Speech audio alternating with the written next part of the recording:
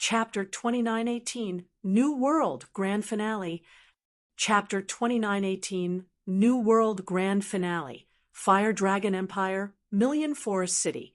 Currently, over 50 million expert players had gathered in Million Forest City, the largest city in the south of the Fire Dragon Empire. Even the weakest among these players was a level 100 plus Tier 3 player. The number of Tier 4 players gathered even exceeded 10,000. However, an indescribably solemn atmosphere shrouded Million Forest City, and everyone looked tense. This was because Million Forest City was the biggest barrier in the south. If the Outer World NPC army broke through here, it could march straight for Flame Dragon City. The executives of the various player forces had gathered on top of Million Forest City's front wall. Their faces were pallid as they quietly observed the Outer World NPC army hidden in the distant forest. These Outer World NPCs are simply insane. They actually gathered 1/3 of their total forces just to attack Million Forest City. Are they planning to fight to the death? 16th Cloud, the second Vice Guild leader of Shining Tiger and an expert who had reached Tier 5, said, frowning as she observed the Outer World's NPC army through a magic mirror. The Outer World NPCs and players had a numerical advantage over God's Domain's NPCs and players in terms of Tier 4 combatants. Logically, they should have split up and attacked multiple locations, as this would bring them the most benefits.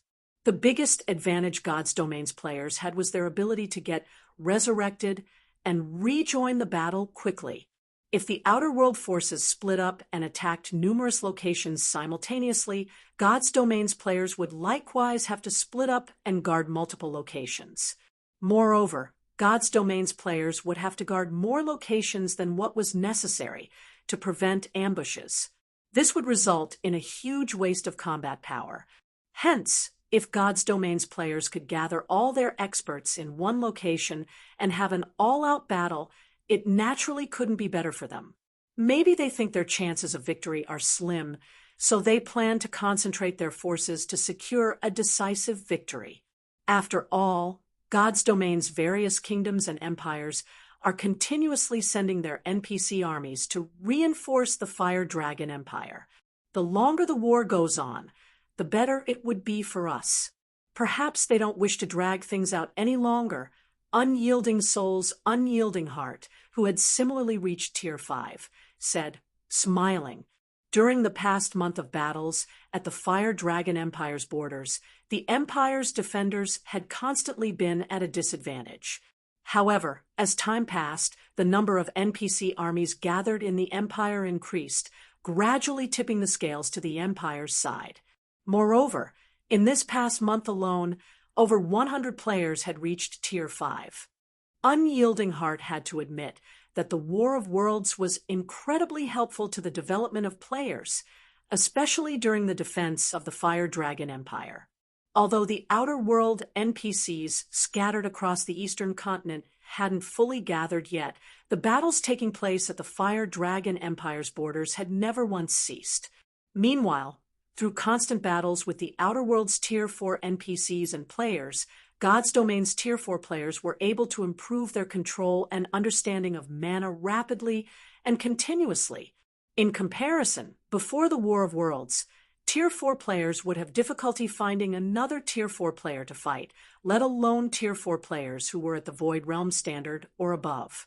At one point, Unyielding Heart even wished that the War of Worlds would last a little longer. Let's hope I'm just overthinking things, 16th Cloud said, nodding. Truthfully, an all-out fight was something she hoped to see the most. This was because there were currently more than 80 Tier 5 players gathered in Million City Forest, not to mention over 100 Flame Beast puppets and 8 Blue Thunder flying ships. Every one of these war weapons created by Zero-Wing possessed combat power at the Tier 5 standard. Including the Tier 5 NPCs, there were close to 300 Tier 5 combatants stationed in Million Forest City. Meanwhile, according to their investigations, the Outer World army stationed outside Million Forest City only had around 400 Tier 5 combatants in total. The difference wasn't particularly significant. Even if they traded 2-for-1 with the Outer World Army, they would still end up winning the war, since they could be resurrected and rejoin the battle almost immediately. In reality, 16th Cloud and Unyielding Heart weren't the only Tier 5 experts entertaining such thoughts. The Tier 5 experts of the other player forces present were also confident of victory in the upcoming battle. And so long as they won this battle, the Outer World's NPC army would have difficulty causing problems in the future. Sometime later, when the number of players gathered in Million Forest City reached 70 million, a gigantic island suddenly appeared above the city, instantly triggering an uproar among the city's players and NPCs. Crap. Zero Wing. That is Zero Wing's mobile fortress. Isn't Zero Wing's mobile fortress stationed beside the Secret Covenant Tower?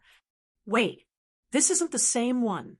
I've seen the one stationed at the Secret Covenant Tower, and that one only has 2 barriers protecting it. This one has 3. Zero Wing must have constructed a new mobile fortress. Amazing! Zero Wing truly is God's Domain's #1 guild. With this, those Outer World NPCs and players are finished. The mobile fortress that just appeared above Million Forest City was something basically everyone in God's Domain knew about. This was because the mobile fortress had allowed Zero Wing to establish its position in God's Domain. Now that there was also a mobile fortress protecting Million Forest City, how could everyone not get excited? Amid the excited cheers of Million Forest City's players, 16 players flew out of the mobile fortress. Upon seeing these 16 players, the players in the city grew even more excited. Even the city's Tier 5 commander and Tier 5 NPCs took the initiative to receive these 16 players. These 16 people were none other than Gentle Snow, Aqua Rose, Fire Dance, Violet Cloud, Yen Tianxing Iluofe, Silent Blade, Alluring Summer, Cold Shadow, Crimson Mask, Ji Luorong, Lifeless Thorn, Blue Frost, Zhao Yueru, White Feather, and Invincible Swallow. Crap! All of Zero Wing's top experts are here. Even a demigod NPC has gone to welcome them. What's going on here? I heard that the War God's Temple recently added Zero Wing's Vice Guild leaders Gentle Snow and Aqua Rose to the 10 Saints. The 2 of them are even stronger than the NPC ranked 5th in the 10 Saints. Those ranked within the top 5 of the 10 Saints are supposedly close to rivaling Tier 6 existences, while those in the top 3 are basically Tier 6 gods in disguise. Zero Wing is truly a den of monsters. I heard that 3 of the 5 great super guilds' old monsters joined the 10 Saints only recently, yet Zero Wing actually has 2 people in the 10 Saints now. Moreover, both are ranked within the top 5. I wonder when I'll be able to join the 10 Saints. If I can get into the 10 Saints, I can die with no regrets. For a time, Zero Wing's members became the focal point of the entire Fire Dragon Empire. This was especially true for the players who had recently started playing God's Domain and were watching the live broadcast of Million Forest City's situation. When they looked at Gentle Snow and Aqua Rose, their eyes shone with ambition. They all wished they could become as strong and famous as these 2 women. Currently, Tier 5 NPCs were still existences to be feared for the various player forces, and even the King of a Kingdom had a difficult time meeting a Tier 5 NPC. Yet, these powerful Tier 5 NPCs were behaving respectfully toward Gentle Snow and Aqua Rose. This situation was simply unbelievable. However, of the players in the Fire Dragon Empire, only the superpowers experts truly understood what it meant to be a member of the 10 Saints. The 10 Saints were existences standing at the very apex of God's Domain. Although Gentle Snow and Aqua Rose were Tier 5 players, just like the superpowers Tier 5 experts, the difference between the 2 sides was like heaven and earth. killing ordinary Tier 5 players was child's play for these two women. Meanwhile, when the Star Alliance's Galaxy Past and Purple Eye, who stood among the many players in Million Forest City, saw Gentle Snow and Aqua Rose, complex emotions appeared on their faces. Back when Zero Wings operations were still confined to Starmoon Kingdom, the two of them had treated Gentle Snow and Aqua Rose as their rivals. Now, although Galaxy Past and Purple Eye had gotten promoted to Tier 4, and were even top tier among Tier 4 experts, they were merely a part of the crowd gathered in Million Forest City. In contrast, Gentle Snow and Aqua Rose already stood at the apex of God's domain. They were now existences that countless players looked up to, and even Tier 5 NPCs. And the 5 great super guilds' old monsters had to be wary of them. Galaxy Past and Purple Eye weren't alone in their feelings. Matt and Prosciutto from Mythology shared their complicated mood. When Fong Shirhan had decided to betray Mythology and join Zero Wing, she had invited Matt to join her. However, Matt had refused her offer, believing he could develop much more rapidly in Mythology. Yet, reality turned out to be completely different. Matt was still stuck at Tier 4. In comparison, White Feather, who had joined Fong Shirhan, had already reached Tier 5 and become an existence he had to look up to. As for Prosciutto, he was confused by Fong Shirhan's rapid improvement. In terms of talent, he was much superior to Fong Shirhan. Although he had also gotten promoted to Tier 5, there had been a huge difference between them when they were both still at Tier 4. However, his Tier 4 mana bodies completion rate had only been at 118% when he had gotten promoted to Tier 5. Meanwhile, according to Mythology's investigation, Fong Shirhan had gotten promoted to Tier 5 with her Tier 4 mana bodies completion rate at 120%. Moreover, Odin had said that Fong Shirhan was even under consideration as a reserve member for the 10 Saints, and that it wouldn't be strange if she managed to defeat one of the 10 Saints in the near future. Her strength already approached that of demigod NPCs. In comparison, Prosciutto's combat power was only at the Tier 5 peak standard, still nowhere near the demigod standard. While Prosciutto was in a daze, Zero Wings members had arrived above Million Forest City's gate. "You guys are finally here," Unyielding Heart said, smiling at Zero Wings members.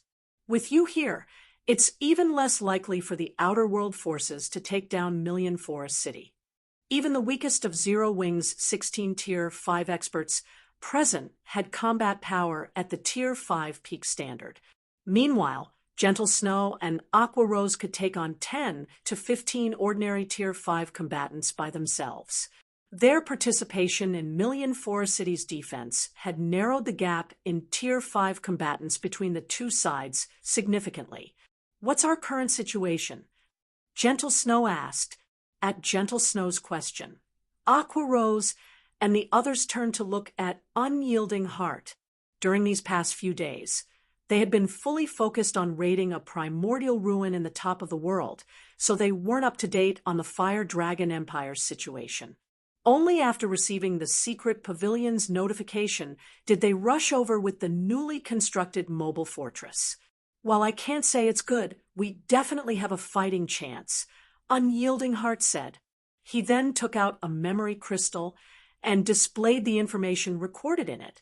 "According to our latest investigations, the Outer World's NPC army has over 130 million Tier 3 NPCs, around 150,000 Tier 4 NPCs, and over 200 Tier 4 NPCs.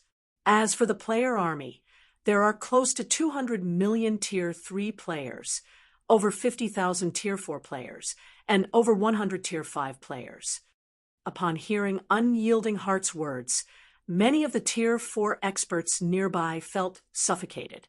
Setting aside the Tier 3 players, the difference in Tier 4 players between the two sides was simply massive.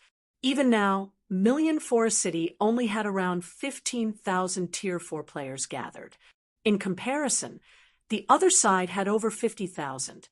If Million Forest City's defensive magic array shattered, there was a high chance that some of these Outer World Tier 4 players would sneak past the city's defenders and reach the City Lord's mansion. That would spell the end for the city. After all, the City Lord's mansion's defensive magic array wasn't as strong as the city's. The only fortunate matter was that there wasn't a significant difference in Tier 5 combatants between the two sides. With the help of the city's magic arrays, they might be able to repel the Outer World forces. It seems the Outer World forces are intent on winning this battle, no matter what. Aqua Rose was slightly astonished when she heard Unyielding Heart's report, and she turned reflexively toward the distant forest. An army of such size and power was more than capable of destroying an empire. Isn't that just perfect? If we can get rid of this army, dealing with the follow-up will become much easier. Fire Dance said, fighting spirit burning in her eyes. They had suffered a miserable defeat in the battle in Blackwing City. However, her strength had undergone an earth-shattering transformation during the past month. Apart from touching upon the entry level of utilizing a world law, she had also acquired 2 pieces of legendary equipment, including her legendary weapon. She now had 3 legendary items. She was confident she could now put up a fight against a fallen archangel. None of Zero Wing's members refuted Fire Dance's words, either. With Sure Feng's guidance, they had improved their equipment standards significantly during this past month. Although they didn't gain any additional legendary weapons, they did acquire quite a few pieces of legendary equipment. Moreover, even the weakest piece of equipment on them now was fragmented legendary equipment. In equipment standards, they were in no way inferior to Tier 5 NPCs. Among their group of 16, Gentle Snow, Aqua Rose, and Violet Cloud were the luckiest, having each acquired a complete set of fragmented legendary set equipment. In terms of basic attributes, it wouldn't be an exaggeration to say that they rivaled Tier 6 players. However, just when everyone was thinking about how to cope with the Outer World Army's offensive, the Outer World Army, hidden within the distant forest, suddenly moved. Boom! Accompanied by a thundering noise. Heavy clouds suddenly appeared over the forest, bringing darkness to the area. The sky then split apart, and 2 giant claws several hundred meters long descended from the massive tear in space. A short moment later, a monster several dozen kilometers tall emerged from the dark void. It had a gigantic mouth and hundreds of eyes and claws. The monster also exuded a turbid mist that corroded the surrounding space, causing it to disintegrate. The sight of this monster shocked the people in Million Forest City and the Outer World Army. So, this is the World Eater of Legends. 100 Ghosts' Elder Windshadow, who stood in the forest outside Million Forest City, couldn't help doubting his eyes as he looked at the big-mouthed monster before him.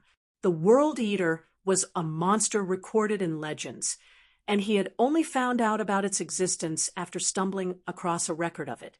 The World Eater was born in the endless void, and its sole purpose in life was to devour worlds. In front of a World Eater, even the dragon race, God's domain's strongest race, was nothing. Even a Tier 4 infant World Eater could devour a Tier 5 dragon. Meanwhile, the World Eater in front of him was an adult. At its current strength, even Tier 6 gods would have to avoid confronting it. When Awakened Abyss, who had already reached Tier 5, saw the behemoth in the sky, excitement filled his eyes as he exclaimed, "Amazing! We're sure to win now!" World Eater, Chaos Beast Legendary, Level 210 3 trillion, similar to Awakened Abyss. The other Outer World players present also grew excited when they saw the World Eater. However, when Fire Dance and the others in Million Forest City saw the World Eater, a grim expression appeared on their faces. Although they didn't know what a World Eater was, they could still tell what a terrifying existence it was just by looking at its 3 trillion HP. After all, the average level 200 legendary monster only had around 300 billion HP, and even a Tier 5 fallen archangel only had 900 billion HP. Yet, the World Eater had more than 3 times that amount. Activate the defensive magic array. All magic cannon towers prepare to fire. Victory for the Fire Dragon Empire. Mechabod, a level 200 demigod NPC and the commander of Million Forest City's army, ordered when he saw the World Eater starting to make its way toward the city. A total of 4 magic barriers promptly appeared over Million Forest City, the barriers stabilizing the space within a 10,000-yard radius of the city. The barriers also created a separate world within them, isolating Million Forest City from the outside world and preventing the World Eater's powerful mental oppression from spreading into the city. Miniature World. After seeing the city's defensive magic array activating, Aqua Rose used the Ring of Gospel that Shurfeng had passed to her. During their exploration of the primordial ruin in the top of the world, they had managed to upgrade the Ring of Gospel to the legendary rank. Now, the ring could call down a complete miniature world, and its suppression effect was only slightly inferior to the world mirrors. Although each activation of Miniature World now cost 5,000 mana stones, instead of just 5,000 magic crystals, the skill's duration had increased from 10 minutes to 30 minutes. The skill's AoE had also expanded to 50,000 yards, and even Tier 5 players wouldn't be able to make use of the ambient mana within the affected area. Moreover, all hostile units below Tier 6 would be subjected to a 30% reduction in basic attributes and physique, while Tier 6 enemies would be subjected to a 15% reduction. After Miniature World's activation, the Outer World's Tier 3 combatants charging toward Million Forest City stumbled and fell to the ground like dominoes. Their movements also became as slow as a turtle, making combat practically impossible for them. As for the Tier 4 combatants, although they retained a certain degree of combat power, they lost their ability to fly. Unfortunately, Miniature World had very little effect on the World Eater in the sky, the Chaos Beast losing only 10% of its basic attributes. Even so, seeing this situation still let Million Forest City's defenders breathe out a sigh of relief. With the Outer World's Tier 3 and Tier 4 combatants incapacitated for the most part, they could focus on dealing with the World Eater, and the Outer World's Tier 5 combatants, 1,000+ flying ships and 10,000+ Tier 4 flying mounts. Holy Realm! However, the Outer World's various superpowers had come prepared for such a situation. Immediately, 1,000 Tier 4 magical class players cooperated to create a gigantic, 3-layered barrier to counter Miniature World's effects. Although the 3-layered barrier didn't completely nullify Miniature World's effects, it still allowed all of the Outer World's combatants to use the ambient mana. Only the debuff on basic attributes and physique remained. The next moment, hundreds of thousands of Tier 4 combatants and millions of Tier 3 combatants resumed their charge toward Million Forest City. In the sky, the World Eater lashed out at the city's defensive magic array with its several hundred claws, every claw carrying the power to crush time and space. Attack with everything you've got. Stop those claws. Seeing the approaching claws, Fire Dance promptly issued a command to the mobile fortress and all of the Blue Thunder flying ships present. Beams of destruction shot at the World Eater's claws one after another. Simultaneously, Million Forest City's magic elven towers and magic cannon towers also bombarded the World Eater. The series of attacks and explosions turned the sky outside of Million Forest City into an empty void. Unfortunately, these attacks managed to deflect only a portion of the World Eater's claws, over 100 claws connected with the city's defensive magic array. The next moment, the 4-layered magic barrier shattered under the World Eater's attacks, unable to withstand the World Eater's power. All hail the World Eater! It's time for you natives to go to hell. When the Outer World's players saw the city's defensive magic array shattering after only one exchange, they burst into laughter. Originally, they thought this would be a tough fight. However, the battle ended up entirely one-sided. Now, even if they did nothing, the NPCs and the World Eater could still destroy Million Forest City easily. Meanwhile, the players inside Million Forest City fell into despair at this moment. How were they supposed to fight with such a horrifying monster on the Outer World Army's side? There's no other way. Aqua and I will keep that World Eater busy. Everyone else, do everything you can to stop these invaders from entering the city, Gentle Snow said as she looked at the several dozen Tier 5 NPCs hindering the World Eater. So long as we keep the core magic array safe, more of God's Domain's experts and NPCs will come to support us. The various guild executives present nodded in response to Gentle Snow's command and promptly went into action. They all took out their trump cards and readied themselves to fight a war of attrition with the Outer World Army. Although the World Eater was powerful, victory still wasn't out of reach.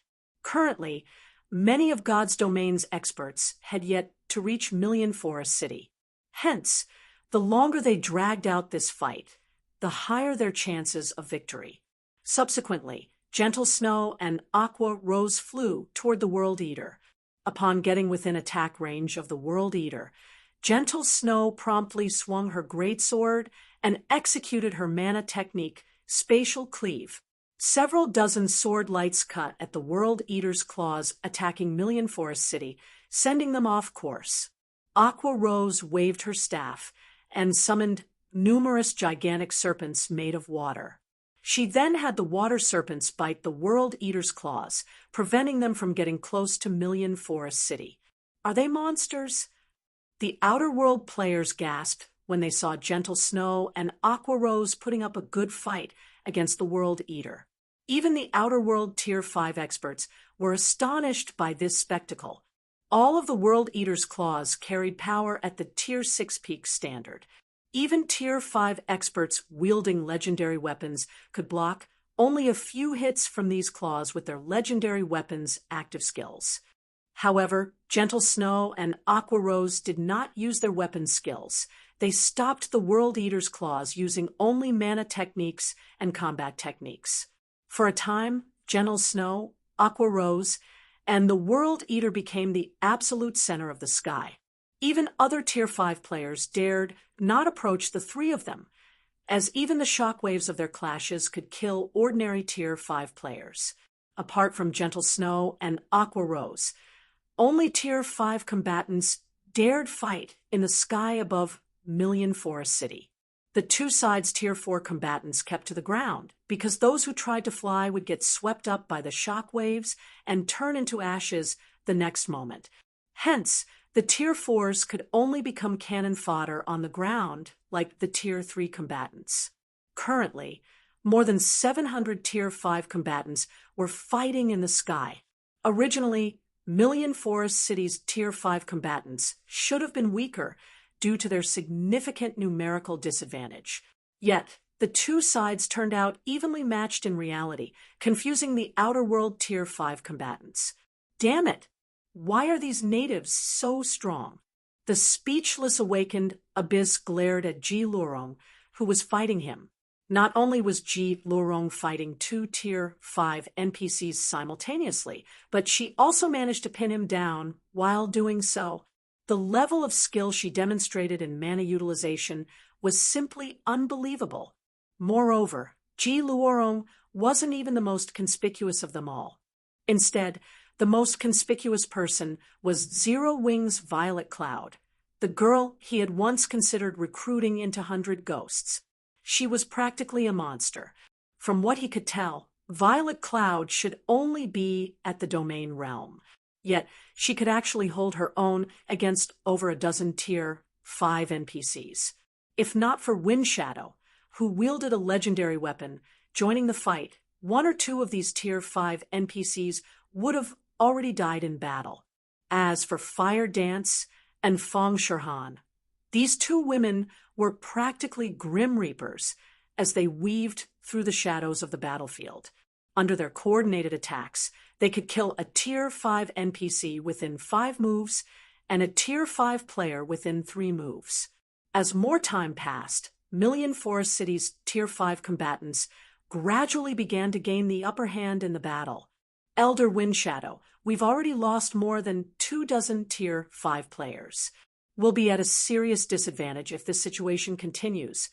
Jade Leaf, who had repelled a Tier 5 NPC with her battle axe, said to Windshadow when she saw Fire Dance and Feng Shirhan killing another Tier 5 player.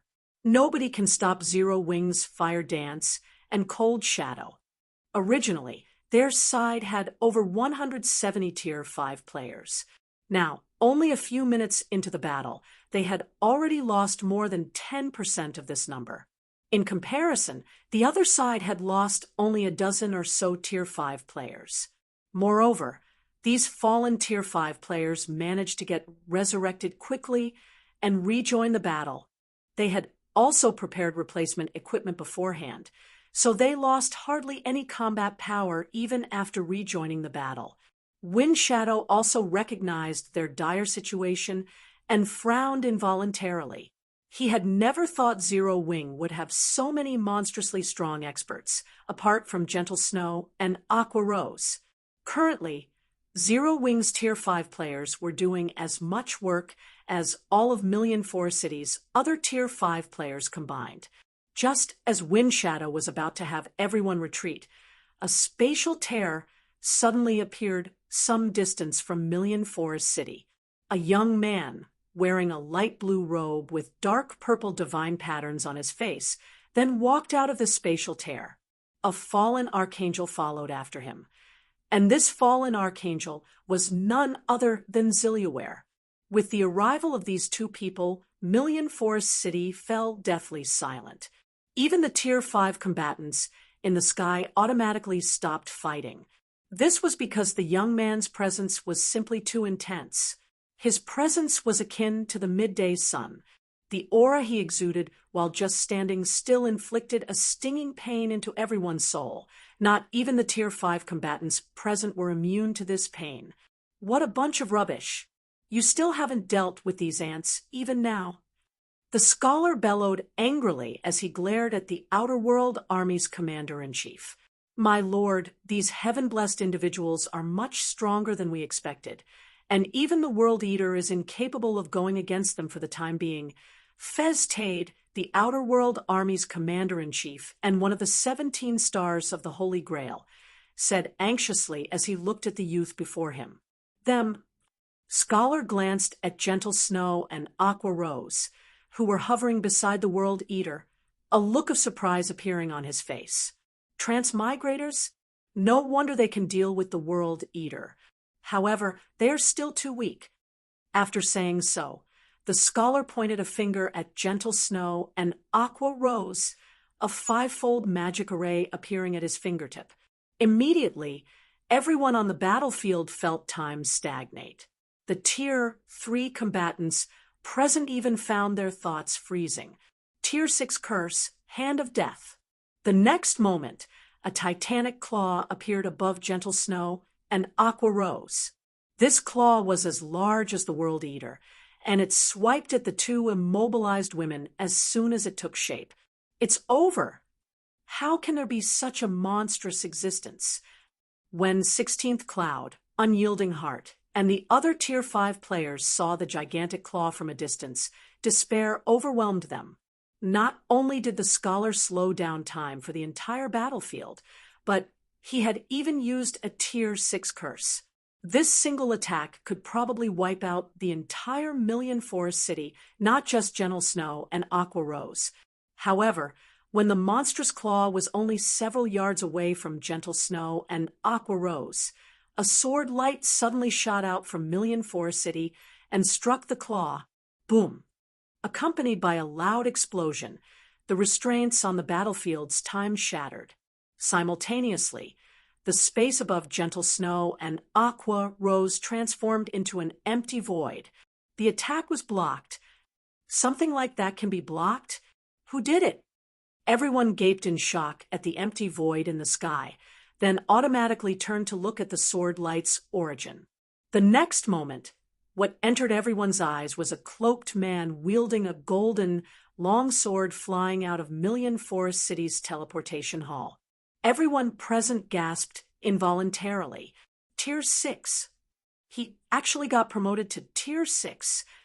Everyone present was very familiar with the cloaked man. This was because he was none other than Shifeng.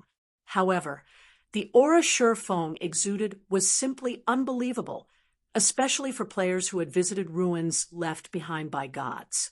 The power they sensed from Shifeng was one that they had only ever felt in those ruins. Only Shifeng's aura was several hundred times more powerful. Indeed, that was divine might. Guild leader, you succeeded? Feng Shihan asked as she looked at Shifeng, who had arrived before her. Although the divine might Shifeng radiated proved that he had reached Tier 6, Feng Shihan couldn't help asking for confirmation. Tier 6. This was the true pinnacle of God's domain. I succeeded. Shifeng nodded with a smile. Actually, he also wanted to say that he didn't just get promoted to Tier 6 with an ordinary divine body, but with a superior divine body instead. The difference between the two was akin to that between mythic and superior mythic monsters. The two were on entirely different levels. Upon hearing Shifeng's acknowledgement, Zero Wing's members grew ecstatic. Now that Shifeng had reached Tier 6, the Outer World's NPCs and players would no longer be a problem. Moreover, Zero Wing would become God's domain's bona fide #1 guild from now on. The Outer World players were dumbfounded by this development. After all, the Outer World's various superpowers were practically going crazy just trying to get their respective guilds' best talents promoted to Tier 5. Getting one of their members to Tier 6 was something none of them had ever dreamed of doing at this stage of the game. After all, none of them had any information on how players could go about reaching Tier 6. So what if you've reached Tier 6? You're nothing but another ant trapped in this world. Do you really think you're a match for me? The scholar said contemptuously as he looked at Shifeng. He then pointed the golden staff he held at Shifeng. Suddenly, the world fell silent once more. When the scholar launched his previous attack, the Tier 4 combatants present had still retained some of their consciousness.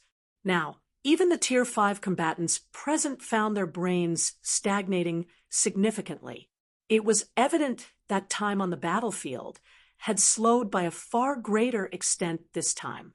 The next moment, dark purple chains engraved with divine markings emerged from the sky and the earth.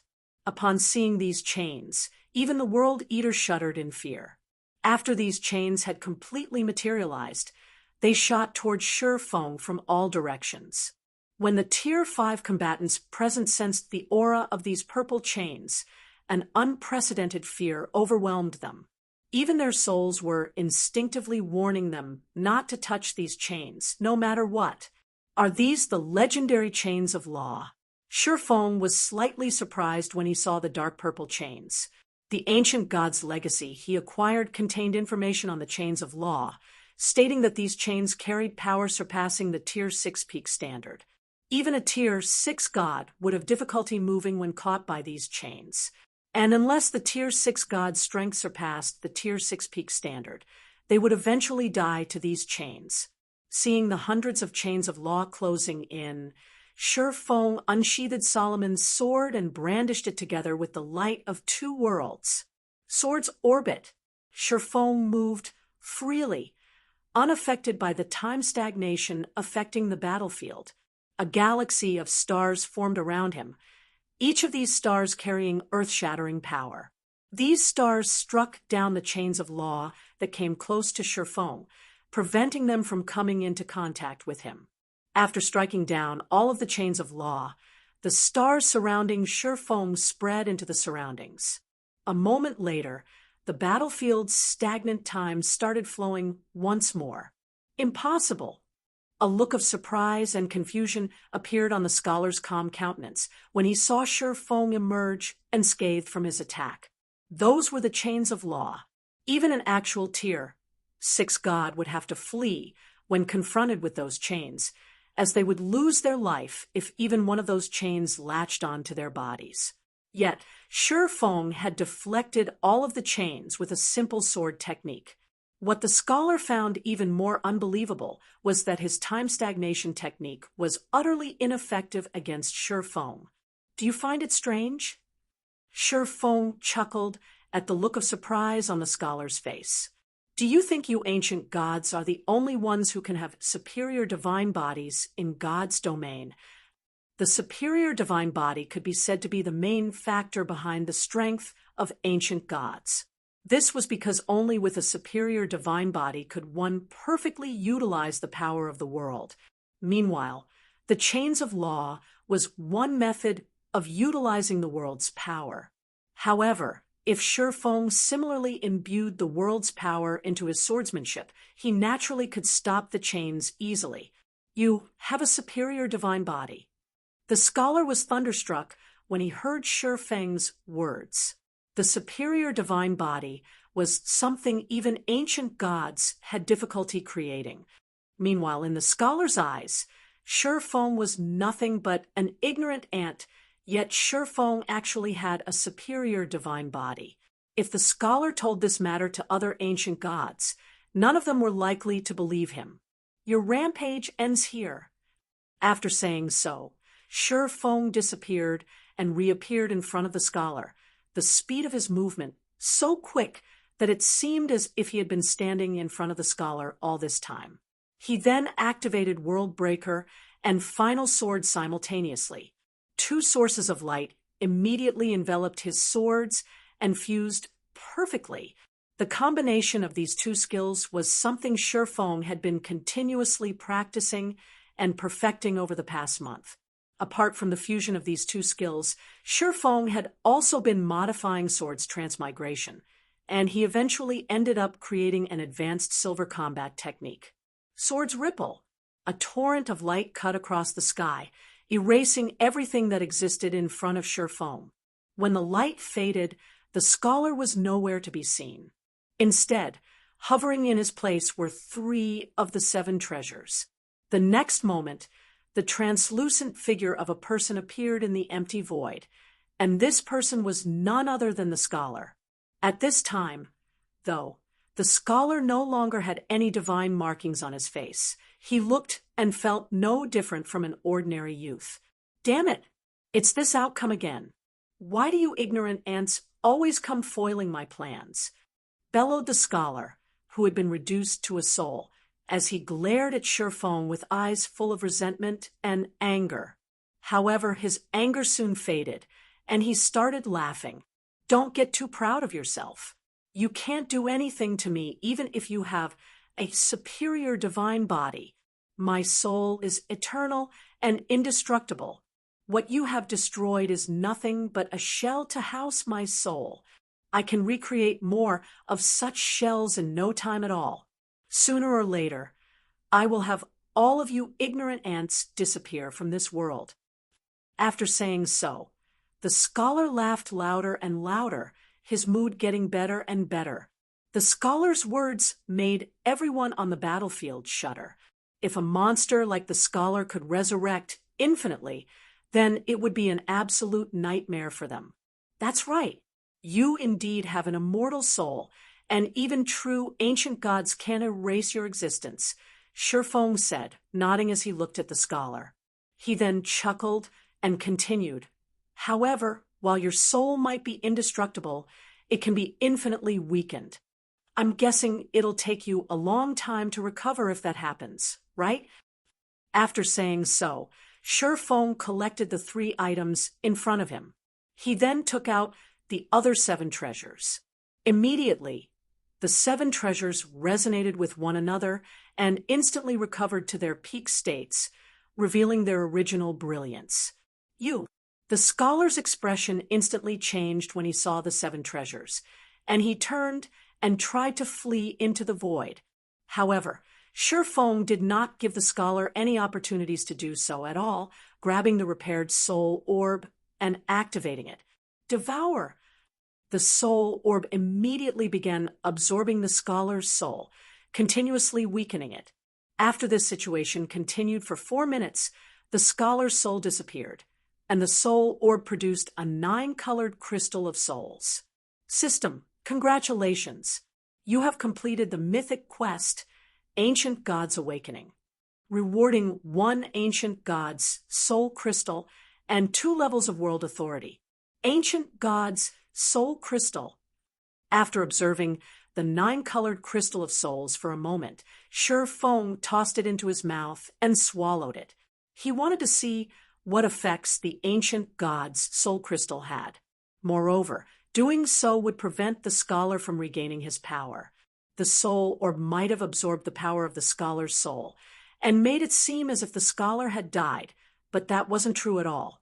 In time, the scholar would still gradually recover his strength. This was also what made Ancient Gods amazing. As soon as Shi Feng swallowed the Ancient God's Soul Crystal, he felt a tingling and burning sensation in his brain. It was completely different from the refreshing sensation he felt when he swallowed the Crystal of Souls made from the fallen Archangel Garudika's soul. Only after this burning sensation had continued for several minutes did it gradually disappear. Is this the Tier 6 peak standard? When Shi Feng looked at the world around him, he found its clarity and realism unprecedented. No, even if my concentration reached the Tier 6 peak standard, there shouldn't be such a significant change. Did I just reach the mental strength Grandmaster standard? Apart from a breakthrough to the mental strength Grandmaster standard, Shi Feng couldn't think of any other explanation for this situation.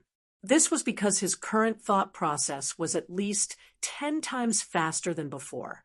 He could also manipulate mana from 7 luminaries crystals as if it was soft cotton. However, Shi Feng didn't pay too much attention to these changes, as he still had a bunch of enemies he had to deal with in front of him. Run! Everyone retreat! Upon seeing Shi Feng slay the scholar, the outer world NPCs and players started frantically fleeing the battlefield. All of them wanted nothing more than to run back to the world passage right now. They felt that only by returning to their own god's domain would they truly be safe from Shi Feng. However, Shi Feng had no intention of letting any of these people escape. With a swing of his sword, he effortlessly massacred the outer world forces and wiped out the forest ahead of him. Let alone escaping, the army of millions didn't even get to leave their ashes behind on the battlefield. The conclusion of this battle sent tremors across God's domain. The outer world NPCs and players in other parts of the eastern continent promptly retreated to their home world upon receiving news of Shi Feng's achievements, none of them daring to stay behind for even a moment longer. In addition, Zero Wing became the undisputed #1 guild in God's domain because of this battle. As a result, countless players started trying to join Zero Wing, and Zero Wing's several guild cities became overcrowded with players. However, Shi Feng paid no attention to these requests to join Zero Wing. Instead, he simply handed off his responsibilities to his vice guild leaders. After turning in the 7 Treasures main storyline quest, he chose to log out of the game and meet with Xia Wu Yuan. After all, he was very curious to find out about Phoenix Rain's matter. And now that he had fulfilled the conditions Xia Wu Yuan had given him, he should be qualified to find out more about the matter. Not to mention, after he devoured the Ancient God's Soul Crystal, he could sense things that he had never been able to sense before. He had many questions regarding these new findings, and he estimated that Phoenix Rain would have answers. Middle layer, Green God Courtyard. The Green God Courtyard was a place specifically reserved for the Green God Company's internal members. Apart from serving as a residence, it was also the office that handled the middle layer's various affairs. There weren't a lot of people in the Green God Courtyard. Even after arriving in front of Xia Wu Yuan's residence, Shi Feng had come across only several dozen people. From this, he could tell that the Green God Company didn't have many internal members. When Shi Feng entered Xia Wu Yuan's residence, he found the old man sitting in the living room and brewing tea in front of the coffee table. There was also a cup of freshly brewed tea on the other side of the coffee table, as if Xia Wu Yuan had known ahead of time that Shi Feng would visit him. Pointing at the sofa opposite himself, Xia Wuyuan looked at Shifeng and said, "Have a seat. You knew I would come to find you now." Shifeng couldn't help asking, "Of course. I know everything you do in God's domain," Xia Wuyuan said. Taking a sip of tea, he smiled and continued, "I also know that you've long since broken through to the 3-star mental strength master standard, and that you've already reached the Grandmaster standard now." You knew. Realization dawned upon Shifeng when he heard Xia Wuyuan's answer. It seems the Green God Company really is the developer behind God's domain. "You're only half correct," Xia Wuyuan said, shaking his head. "What do you mean?" Shifeng asked.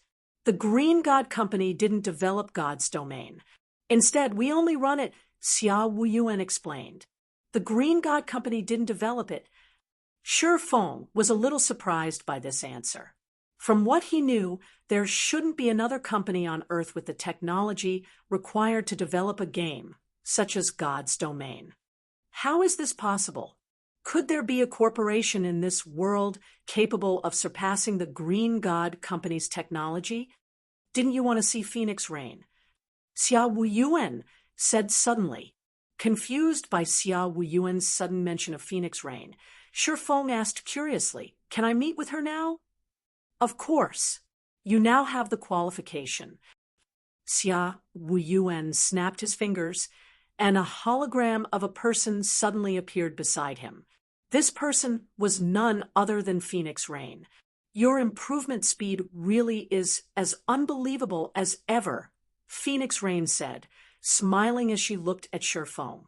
"If not for Elder Xia keeping me updated, I wouldn't have dared believe you've already grown so much. Where are you now?" Shifeng asked, getting straight to the point. He had been very curious about Phoenix Rain's sudden appearance. In their previous meeting, she had even spoken as if she had long since known that the scholar would cause a problem in God's domain. Hence, she had warned him of the scholar. Her understanding of God's domain was simply incredible.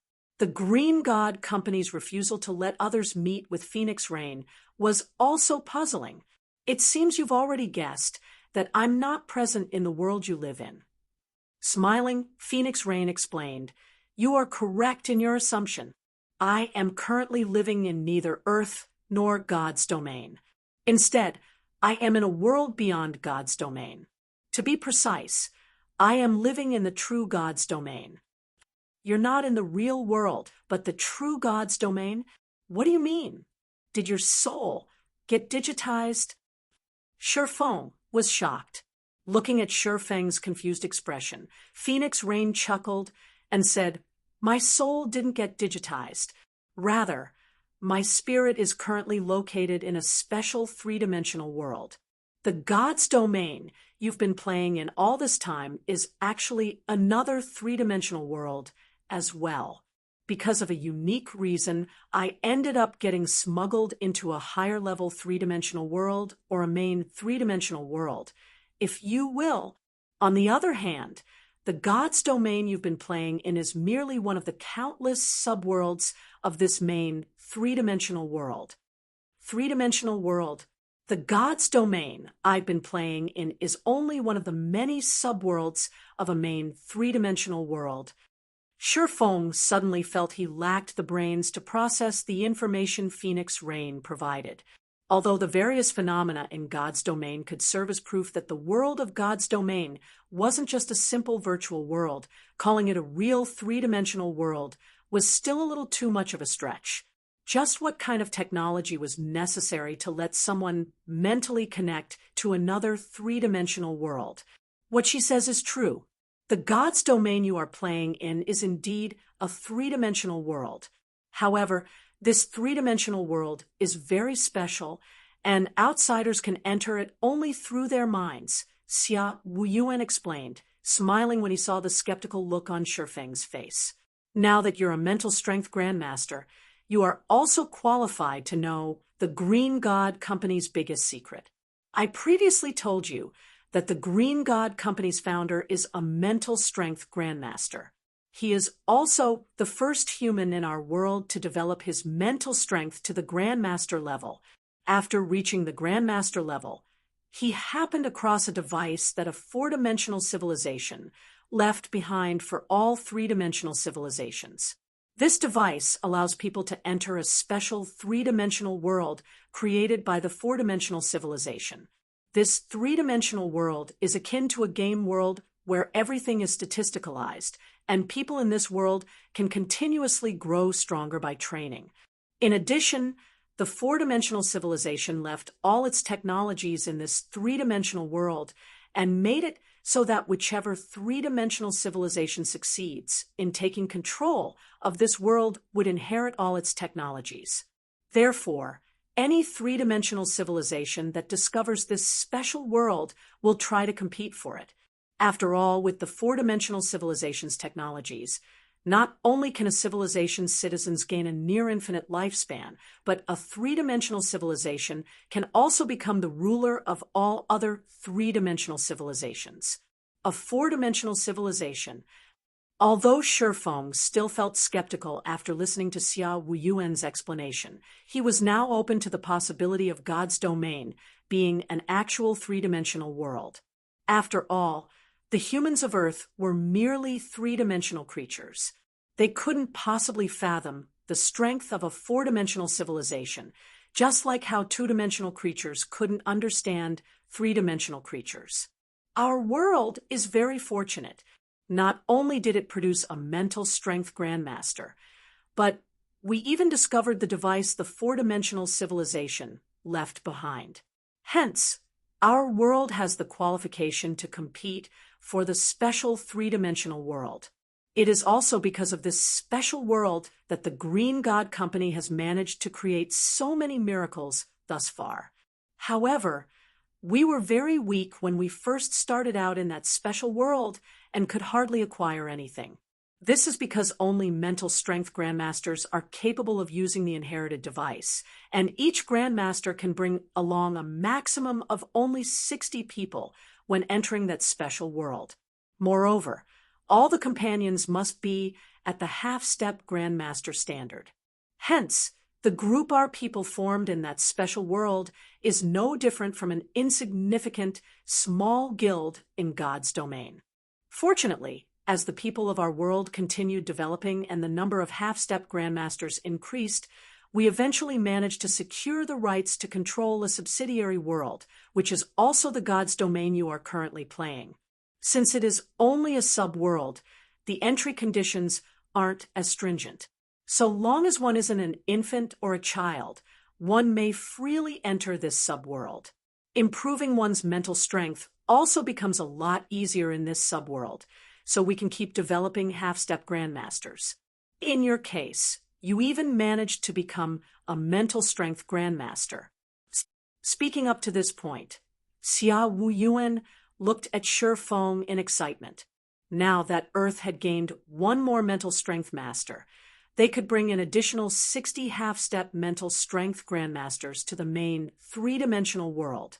This would greatly enhance Earth's overall strength. So, this is why other gods' domains are trying to invade us. They were trying to gain the ruling rights to another subworld.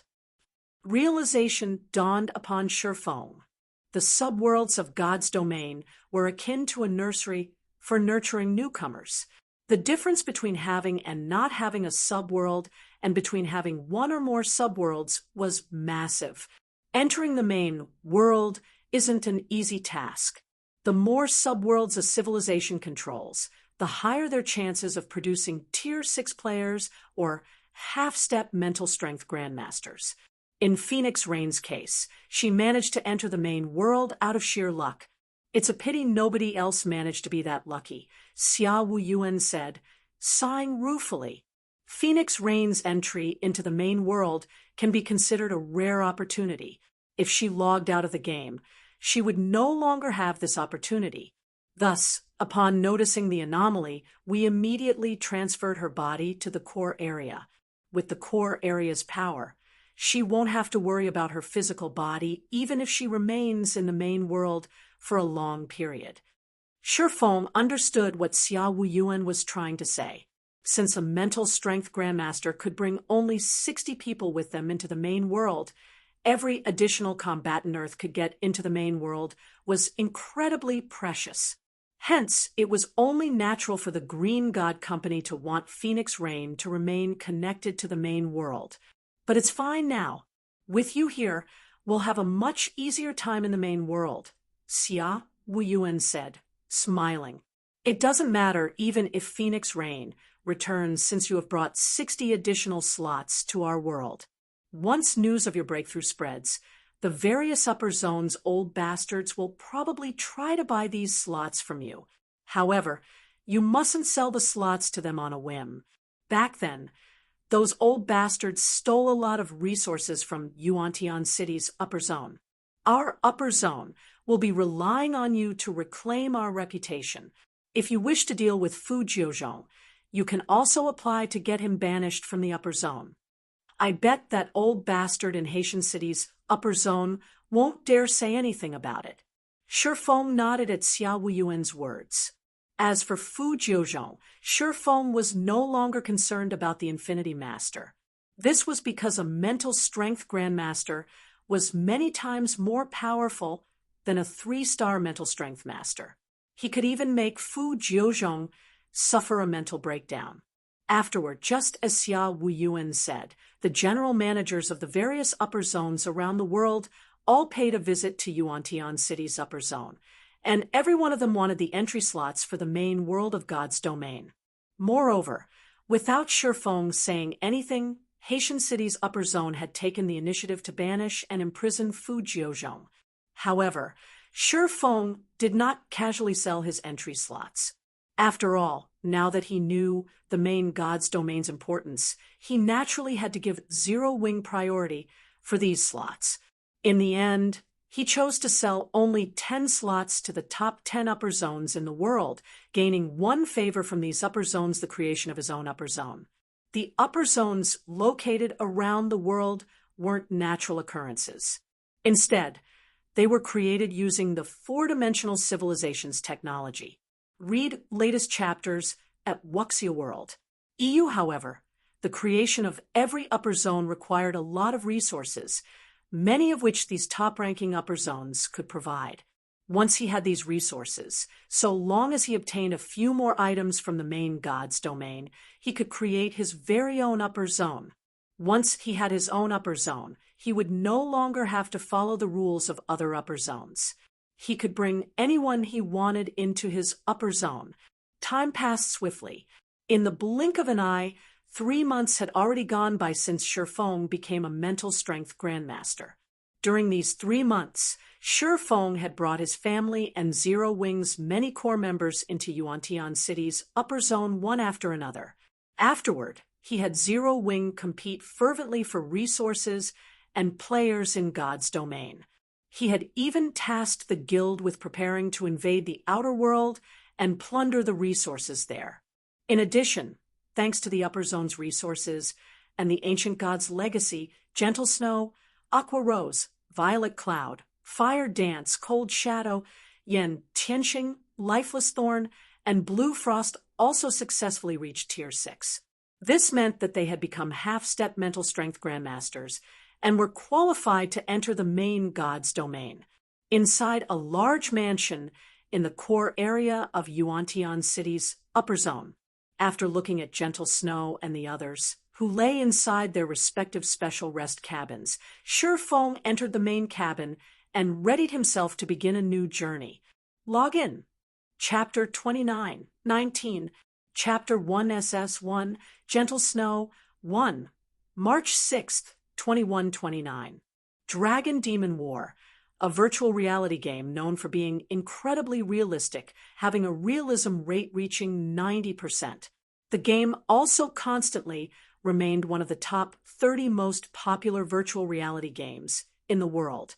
However, at this time, the game had also reached a perfect ending because of one final kingdom war. In the battle between 4 first-rate guilds and more than 20 second-rate guilds, the first-rate guild Ouroboros emerged as the victor and became Dragon Demon War's kingdom overlord. With this victory serving as its base, Ouroboros would have a massive advantage for its future endeavors in the game. Because of this victory, over 100,000 Ouroboros members had gathered in the capital city and were currently celebrating.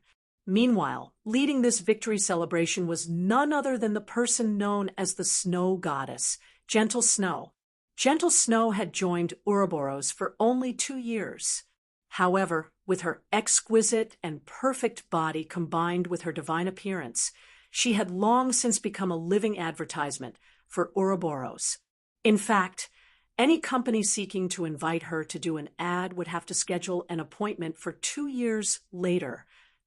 Inside a bright and tidy bedroom located on the top floor of Ouroboros's main headquarters, Zhao Yueru, who wore a red miniskirt and possessed a sexy and curvaceous figure, watched as Gentle Snow climbed out of her virtual gaming cabin. She then grumbled a complaint. "Qing Xue, aren't you working a little too hard? You've fought nonstop for over a week in this war, yet you still choose to continue working instead of relaxing. I ended up having to visit that new restaurant by myself." Hearing Zhao Yueru's complaint, Gentle Snow, who had just changed into a white t-shirt, smiled wryly. "Yueru, you know as well as I do about the current situation in Ouroboros.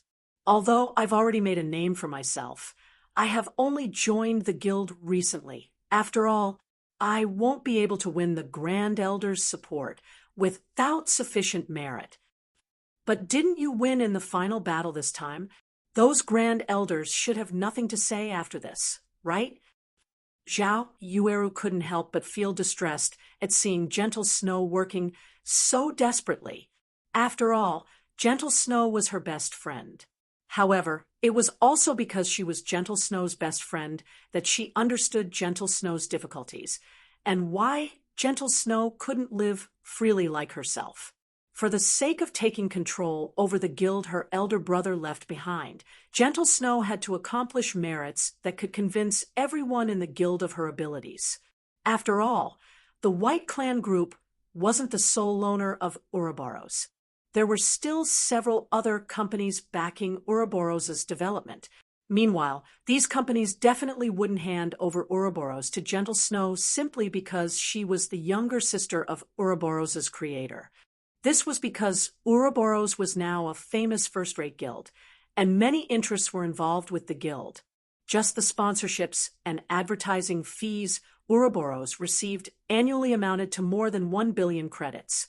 Not to mention, the guild still received various other benefits from the games it took part in. "These merits are still not enough," Gentle Snow said, shaking her head. Recently, not only did Chao Chenghua make a fortune from 2 virtual reality games, but he has even gained the full support of a large company. If I rely only on my achievements in Dragon Demon War, I would be fortunate if I can match him. If I want to have those Grand Elders stand on my side, I will still need to do more. Ouroboros really is a troublesome guild. If you were to go to any other guild, you would have long since become the guild leader there with your merits, Zhao Yueru said. Sighing, she then suggested, "Now that you're done with work, I bet you're hungry, right? Let's head to that new restaurant. I heard that the restaurant added a few new dishes to its menu yesterday, and they seem to be quite popular. I've been holding back myself because of you." Ha! Looking at Zhao Yueru's glowing eyes, Gentle Snow sighed helplessly. If you can direct half your passion for food toward virtual reality games, you would have long since become one of the guild's top-ranking experts instead of being stuck as just an ordinary core member right now. Gentle Snow couldn't help but feel a little frustrated over her friend. Despite Zhao Yueru having an excellent talent for virtual reality games, she showed no particular interest in them at all. Zhao Yueru also didn't like working. If she hadn't forcibly dragged Zhao Yueru to help her in Ouroboros, her friend would most likely remain jobless even until now, and would be berated continuously by Uncle Zhao for being useless. Isn't this because virtual reality games are boring? All we do every day is fight and kill. How can that be better than enjoying delicacies every day? Zhao Yueru said, chuckling nonchalantly. It would be great if there's a game that lets you enjoy delicacies. That way, I can work while enjoying gourmet food every day. I also won't have to hear my old man nagging me to attend marriage meetings every day. Delicacies. A smile appeared on Gentle Snow's face when she heard Zhao Yueru's words. I recently heard that a new virtual reality game is going to launch soon. Although I don't know which company is developing this game, I heard that it has a powerful origin. Moreover, the game's realism rate reaches up to 99%, and the game world feels almost like the real world. You should be able to taste a lot of delicacies there. Really? Zhao Yueru shot up from her seat upon hearing Gentle Snow's words, her eyes glowing in excitement and anticipation as she looked at her friend. If she could taste good food in the virtual world, not only could she avoid her father's constant nagging, but she also wouldn't have to worry about growing fat from overeating. She would be killing two birds with one stone. It should be true. Seeing Zhao Yueru's sudden interest, Gentle Snow smiled and explained, "Although I don't know the exact details, I heard that many super guilds plan to shift their focus to this new game. Ouroboros is no exception as well. So, I believe this game shouldn't be bad. Are you going to abandon things in Dragon Demon War?" Zhao Yueru asked in surprise.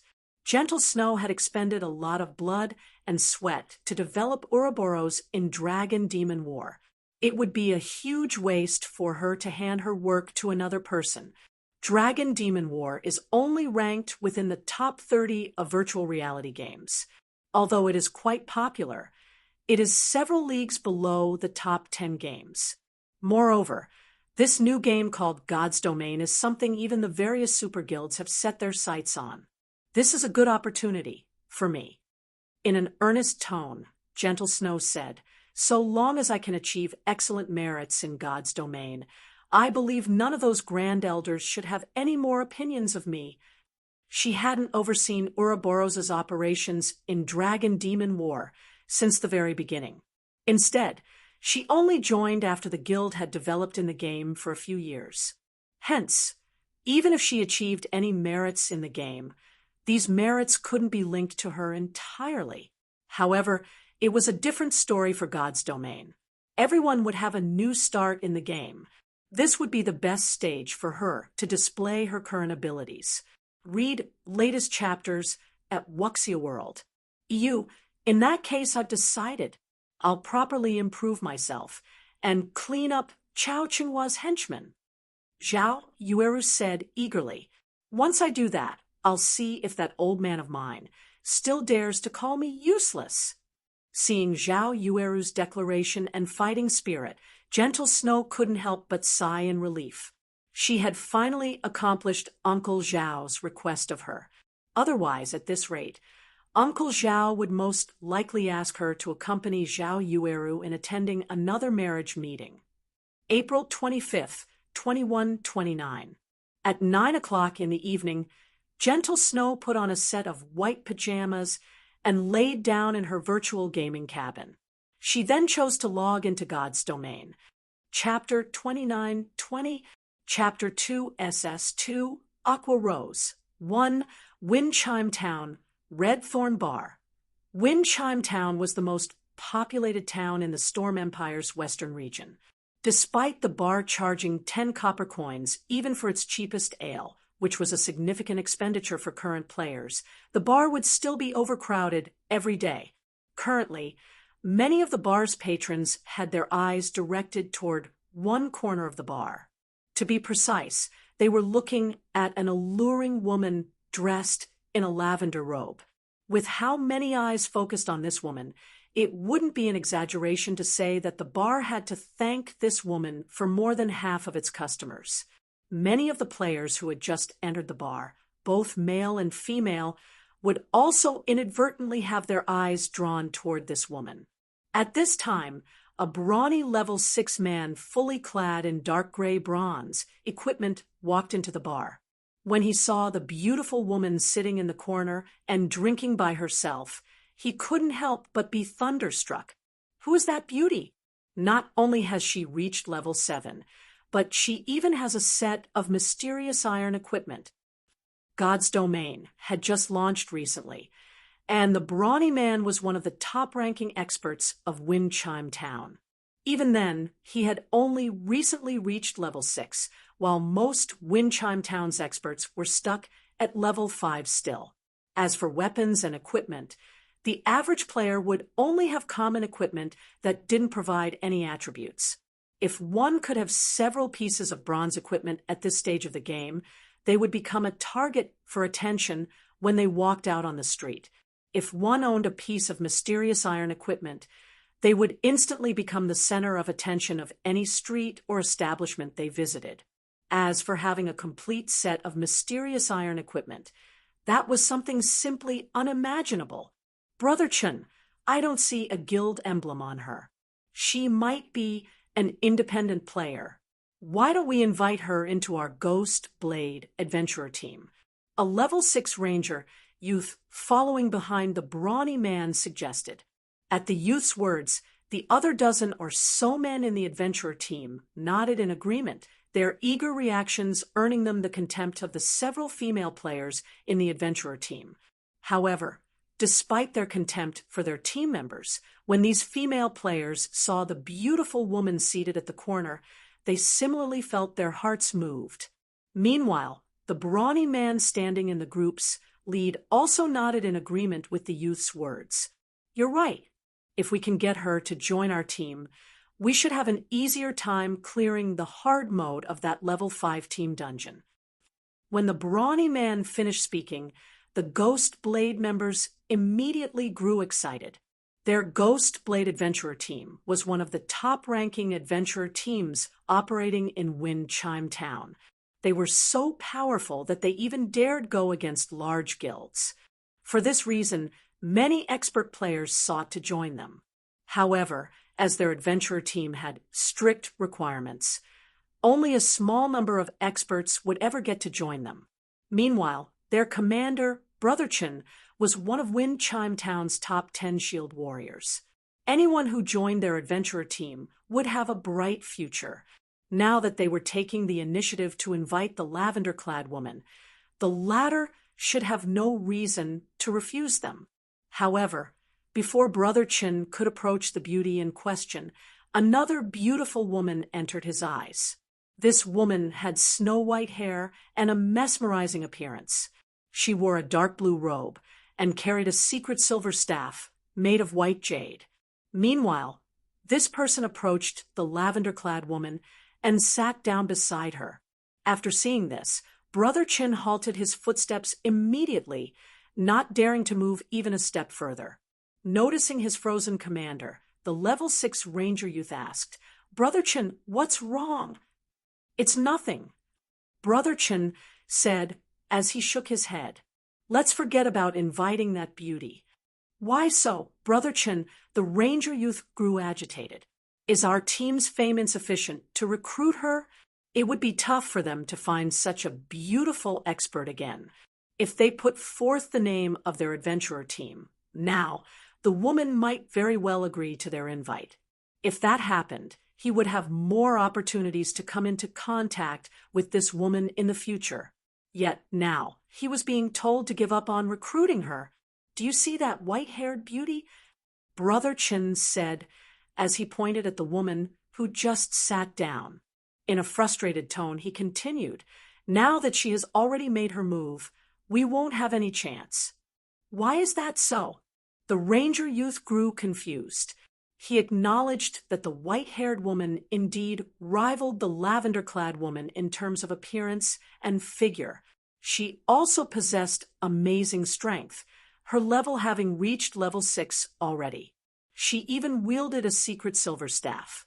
However, the white-haired woman was an independent player as well. How could their Ghost Blade adventurer team possibly lose out to an independent player? She's that unyielding ice. Brother Chin said, "Do you think we have any chances now?" "Unyielding ice? She's Wind Chime Town's #1 expert." The ranger youth was stunned. Logically, with God's Domain having launched only recently, there shouldn't be anyone capable of being recognized as a town's #1 expert.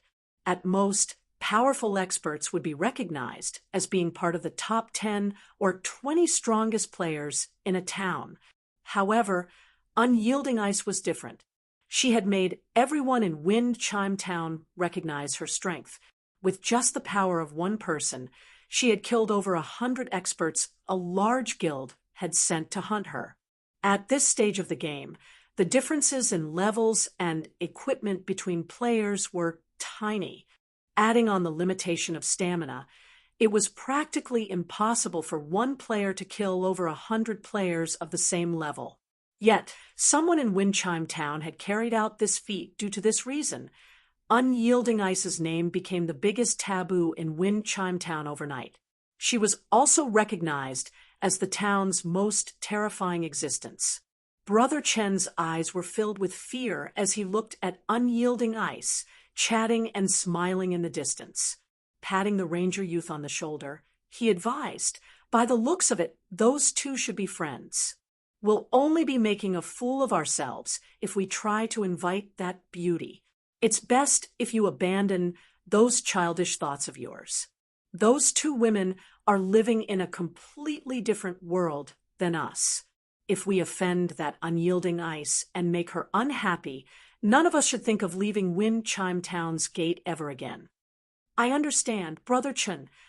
The ranger youth acceded to Brother Chen's advice.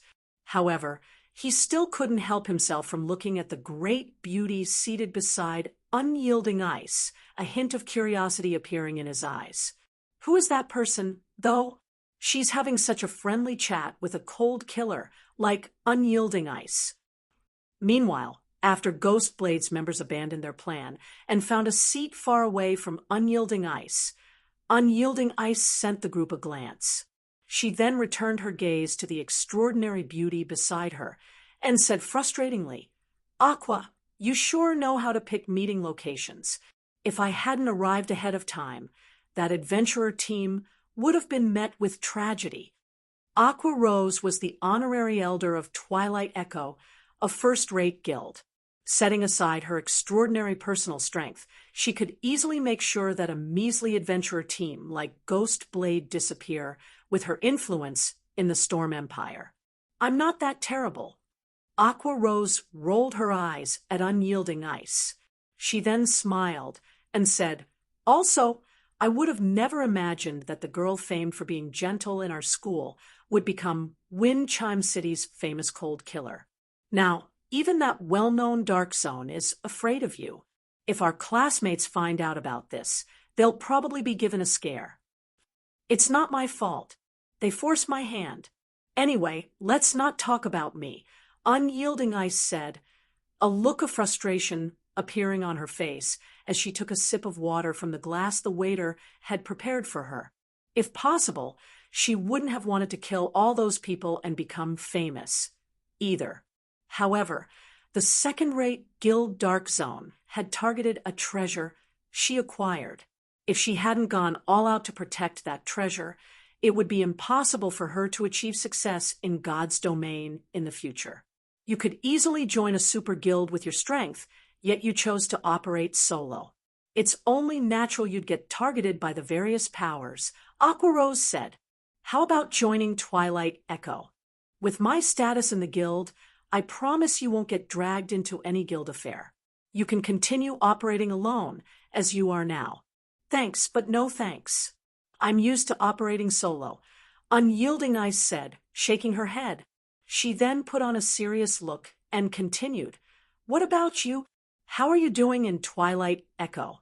From what I heard, Brilliant War God is sticking to you like a fly. I also heard that he has your family's full support, and even your maternal grandfather seems interested in him. I see you're still as well-informed as ever." Aqua Rose's smile disappeared. Then she slowly said, "Brilliant Wargood's family isn't much of a problem since my family's son and Moon Group isn't any weaker than his family's company.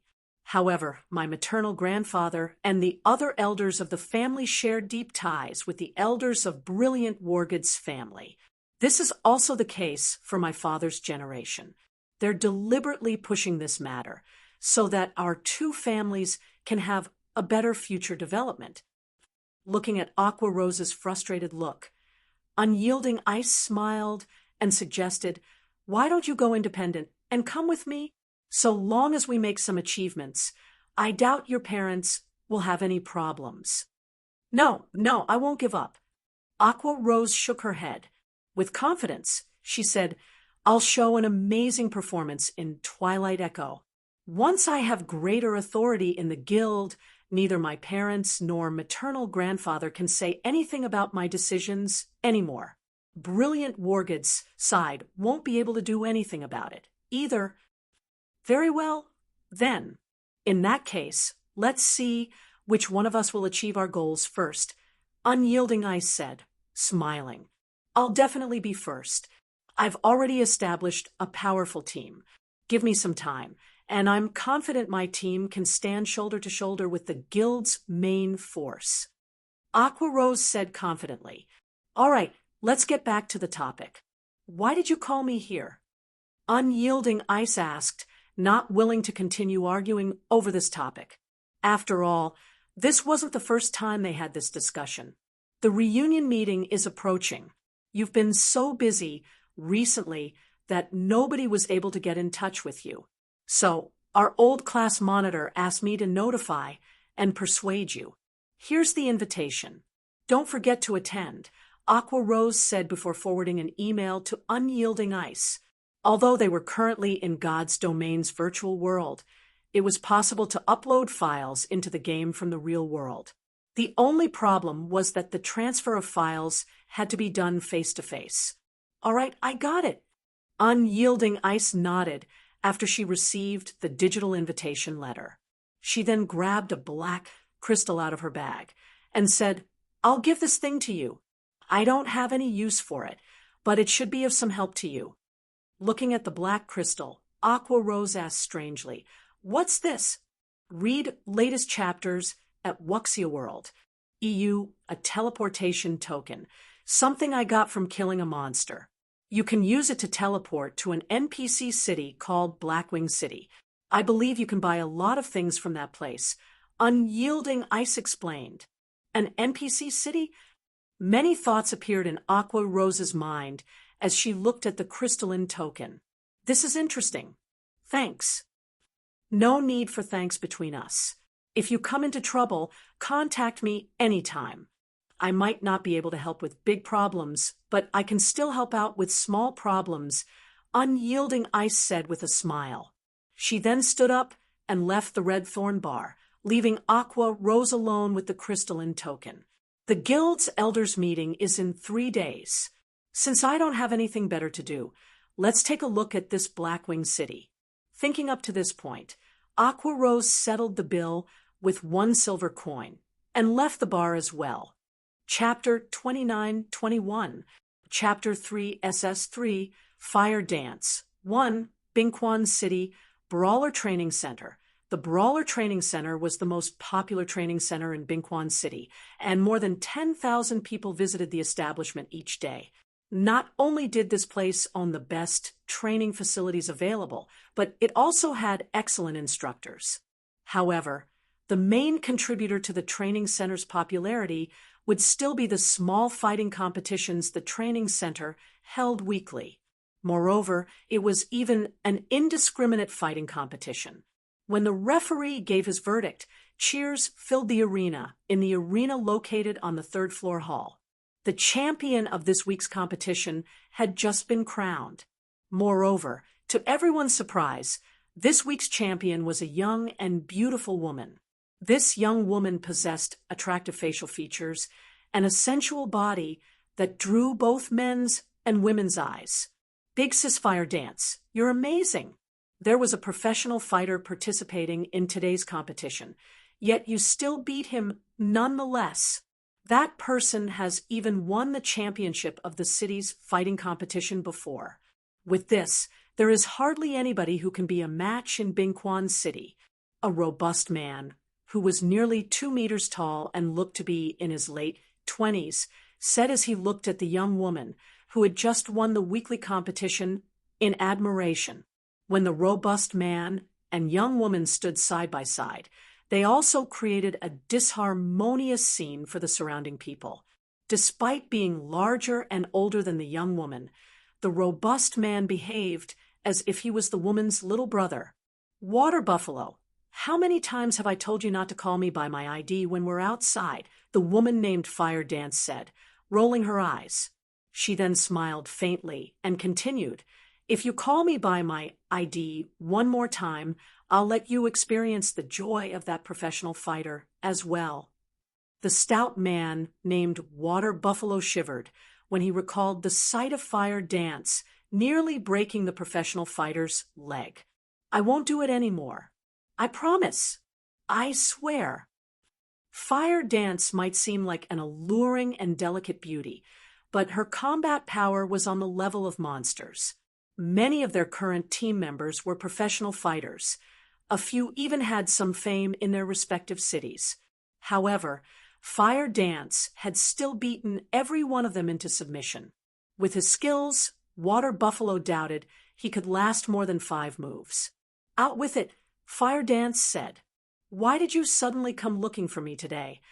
The raid members for the Dark Moon Graveyard have gathered, but someone in our team named Little Seven got targeted by a guild player and is currently being hunted," Water Buffalo said in frustration. "I wanted to ask for your help, but you were so busy with the competition that I couldn't even contact you. So, I had no choice but to visit you in person. Does the other party have a powerful background?" Fire Dance asked. She had played many virtual reality games before, so she knew how troublesome it would be to become hostile with a large guild.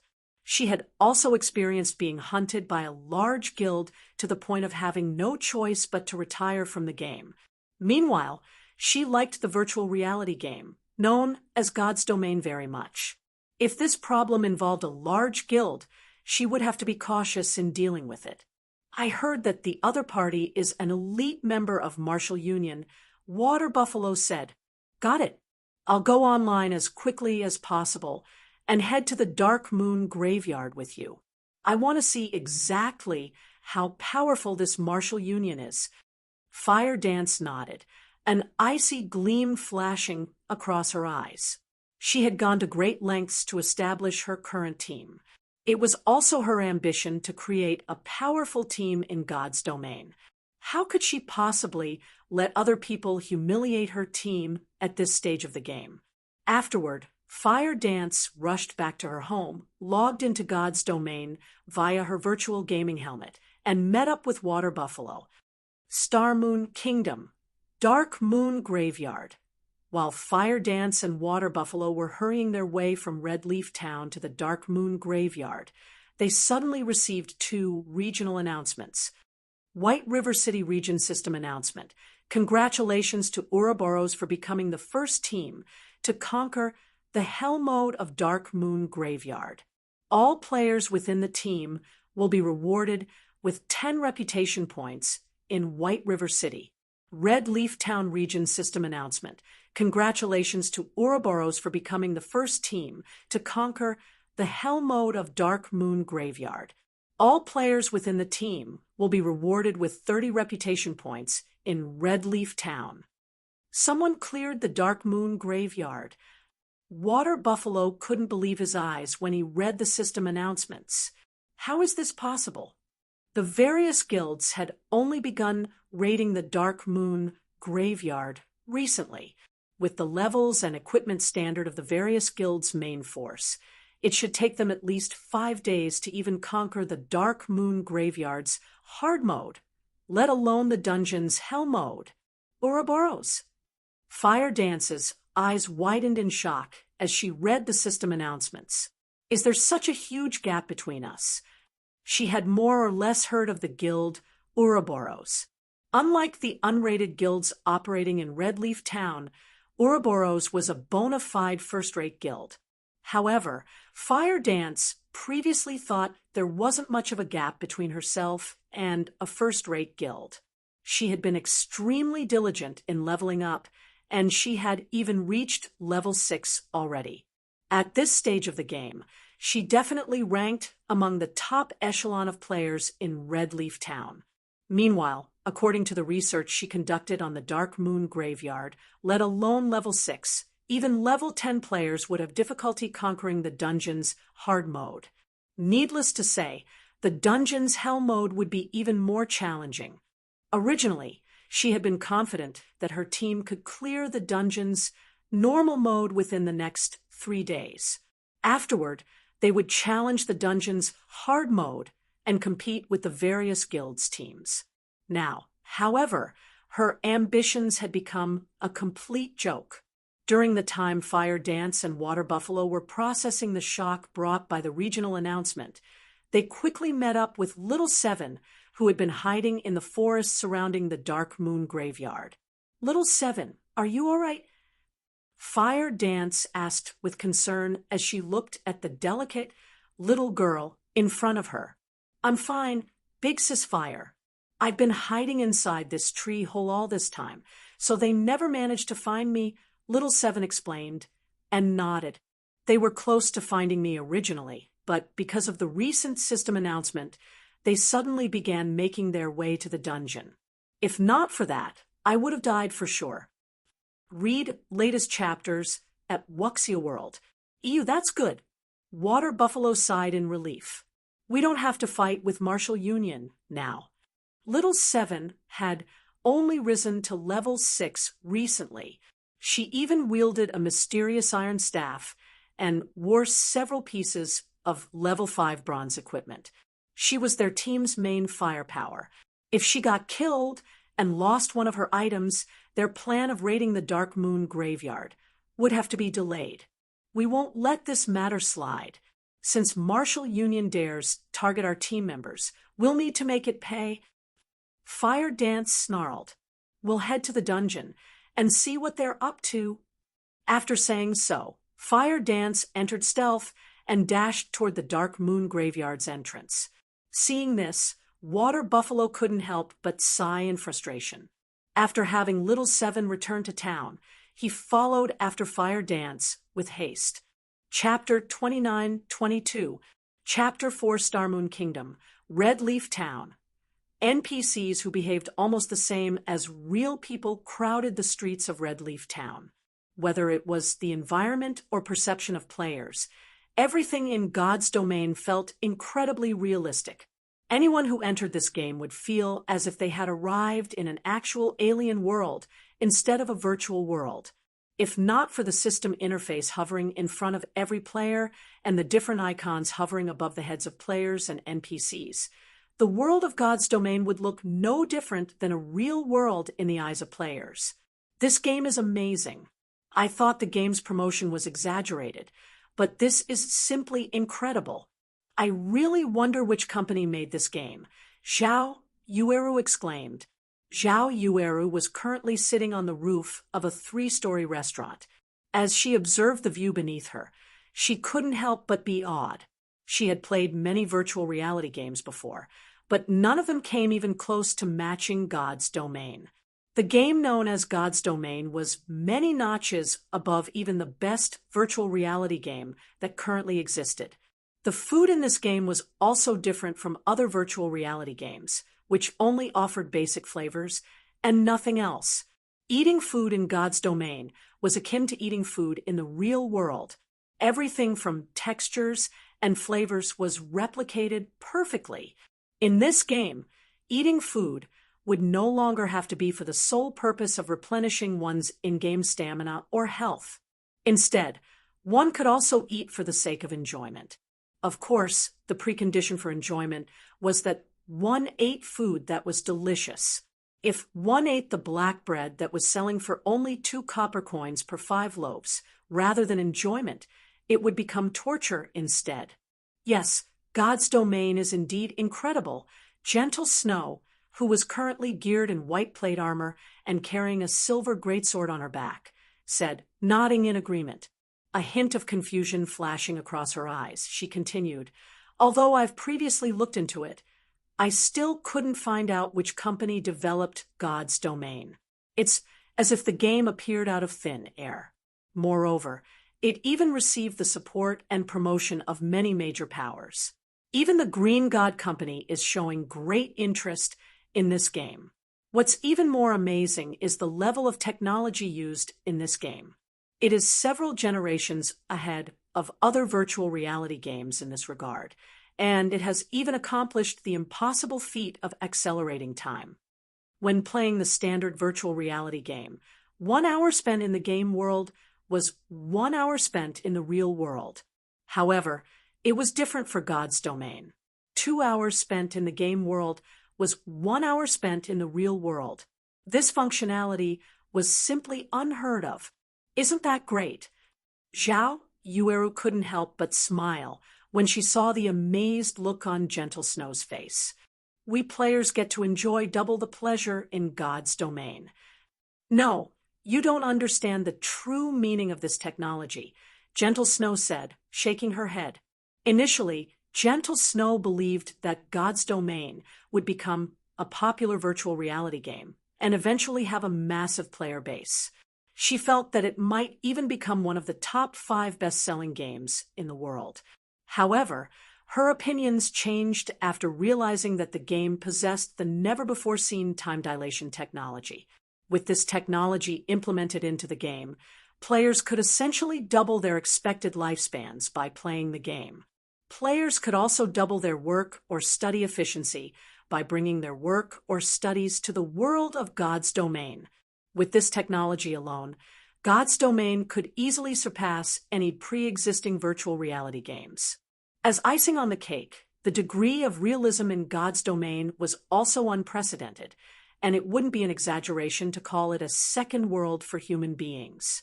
At this point, Gentle Snow could already foresee that God's domain would become the sole virtual reality game in the world in a few months. This would deal a devastating blow to all virtual reality games currently on the market. It might even redefine virtual reality games completely. However, Zhao Yueru had no clue what her best friend was saying. She simply nodded every now and then while enjoying the blueberry pie in front of her. By the way, how is that recipe we got from Yifeng? Gentle Snow suddenly asked. Gentle Snow placed heavy importance on the basic strength potion recipe they got from Yifeng after raiding the Hell Mode Deathly Forest. She had told Zhao Yueru to immediately hand it to one of the guild's alchemists for production. An increase in 6 points to strength might not seem like much, but it was a significant increase for players who were only at level 4 or level 5. After excluding the used ones, we currently have around 1,000 bottles stocked up. Thanks to these basic strength potions, we are making good progress in raiding level 4 and level 5 party dungeons. Currently, all of our elite members have at least 4 pieces of bronze equipment each. At this rate, I believe raiding the Dark Moon Graveyard shouldn't be a big problem, Zhao Yueru said in a slightly excited tone. We currently have a huge lead over the guild's elite teams located in other towns when it comes to levels and equipment. Many of the guild members from the neighboring towns are gradually making their way to Red Leaf Town. If this continues, the advantage we'll have when we enter White River City will grow bigger and bigger. Are the effects this great? Gentle Snow was a little surprised. Gentle Snow had been entirely focused on grinding and raiding dungeons recently, so she hadn't been paying much attention to guild affairs. She only tasked Zhao Yueru and Xiao Yuer with managing the basic strength potions matter. However, Gentle Snow never thought that the basic strength potion recipe they got from Yifeng would have such astonishing effects. Gentle Snow couldn't help but admit that Yifeng's present was truly amazing. That's right. If not for this potion, I'm afraid we will have to delay our plans to raid the Dark Moon Graveyard by 1 or 2 days, Zhao Yueru said, nodding. I really don't know if Yifeng is lucky or very lucky. Our members have raided the Deathly Forest over a dozen times already, yet they haven't gotten even one extra basic strength potion recipe until now. Instead, all they got are a bunch of other recipes. I don't think that's a matter of luck. Yifeng might look ordinary, but he gives off an indescribably calm and confident feeling. I have seen many confident and prideful experts before, but his confidence gives me completely different vibes. It feels as if he has an excellent understanding of God's domain, and his movements in the dungeon make it seem as if he had raided it many times before, Gentle Snow said, shaking her head. She remembered the expression Shifeng made when their party had conquered the deathly forest. There was no joy in his expression. Instead, he reacted as if their success was an inevitable outcome. And this was a bizarre reaction. It should be known that the Deathly Forest was Red Leaf Town's first-party dungeon. The achievement of being the first party to clear the dungeon held extraordinary significance. Even a beta tester of the game should feel excited over such an achievement. After all, the Deathly Forest parameters should have been altered after the game's official launch. This was especially true for the boss's statistics and attack patterns. However, Shifeng's reaction to their success was indescribably bland. He looked as if he was a veteran carrying a party of newcomers. Snow, you think too highly of him. He's only relying on the fact that he's a beta tester to behave that way. However, the beta test doesn't have team dungeons. Everyone will have the same starting point when it comes to team dungeons. Zhao Yueru said nonchalantly, if he has even half of Black Flame's abilities, I'll bow down in deference to him. Zhao Yueru held great admiration toward the person known as Black Flame. The man had made a fortune through the glimmer chestplate he created. The amount of money he had earned was something even first-rate guilds like Ouroboros envied. Most importantly, he could produce level 10 mysterious iron equipment. With this kind of ability, Black Flame was more than capable of influencing an entire guild. Even a first-rate guild like Ouroboros desperately sought to partner with him. Relying on his status as a beta tester, is it? Gentle Snow mumbled. However, although she felt that Zhao Yueru's words sounded reasonable, her intuition told her that Shifeng wasn't as simple as he appeared. While Gentle Snow and Zhao Yueru talked about Shifeng, a girl dressed in an exquisite white robe suddenly approached them. This person was none other than Zhao Yueru, one of Gentle Snow's close confidants. In an anxious tone, Zhao Yueru said, "Big Sis Snow, something big happened. I don't know what Chao Chenghua said, but the Grand Elders suddenly decided to hold an executive meeting. They plan to decide on the next guild leader during this meeting. Currently, all of the guild's elders and Grand Elders have already reached the meeting venue, and we're the only ones absent." So soon, Zhao Yueru was stunned when she heard this news. Ouroboros currently still lacked a guild leader, and because of this problem, numerous arguments had occurred between Gentle Snow and Chao Chenghua.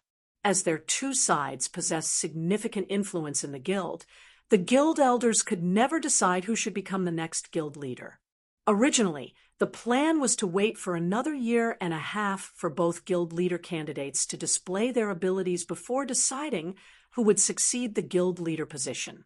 Either that, or if one of the candidates managed to make a significant achievement in God's domain.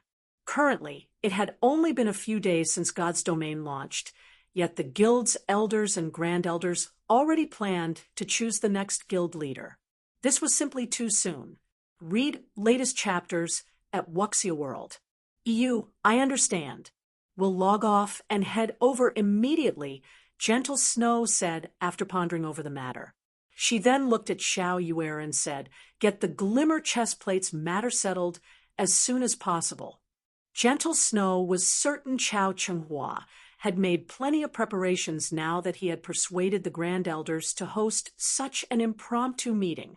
If that were the case, what came next would be a comparison to see who had the bigger fist in God's domain. "I'll go get it done right away." Zhao Yueru hurriedly left the restaurant and made her way to the Forging Association immediately. Meanwhile, after Gentle Snow and Zhao Yueru paid the bill for their meal, they logged out of the game and made their way to Ouroboros's top-floor meeting room. Chapter 2923_ SS5, Gentle Snow 3. SS5, Gentle Snow 3, Ouroboros's headquarters, top-floor meeting room. Several dozen Ouroboros executives were currently gathered inside the basketball court-sized meeting room. These people were either the branch managers of an area or elders of the guild. Meanwhile, the guild's 5 grand elders and vice guild leaders were seated at the head of the table. As the meeting had yet to begin, the branch managers and guild elders were having private discussions with each other. What's going on? Why did even the 5 grand elders show up? Is it because of God's domain? It must be. God's domain is too popular. Right now, it has already become the most popular game in the world. I even heard that some major corporations are investing in this game. So, if our guild wants to take a step further in the virtual gaming industry, God's domain will be the best place to do so. But from what I heard, it seems the discussion topic this time isn't just limited to how we should tackle God's domain. It seems we will also be discussing who will succeed the guild leader position. That's natural. The guild leader position has been vacant for a long time already, and the 2 vice guild leaders have been responsible for managing the guild all this time. It sounds like a joke when you mention it to others. Everyone present was aware that something big would happen in today's meeting. Not to mention, it was already common knowledge that Chao Chenghua was greedily vying to become Ouroboros's guild leader. However, recently Gentle Snow, the guild leader's younger sister, had also been showing excellent performance. She had helped the guild develop significantly. She had even helped the guild garner a lot of sponsors and advertising fees.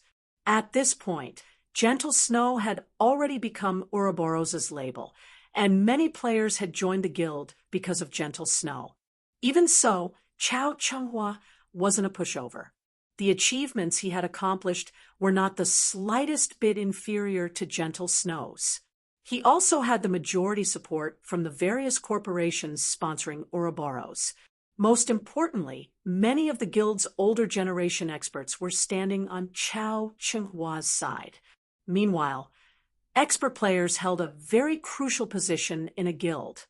A guild needed the support of expert players. Certain guild affairs couldn't be completed with just 1 or 2 expert players, but many instead. Because of this reason, the guild's grand elders had a much more favorable opinion of Chao Chenghua compared to Gentle Snow. After the private discussions in the room continued for some time, a lithe and beautiful figure walked into the room. "You're finally here." When the tall and robust man seated at the head of the meeting table saw Gentle Snow entering, a hint of mockery appeared in his eyes as he said, "You've certainly made us wait." The man had spoken in a loud voice, so everyone in the room heard him. However, nobody present dared stand out to refute him. This was because this tall man was Blackheart Darrow, who was also a vice guild leader of Ouroboros like Gentle Snow. Zhao Yueru, who followed after Gentle Snow, glared at Blackheart Darrow when she heard the other party's words. They were the last to be notified about this sudden meeting. Everyone else had been informed about it half an hour earlier. If not for Zhao Yueru acting quickly, they would have arrived at an even later time. Just as Zhao Yueru was about to say something more, Gentle Snow held out a hand and stopped her friend.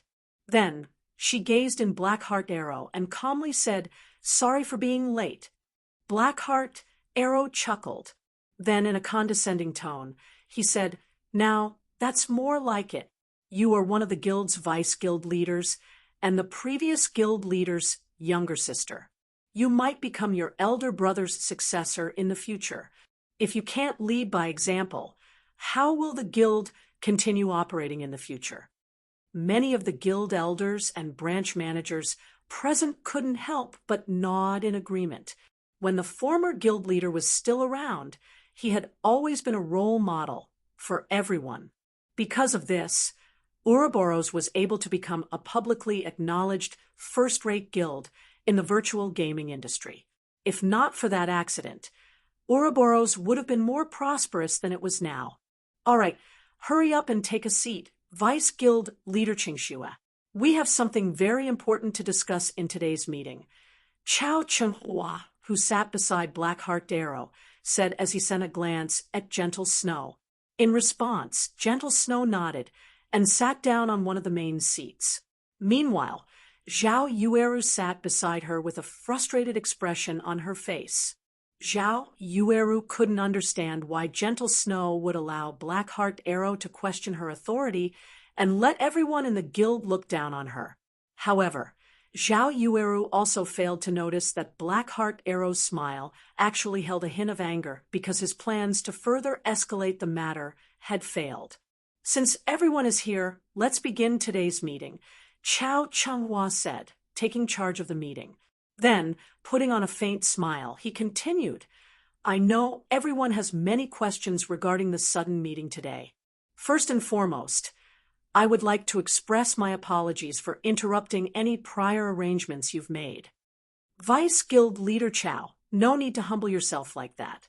Since the guild has an important affair, it is only natural for us to answer its call immediately, Blackheart Arrow said, chuckling. Then he sent a glance at Gentle Snow and Zhao Yueru and flatly stated, we're not like some people who would dismiss the guild's affairs because of some private matters. Upon hearing Blackheart Arrow's words, many of the executives present nodded in agreement. All right, then. In that case, I won't waste time with words. I've invited everyone here today for two matters, Chao Chenghua said when he saw that he had received the crowd's support. The first matter is a suggestion. I suggest that from this moment onward, we halt all affairs in other games and focus all of our manpower on God's domain. I have information relating to God's domain here. It also records the series of actions taken by the various super first-rate guilds and super guilds. After saying so, Chao Chenghua had his secretary pass a document to everyone present. The document recorded in detail the actions of the virtual gaming industry's various superpowers. As everyone can see, ever since God's Domain's launch, every other virtual reality game has been seeing a rapid decline. Now, the various superpowers have even begun gradually shifting all of their focus to God's Domain. Therefore, if Ouroboros wishes to avoid getting eliminated and take a step further, we will also have to shift our strength to God's domain. Otherwise, we won't even have the strength to establish ourselves in God's domain. Chao Chenghua's information was incredibly detailed, and everyone couldn't help but be dumbfounded by what they saw. According to the report, God's domain's development was simply astounding. Now, just the number of players playing God's domain had already exceeded the total number of players playing every other virtual reality game. At this growth rate, even a fool could tell that God's domain would reign supreme in the virtual gaming industry in the future. Yes, it seems we have to focus our strength in God's domain. The various superpowers have a significant advantage over us in terms of manpower and foundations. If we don't move quickly, we might not even be able to establish a foothold in the future. When the Grand Elders finished reading the report, all five expressed strong support toward Chao Chenghua's suggestion. As for the other people present, none of them voiced any objections, either. Some of the branch managers who hadn't started developing in God's domain couldn't help but wish they could enter God's domain and start leveling up immediately. Since there are no objections, Ouroboros will begin tackling God's domain in full force from today onward.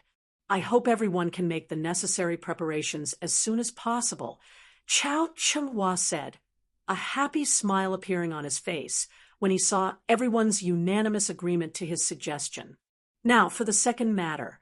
Since Ouroboros is now fully invested in God's domain, we cannot delay the matter of deciding the guild leader any longer. After all, a guild without a guild leader will face many problems when executing important tasks. It will also be impossible to unite the guild's strength. Read latest chapters at Wuxia World. EU indeed. It might be fine during other times, but we are at a juncture that will decide the guild's future, Blackheart Arrow said. If the guild doesn't have a guild leader to preside over the general situation, all talks about succeeding in God's domain is futile.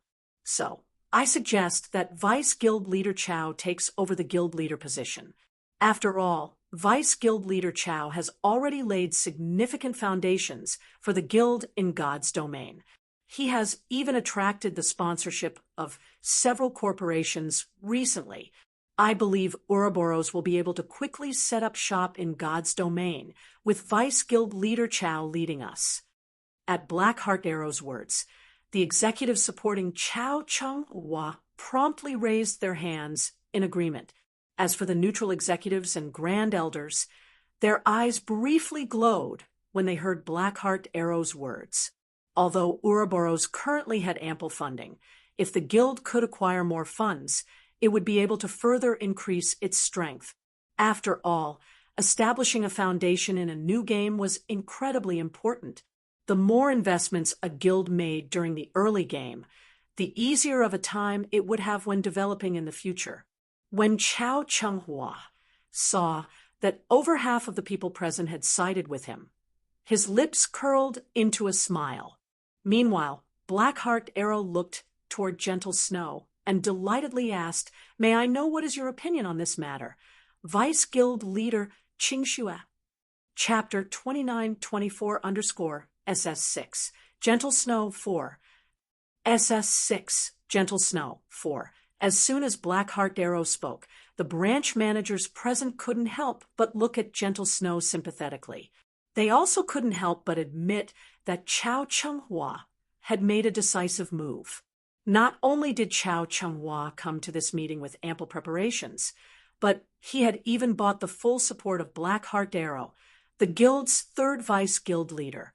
In addition, half of the guild's executives agreed with Chao Cheng-Hua's suggestion. In such a situation, how could Gentle Snow, who lacked the support of investors, possibly compete against Chao Cheng-Hua? At this time, one of the Grand Elders looked at Gentle Snow and sighed. Then he said, "Qingxue, we know that today's meeting is quite sudden. We also know the contributions you've made to the guild. But for the sake of the guild's future development in God's domain, we need to have a guild leader to oversee the guild's affairs. Also, the matter this time relates to the guild's continued existence. If we can secure the investments of several more corporations, Ouroboros will stand a greater chance in God's domain." As soon as this Grand Elder finished speaking, the other Grand Elders present also nodded in agreement. Before the advent of God's domain, they wouldn't have minded letting Gentle Snow and Chao Cheng-Hua continue fighting over the position of guild leader. However, the guild was currently stuck at a crossroads, and it was of utmost importance that the guild had a guild leader. Meanwhile, the one most suitable for this position would naturally be the person capable of bringing the guild to greater heights. And while it was indeed true that the previous guild leader had said to give his little sister 4 years to prove her eligibility to become Ouroboros' next guild leader, that decision was inappropriate for the guild's current circumstances. After scanning the faces of the Grand Elders, Gentle Snow fully understood that the 5 Grand Elders were greatly tempted by the potential investors Chao Cheng-Hua could bring. So, she said, "I understand. It's good that you understand. After all, times have changed already. So long as Ouroboros has a guild leader, we can surely surpass the other first-rate guilds in God's domain," the Grand Elder said, nodding. However, in the next moment, Gentle Snow added, "I had originally prepared over 1,000 basic strength potions and over 300 bronze weapons and equipment for the guild, but now it seems that won't be necessary. Over 1,000 basic strength potions and 300 bronze weapons and equipment." The management personnel responsible for God's domain couldn't help but perk up their ears and look at Gentle Snow when they heard her words. To people who had never played God's Domain before, they would most likely think nothing of basic strength potions and bronze weapons and equipment. However, for those who had played God's Domain, they would know that let alone bronze weapons and equipment, even common weapons and equipment were incredibly difficult to acquire at this stage of the game. This was because God's Domain's drop rate for weapons and equipment was absurdly low. The drop rate was so terrible that any common weapon or equipment that got into the market would get sold instantly. As for bronze weapons and equipment, these were items all guilds were eyeing desperately. Meanwhile, an arsenal of 300+ bronze weapons and equipment would be more than enough to form 5 20-man elite teams, and these teams could start raiding team dungeons right away. As for the basic strength potion, many people present had also heard of this item before. This was because it was an item players could obtain through obtaining treasure chests found near the various towns. When consumed, this potion provided players with a 6-point increase to the strength attribute. Thus, it was the perfect item for exploring high-level areas and raiding challenging dungeons. However, as the basic strength potion's drop rate was abysmally low, every bottle was sold on the market for astronomical prices. A supply of 1,000 basic strength potions would be more than enough to let Ouroboros' vanguard teams sweep through team dungeons several dozen times. If Ouroboros could have Gentle Snow's mentioned supply of basic strength potions and bronze equipment, the guild could surpass the other first-rate guilds by a large margin. This was especially true when it came to raiding team dungeons. At this time, Chao, Chenghua, and Blackheart Arrow were also in disbelief as they looked at Gentle Snow. It should be known that Gentle Snow didn't have a lot of personnel on her side. With the number she had, it would be fortunate if she could even secure enough equipment for her subordinates. It should have been impossible for her to acquire so many additional basic strength potions and bronze equipment. Over 1,000 basic strength potions and 300 bronze weapons and equipment. Blackheart Arrow sneered as he looked at Gentle Snow. Vice Guild Leader Qingxue, I know you're dissatisfied over this matter, but it's not good to make baseless claims. If you say you have 1,000 basic strength potions and 300 bronze weapons and equipment, I can just as easily say that I have 2,000 basic strength potions and 600 bronze weapons and equipment. I knew you people wouldn't be convinced. Zhao Yueru couldn't help but smile upon hearing Blackheart Arrow's words. Immediately, she pulled out a set of data from her quantum watch and transferred it into the meeting table's computer. As soon as she did so, the table's projector displayed many images relating to God's Domain. The images shown were photos of Gentle Snow's private warehouse, and inside her private warehouse lay a large number of common and bronze weapons and equipment. There were also piles of basic strength potions sitting in the warehouse. Well, we've shown our evidence now, so where's yours? You bunch joined God's Domain the same time as we did, so what achievements have you made so far? It was only because of their possession of the basic strength potions recipes that their faction's members could effortlessly raid party dungeons and achieve the current results they had. Zhao Yueru refused to believe that Chao Chenghua and company were also capable of securing a limitless supply of basic strength potions. Impossible. Blackheart Arrow was dumbfounded when he saw the displayed images.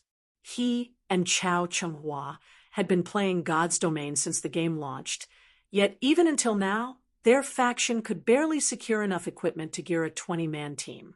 Yet, even though Gentle Snow had far fewer players on her side, her faction had acquired enough equipment to gear 10 20-man teams. How could anyone possibly believe this? This is still nothing. We'll even be acquiring a large batch of level 10 mysterious iron plate armor sometime later, Zhao Yueru said, feeling indescribably pleased when she saw the astonished look on everyone's faces. Once we equip the MTs of our 20-man teams with that plate armor, we'll have an even easier time raiding team dungeons. Though, looking at it now, It seems Qingshua's abilities are limited, so we'll leave the guild's preparation for raiding team dungeons to Vice Guild Leader Chao. After all, Vice Guild Leader Chao is very competent. I'm sure he won't have any problems handling such a small matter. As soon as Zhao Yueru finished speaking, Chao Qinghua's complexion turned ashen.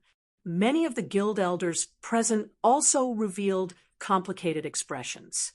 Chao Qinghua was indeed capable of bringing more investors to the guild, which was something crucial for the guild's development. However, the weapons, equipment, and potions in Gentle Snow's possession were equally important. After all, so long as Ouroboros had these items, the guild could surpass the other first-rate guilds in God's domain. If Ouroboros could secure the first clear of multiple team dungeons, it would be highly beneficial toward raising the guild's reputation. Meanwhile, the benefits the guild could reap from gaining such a reputation would be significantly greater than the benefits money could bring. At this time, one of the elders on Chao Qinghua's side smiled and said, "Yueru, don't say that. We never denied Qingshua's ability. We were just having a discussion on the guild leader's position." "That's right. We were just discussing. See, we haven't decided who will become the next guild leader yet, right?" The other guild elders and branch managers also started speaking out one after another, making it look like the support they previously showed for Chao Qinghua had never happened. Seeing this, the 5 grand elders couldn't help but be dumbfounded. What was up with these people? Why did they suddenly start fawning over Gentle Snow one after another? No, Qingshua's abilities are too lacking to succeed the position of guild leader, Zhao Yueru said, shaking her head. As for these weapons, equipment, and basic strength potion, we'll keep them for ourselves.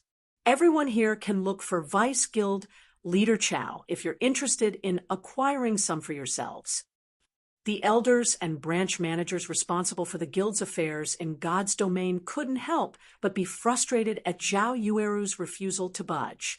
However, the basic strength potions and bronze weapons and equipment were also too tempting for them to give up.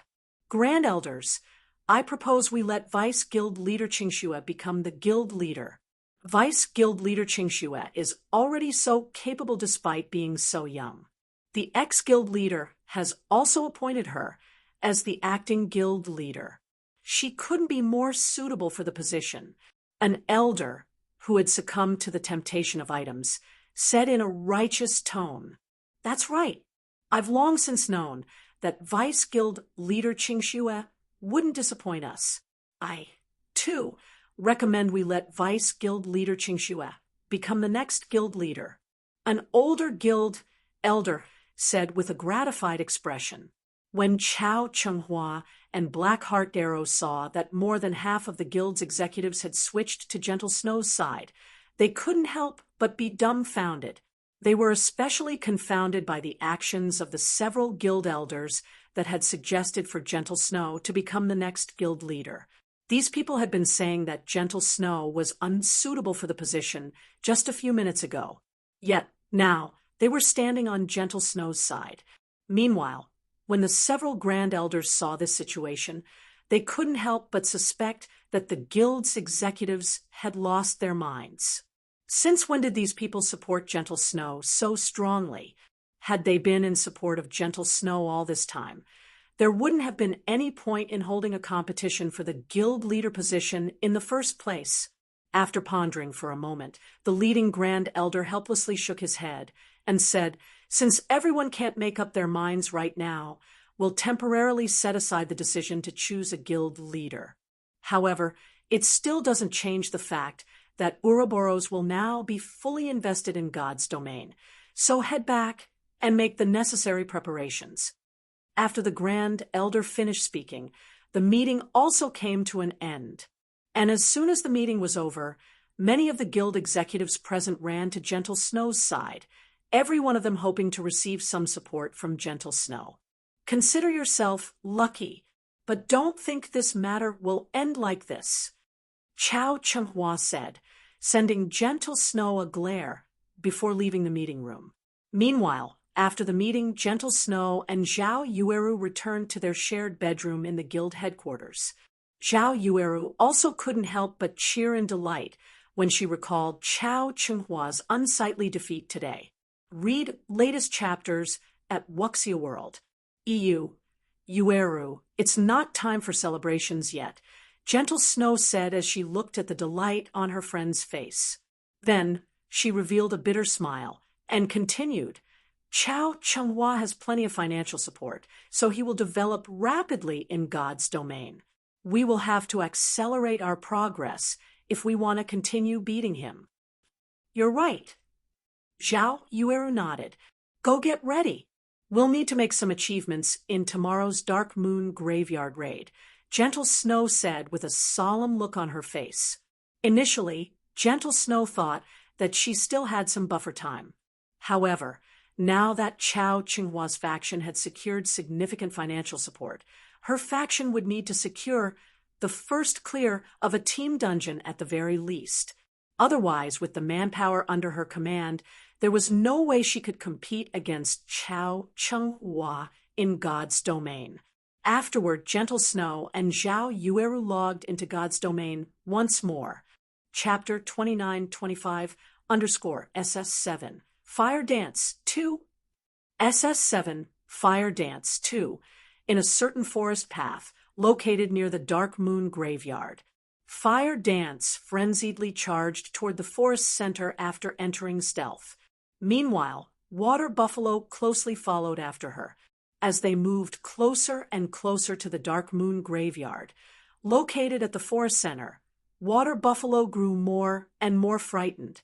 Martial Union was but an unrated guild. Logically, the guild shouldn't have too many of its members gathered in a place like Red Leaf Town during the beginning stages of the game. However, the number of Martial Union members they came across only continued to increase as they moved closer to the Dark Moon Graveyard. Initially, they only counted a handful of Martial Union members. After some time, that number had increased to several dozen. Moreover, these players were all relatively geared, with some of them even having up to 3 pieces of bronze equipment. When they arrived at the Dark Moon Graveyard's entrance, the Martial Union members they counted had already exceeded 100. Seeing this, Water Buffalo couldn't help but break out in cold sweat. He was terrified that Fire Dance would impulsively pick a fight with Martial Union's members. If that happened, they would be all but dead meat.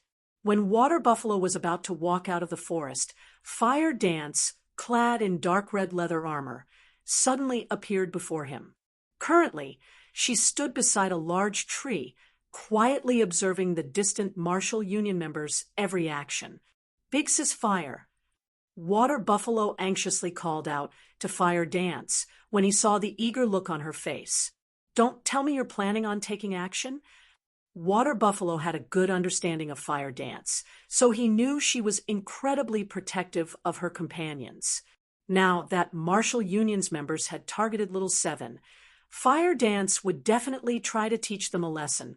The next moment, Fire Dance turned around and rolled her eyes at Water Buffalo. Then she said, "Do you think of me as a fool? Can't you see how many experts they have here?" Water Buffalo sighed in relief when he heard Fire Dance's words. Though, it seems that these people from Martial Union are planning on taking action against Ouroboros' members that just came out of the dungeon, Fire Dance said as she looked at the 20-man Team Martial Union's members currently surrounded. Then, narrowing her eyes, she continued, "If they start fighting, do you think those 20 players will agree if we offer them our help in exchange for a secret silver equipment from the Dark Moon Graveyard?" The 20 players Martial Union's members currently surrounded all possessed blindingly excellent equipment. Every one of them had more than 1 piece of mysterious iron equipment, something that was incredibly rare in Red Leaf Town. A few of them even had secret silver equipment. This group was definitely unique in Red Leaf Town. When Water Buffalo took a look at the team of 20, he couldn't help but break out in cold sweat as he said, "I think that's going to be difficult." That beauty standing in the front is Gentle Snow, one of Ouroboros's vice guild leaders. That's a bona fide first-rate guild's vice guild leader we're talking about. If we try to take advantage of their predicament, I'm afraid we'll have trouble mingling in Red Leaf Town in the future. Grow a pair, will you? Fire Dance said as he looked at Water Buffalo in contempt. I'm offering to save them here. Is it too much to ask for just one secret silver equipment as compensation? Fire Dance was wholly confident in her own skills. While she couldn't face multiple level 5 experts in a frontal confrontation simultaneously, she could distract and kill at least a dozen of Martial Union's members by herself if she relied on guerrilla warfare. If she included Water Buffalo's assistance, the two of them should have no problems dealing with 20 Martial Union members. Among Martial Union's members, the only person who could be considered a threat would be Ironsword Lion. If it was a one-on-one fight, Fire Dance had a high chance of beating him. However, if Ironsword Lion had the help of even one level 5 expert, then she would have no choice but to flee. Meanwhile, during the time Fire Dance was pondering how she could extort a piece of secret silver equipment from Ouroboros, Martial Union's Ironsword Lion suddenly let loose an angry roar. Immediately afterward, every one of Martial Union's members in the area charged toward Ouroboros's 20-man team. What? They're taking action already? My secret silver equipment. Fire Dance panicked a little when she saw that both guilds had started clashing already. Secret silver equipment was the highest quality equipment players could acquire at this stage of the game. So long as she could get her hands on a piece, it would substantially increase her basic attributes and boost her leveling efficiency by a large margin. However, shortly after the clash between Martial Union and Ouroboros began, Fire Dance and Water Buffalo couldn't help but be dumbfounded by what they saw. Logically, Martial Union, which had an absolute superiority in numbers, should have had the upper hand in this fight. However, in reality, what happened was the exact opposite as Ouroboros's 20-man team cut apart Martial Union's members as if they were chopping vegetables. Zhao Yueru, the woman clad in red robes, especially stood out. Just one of her fireballs could take away half of a shield warrior's HP, and whenever she cast an AoE spell, she would claim the lives of several players. Equally as astonishing was Gentle Snow. Clad in silver armor, she looked like a goddess of war as she brandished her great sword on the battlefield and claimed the head of an enemy player with her every swing. On the occasions she executed Whirlwind Slash, a large group of Martial Union members would fall simultaneously. None of Martial Union's members could put up any resistance against her. After witnessing the performance of Ouroboros's members, Water Buffalo gulped nervously and looked at Fire Dance. Big Sis Fire, you're not really going to try and extort a secret silver equipment from them, right? Although he had long since heard of Gentle Snow, he didn't think she was so powerful as to kill level 5 experts as if she was cutting up vegetables. If they were to try and extort a piece of secret silver equipment from the snow goddess, they would probably not live to see the sun tomorrow. What are you talking about? What secret silver equipment?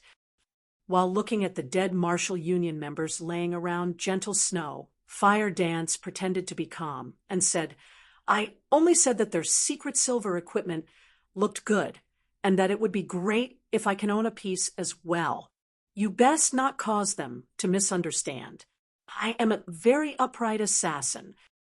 Water Buffalo, while Gentle Snow and Ouroboros's other members were slaughtering Martial Union's members, a person of average height suddenly charged into Martial Union's rear line.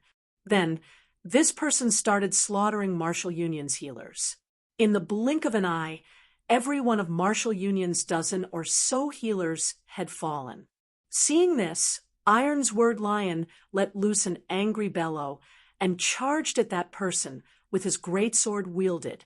However, the next moment, another shocking scene occurred.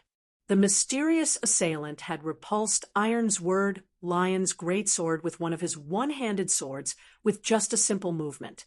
Then, this person appeared behind Ironsword Lion and began brandishing his two swords, instantly sending 8 sword images cutting at Ironsword Lion. Although Ironsword Lion had reacted quickly, he only managed to block 6 of the sword images and ended up losing more than half of his HP to the remaining 2 attacks. From just this single exchange, the difference between both sides was as clear as day. Realizing that he was at a disadvantage, Ironsword Lion promptly turned around and fled after downing a regeneration potion. However, before he could get anywhere, 3 gleaming slashes claimed the rest of his HP. Just like that, in less than 3 seconds, one of Red Leaf Town's top experts had died. Crap! Who is that guy? That's Ironsword Lion we're talking about. Read latest chapters at Wuxia World. EU Water Buffalo nearly had his eyes fall out of his sockets when he saw Ironsword Lion dying. Ironsword Lion was one of Marshall Union's executives. His combat power was not much inferior compared to Fire Dance. The fact that the mysterious assailant had managed to kill Ironsword Lion so effortlessly meant that he could also do the same for Fire Dance. However, God's Domain had only launched recently. Therefore, there should hardly be any difference in basic attributes between expert players. Let alone killing someone in 2 moves, an expert would be amazing if they could even kill another expert within a dozen moves. Meanwhile, shock also filled Fire Dance's heart as she watched the mysterious assailant collect the equipment Ironsword Lion dropped. Yifeng, is it? Chapter 2926_SS8. Aqua Rose 2 SS8. Aqua Rose 2 Blackwing City Business District.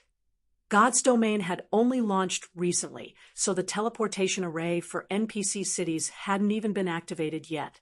When Aqua Rose arrived in Blackwing City, she was deeply astounded by the city's majesty and prosperity.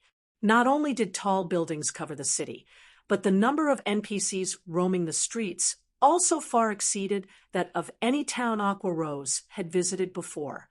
Moreover, these NPCs were even capable of conversing with each other and expressing emotions.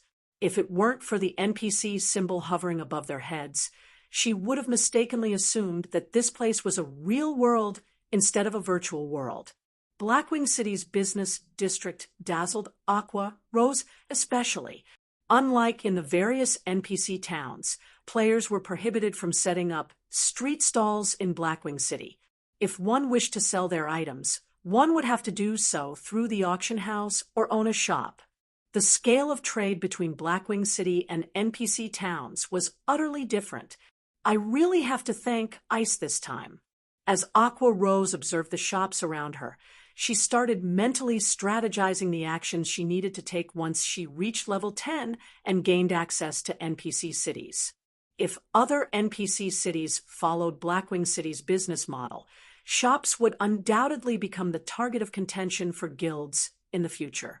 The shops located in the various cities' main streets would be especially invaluable. If she could take proper advantage of the knowledge she just gained, it would definitely allow her to surpass her rivals once players started making their way into NPC cities. While collecting all sorts of information on NPC cities, Aqua Rose also inspected the various items Blackwing City had to offer, and she couldn't help but be shocked by what she saw. Unlike NPC towns, the variety and quality of items Blackwing City sold were many times superior. There was even a magic shop that sold magic scrolls unavailable in NPC towns. However, what shocked Aqua Rose even more was the actions of a cloaked man. Aqua Rose had encountered this cloaked man in the Blackwing auction house, and he had spent over 50 gold on a measly skill book. The degree of his wealth was so astonishing that even Aqua Rose, the honorary elder of a first-rate guild, couldn't help but be in awe. Moreover, after further observation, Aqua Rose found that this man was an independent player. He wasn't affiliated with any guild. It should be known that she carried only 15 gold coins on her person, and this was the result of after taking additional funds from the branch guild she oversaw. Had she not done so, she wouldn't even have 3 gold coins right now. Meanwhile, after further investigating this cloaked man, Aqua Rose couldn't help but be given a fright. Star Moon Kingdom's chief forger, Black Flame. Not only was this man the pioneer of a piece of bronze equipment's design, but he was even the manufacturer of the secret silver weapon Silver Dawn. Aqua Rose always believed that it was to her benefit to befriend capable people. This was especially true if the other party was a master capable of producing secret silver rank items. In the Storm Empire, talents of such caliber probably did not exceed a handful.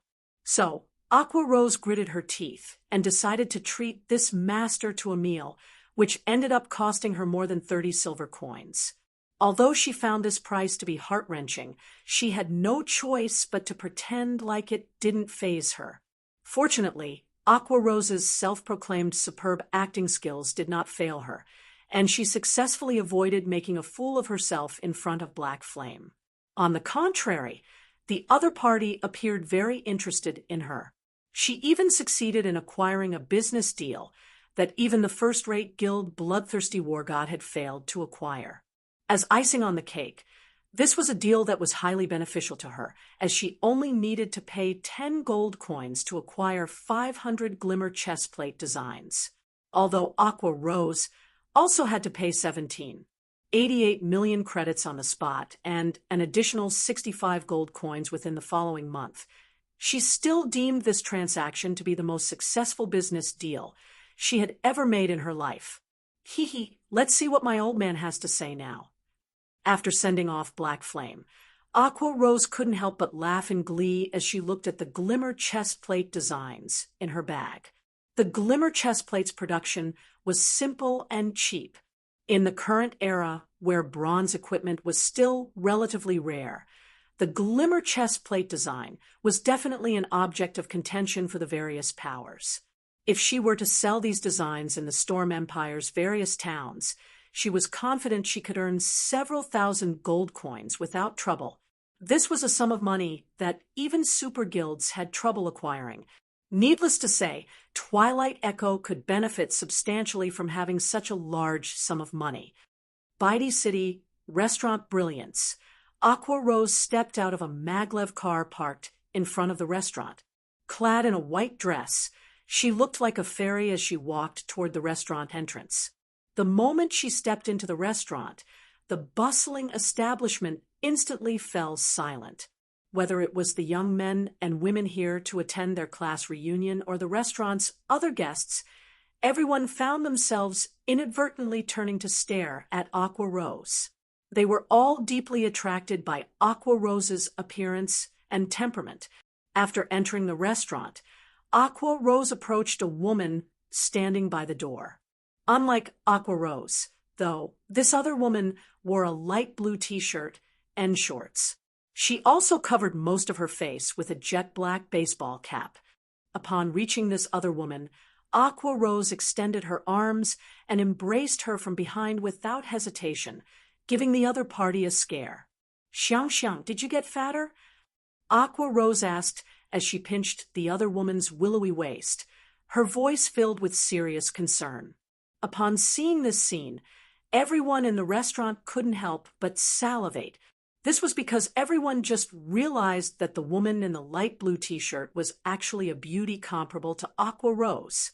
The only reason they failed to notice her beauty before was because of the baseball cap she wore. However, after Aqua Rose bumped into the woman and knocked off her cap, her beauty also became exposed for all to see. Meanwhile, after receiving a fierce glare from Shuang Wugui, also known as Unyielding Ice, Aqua Rose awkwardly released her hands and dared not fool around anymore. After seeing the anger in her friend's eyes, she knew that should she go any further, she would end up becoming a panda, just like she did in the past. After all, her friend was not one to show mercy to even beautiful women. Meanwhile, Unyielding Ice started scrutinizing Aqua Rose. When she failed to find any of the distress she had previously seen on her friend's face, she said in surprise, "It seems that glimmer chest plate design you mentioned through the phone has earned you a lot of money. Your complexion looks much better than before." "Yeah, even I didn't expect the design to be so popular. I've already made 3,000 gold coins thus far. You can call me Miss Tycoon from now on," Aqua Rose gleefully said. "Neither the guild leader nor those elders know how much money I have right now. Once I reach level 10, I'll be able to swipe the lands and shops of NPC cities and make an even bigger killing." "How carefree you are, Miss Tycoon," Unyielding Ice said, rolling her eyes. Then she lowered her voice and continued, "I just received some information stating that many of your guild's grand elders are voicing their opinions on how much credits and guild resources you've spent. They're just jealous," Aqua Rose said nonchalantly. "Read latest chapters at Wuxia World. EU. Also, now that you're doing so well, I'm guessing that Brilliant War God won't be able to sit still for much longer.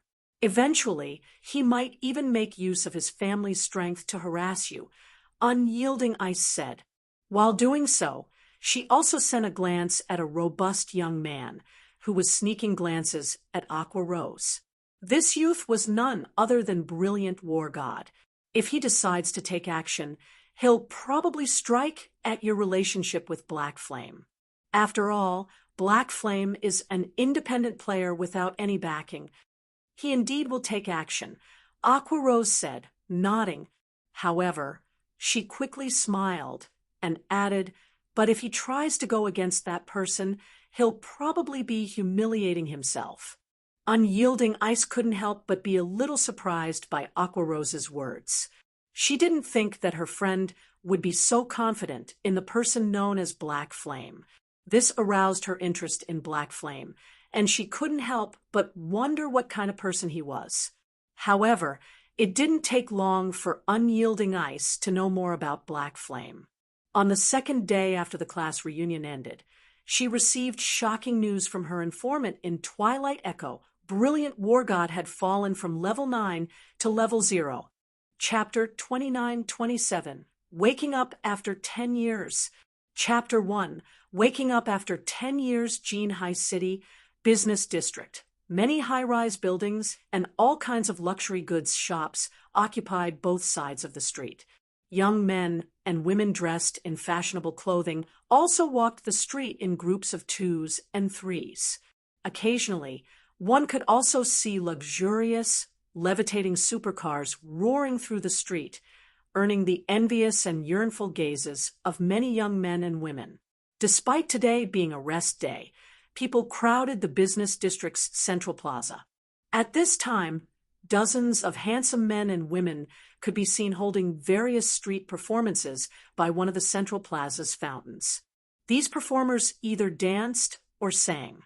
Paired with the use of vivid, holographic images, they managed to attract a lot of spectators.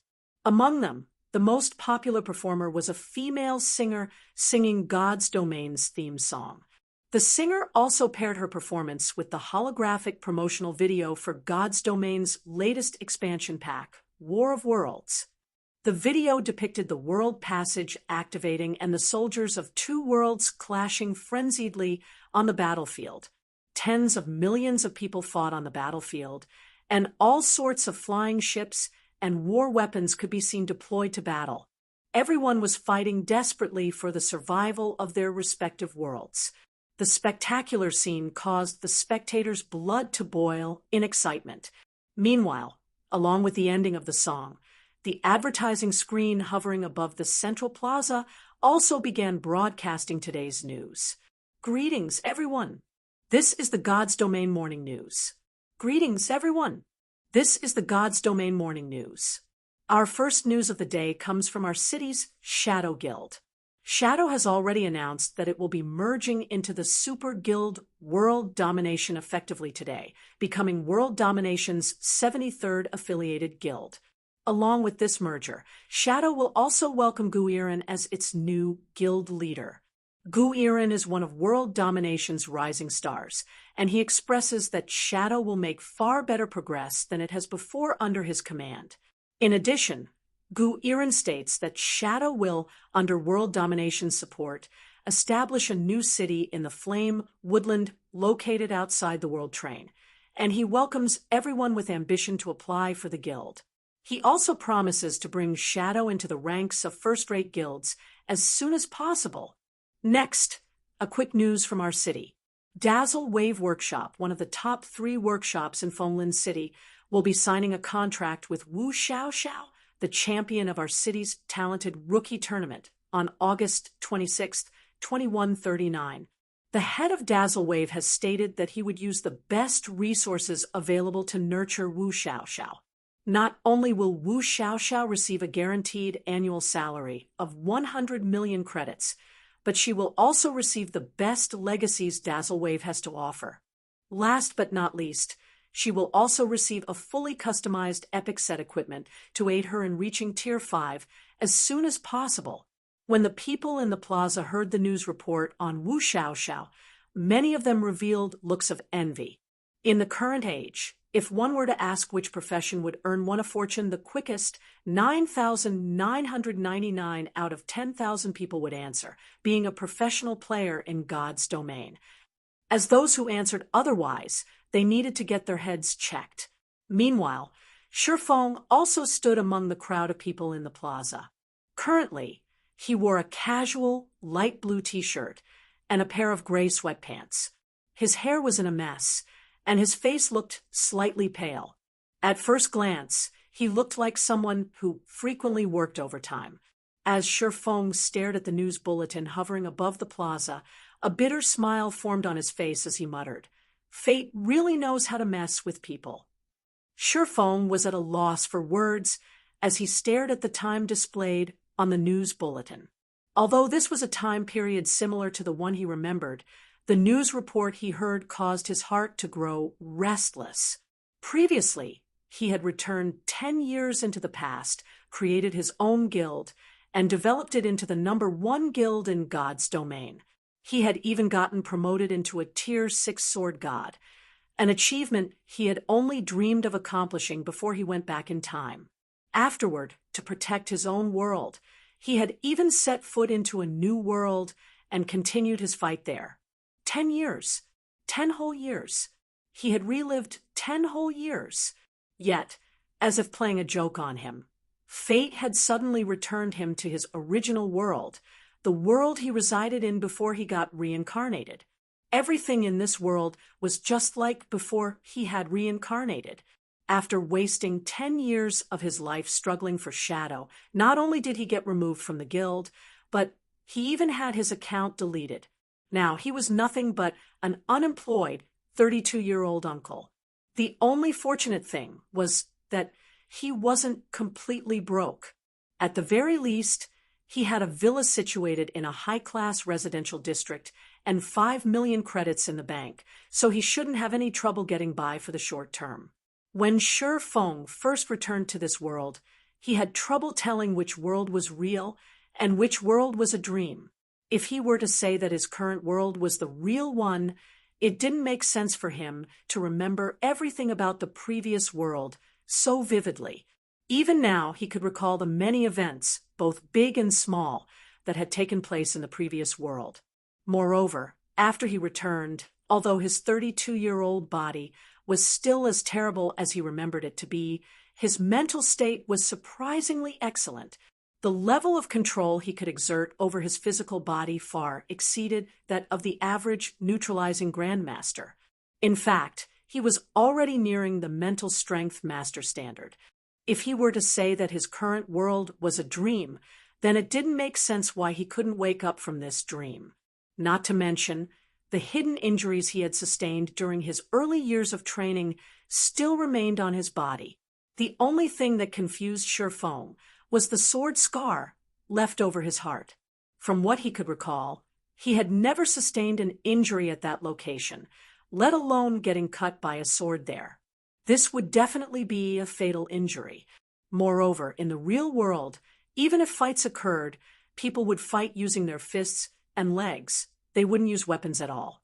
Most importantly, whenever Shifeng tried to remember how he got this scar, he would get a massive headache that made him feel as if his brain was about to explode.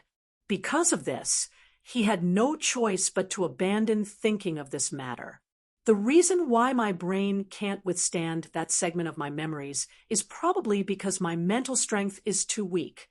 So long as I raise my mental strength, I should be able to recall that memory Shifeng deduced based on his past experiences. There were times when he would also experience headaches when trying to learn complex legacies in God's domain. However, once he raised his concentration standard to a sufficiently high level, he no longer experiences those headaches. Although Shifeng couldn't tell whether this world was real or fake right now, he felt that the scar over his heart should be of significant importance. It might even be related to his return to this world. It seems I'll have to find opportunities to improve my mental strength. Shifeng began carefully planning his future actions. The loss of his memories made Shifeng feel extremely uncomfortable.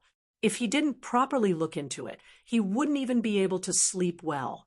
While Shifeng was seated on a stone bench in the plaza and pondering how he should go about improving his mental strength, a middle-aged man wearing a suit and leather collar ran up to him in a hurry.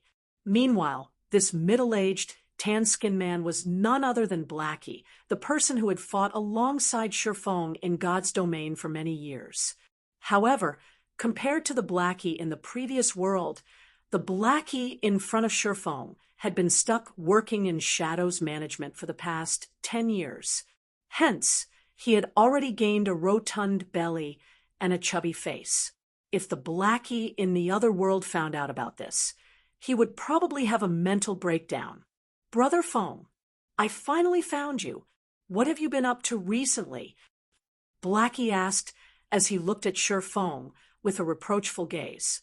You never answered any of my calls, and you weren't home when I went to look for you. For a moment, I even thought you wanted to take the short way out. You really worried me. Lan Hailong might be garbage, but there's no need for you to despair. Brother Feng, don't forget that your skills still remain. Even if you've lost your account, you can easily retrain one with your skills. There's no need to do any stupid things.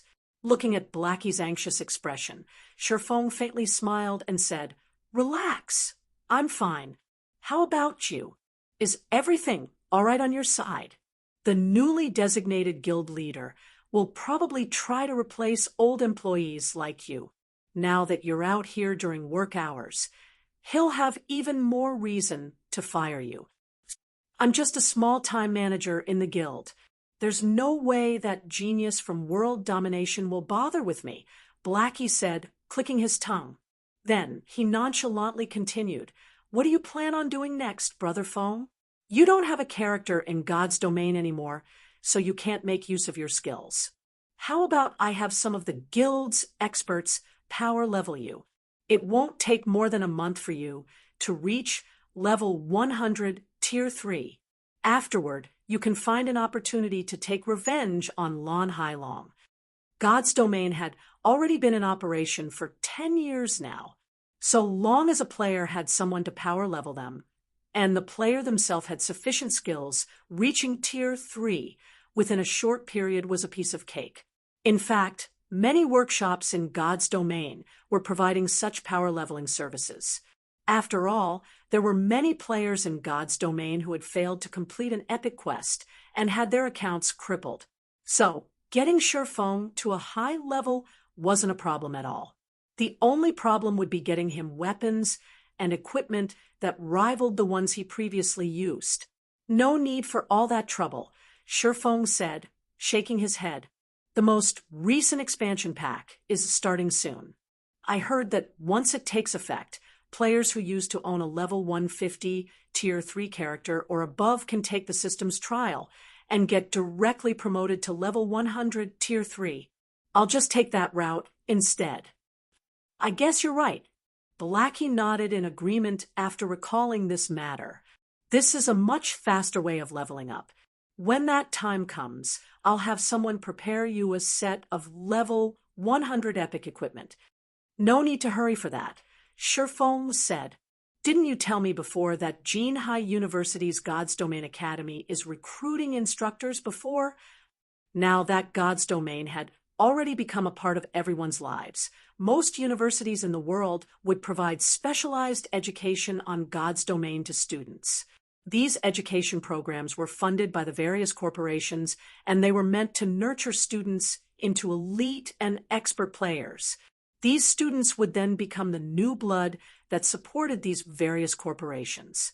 Meanwhile, Jinhai City's Jinhai University was one such university. Jinhai University had even received funding from an international corporation this year. Hence, it expanded its God's Domain education program. And because of this expansion, the university was now offering high salaries to recruit God's Domain's experts to serve as instructors or trainers. To Shifeng, this was definitely an opportunity he could capitalize on. The resources international corporations had access to far surpassed the likes of ordinary guilds. They even had access to resources that couldn't be acquired by the general public. Although Shifeng currently had 5 million credits in the bank, without the necessary connections, he wouldn't be able to purchase S-rank nutrient fluids to improve his physical fitness and recover his vitality. However, if he became an instructor at Jinhai University's God's Domain Academy, he might gain a connection to purchase S-rank nutrient fluids. If he could mend the hidden injuries in his body and improve his physical fitness, he would have an easier time improving his mental strength standard. Otherwise, with his current body standard, he wouldn't be able to improve his mental strength even if he trained for another 20 years. That's correct. The Academy has even sent people over hoping that some of our frontline experts can work part-time there. But the Guild's frontline experts are too busy. They barely have enough time nurturing the Guild's newcomers, let alone other people, Blackie said, nodding. Then he curiously asked, Brother Feng, do you plan on going there? Read latest chapters at Wuxia World, EU, MHM. I'm thinking of paying it a visit, Shifeng said, not bothering to hide his intentions. After all, he currently had nothing noteworthy in his possession. Blackie sighed in relief upon hearing Shifeng's words. Then he said, all right, I'll get things straightened out for you. Then, when the time comes, all you need to do is report directly at the Academy. 2 days later, on the 24th of August, 2139, Shifeng, in his tracksuit, arrived back at his starting point 10 years later. Chapter 2928, Starting Over Again. Chapter 2, Starting Over Again. When Shifeng entered the school grounds of Jinhai University, he found that the place looked the same as 10 years ago. He could feel the air of youthfulness all around and hear the insects reverberating under the scorching sun. Although the new semester had yet to start, many students could already be seen doing either self-studies in the library or participating in club activities. The small plaza by the university's entrance was especially crowded due to the registration booths set up there. Many university applicants, accompanied by their parents, could be seen lining up in front of these booths. Meanwhile, among the many registration booths, the one for the God's Domain Academy was without a doubt the most popular. There were easily over 100 applicants waiting for their turn in front of the booth. None of the other registration booths could come close to competing with this number. While Jinhai City might be an inconspicuous third-tier city, Jinhai University was one of the more well-known universities throughout the country, as its God's Domain Academy had produced many talents. In the current era, where God's Domain had become a part of human life, Jinhai University's performance would naturally attract the attention of many. Not to mention, Shadow, one of Jinhai City's top 4 workshops, also originated from Jinhai University. This contributed even more to the university's fame. Moreover, for those who successfully get accepted into the God's Domain Academy, not only would they receive the guidance and nurturing rivaling what large guilds provided, but they would also get to enjoy the freedom of independent players. After graduation, students of the academy were also almost guaranteed to become internal members of large guilds, receiving priority nurturing and a salary far surpassing white-collared workers. And if one was fortunate enough to pass the God's Domain Professional League selection during their school years, one could also become a professional fighter, an entity akin to a celebrity.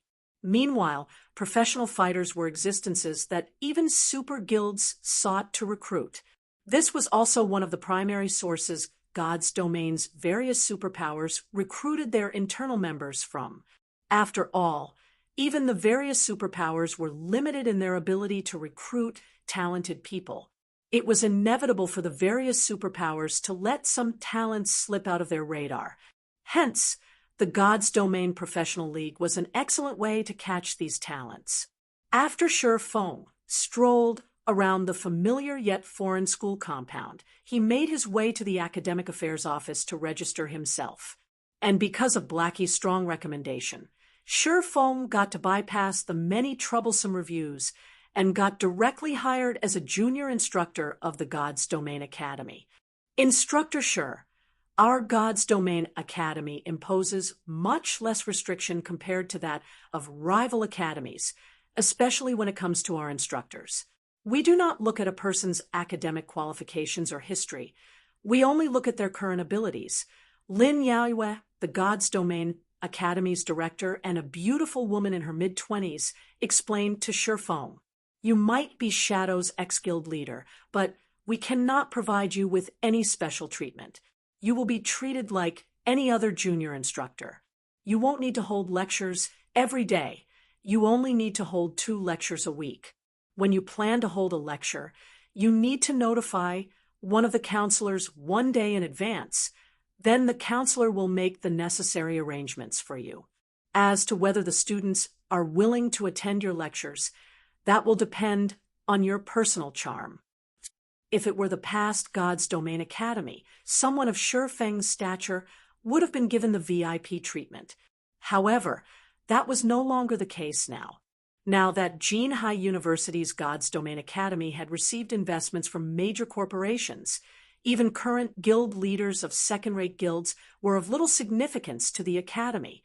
After all, many guild executives of large guilds were now frantically trying to apply for a position in the academy in the hopes of forming a connection with the academy's investors. If Shi Feng weren't Shadow's ex-guild leader, he would have had to go through a series of rigorous tests before he could become an instructor in the God's Domain Academy. Not to mention, even after struggling in God's Domain for 10 years, Shi Feng had failed to even reach Tier 4. Only those who had reached Tier 4 could be considered an expert in God's Domain's upper echelons in the current God's Domain.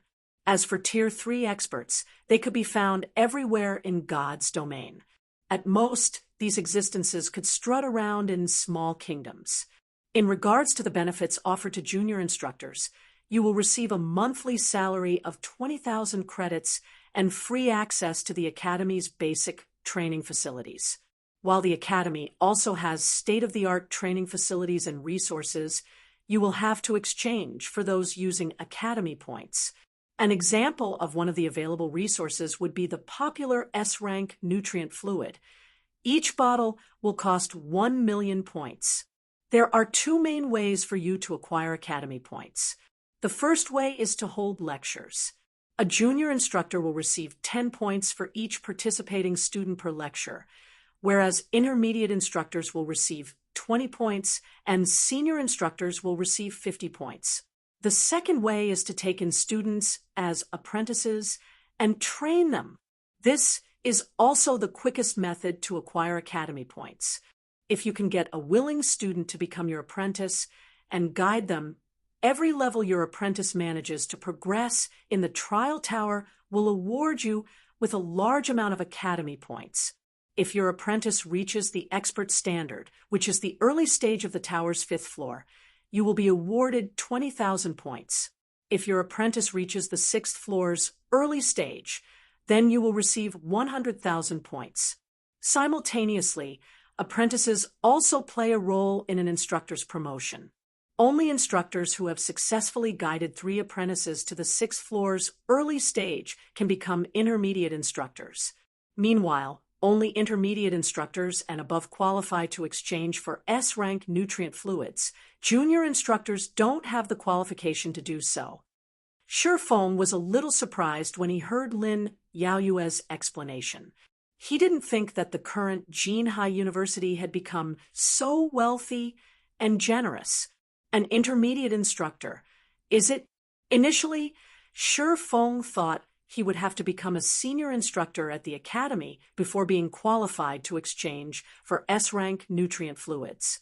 After all, that was a resource that even master-level fighters had difficulty getting their hands on. In the current market, where supply couldn't meet demand, one couldn't get an S-rank nutrient fluid even for the price of 1 million credits per bottle. By the time Lin Yaoyue was done explaining the God's Domain Academy to Shifeng, the 2 of them had also arrived at the academy's testing area for new students. The God's Domain Academy functioned as a place to nurture talents for God's Domain's various powers, so it was only natural for the academy to take the path of the elite in its education method. Rather than treating its students equally, it would allocate resources to its students depending on their talent and capabilities. After all, the academy had limited resources. Hence, after students registered for the God's Domain Academy, they would have to undergo a test. To put it simply, new students would have to challenge the classical trial tower of God's Domain. This was also the best method to test a person's combat standards. Instructor Luo Tiancheng, this is our new teacher. Instructor Shifeng, Lin Yaoyue said, introducing Shifeng to a bald and robust middle-aged man standing in the testing area. I still have other matters to attend to, so I hope you can introduce Instructor Shifeng to the matters here. No problem, Luo Tiancheng said. Then, glancing at Shifeng, he smiled and continued, Instructor Shifeng and I are old buddies. Leave it to me. Hearing this, Shifeng also glanced at Luo Tiancheng, faintly recalling that he was acquainted with such a person in this life. From what Shifeng could remember, Luo Tiancheng was one of Shadow's frontline experts, and he was someone nearly touching upon the half-step refinement realm standard. He was also one of Lan Hailong's trusted aides. Shifeng never thought that the man would come here to become an instructor. Since you're acquaintances, then I'll leave it to you, Lin Yaoyue said, nodding before leaving the testing area immediately.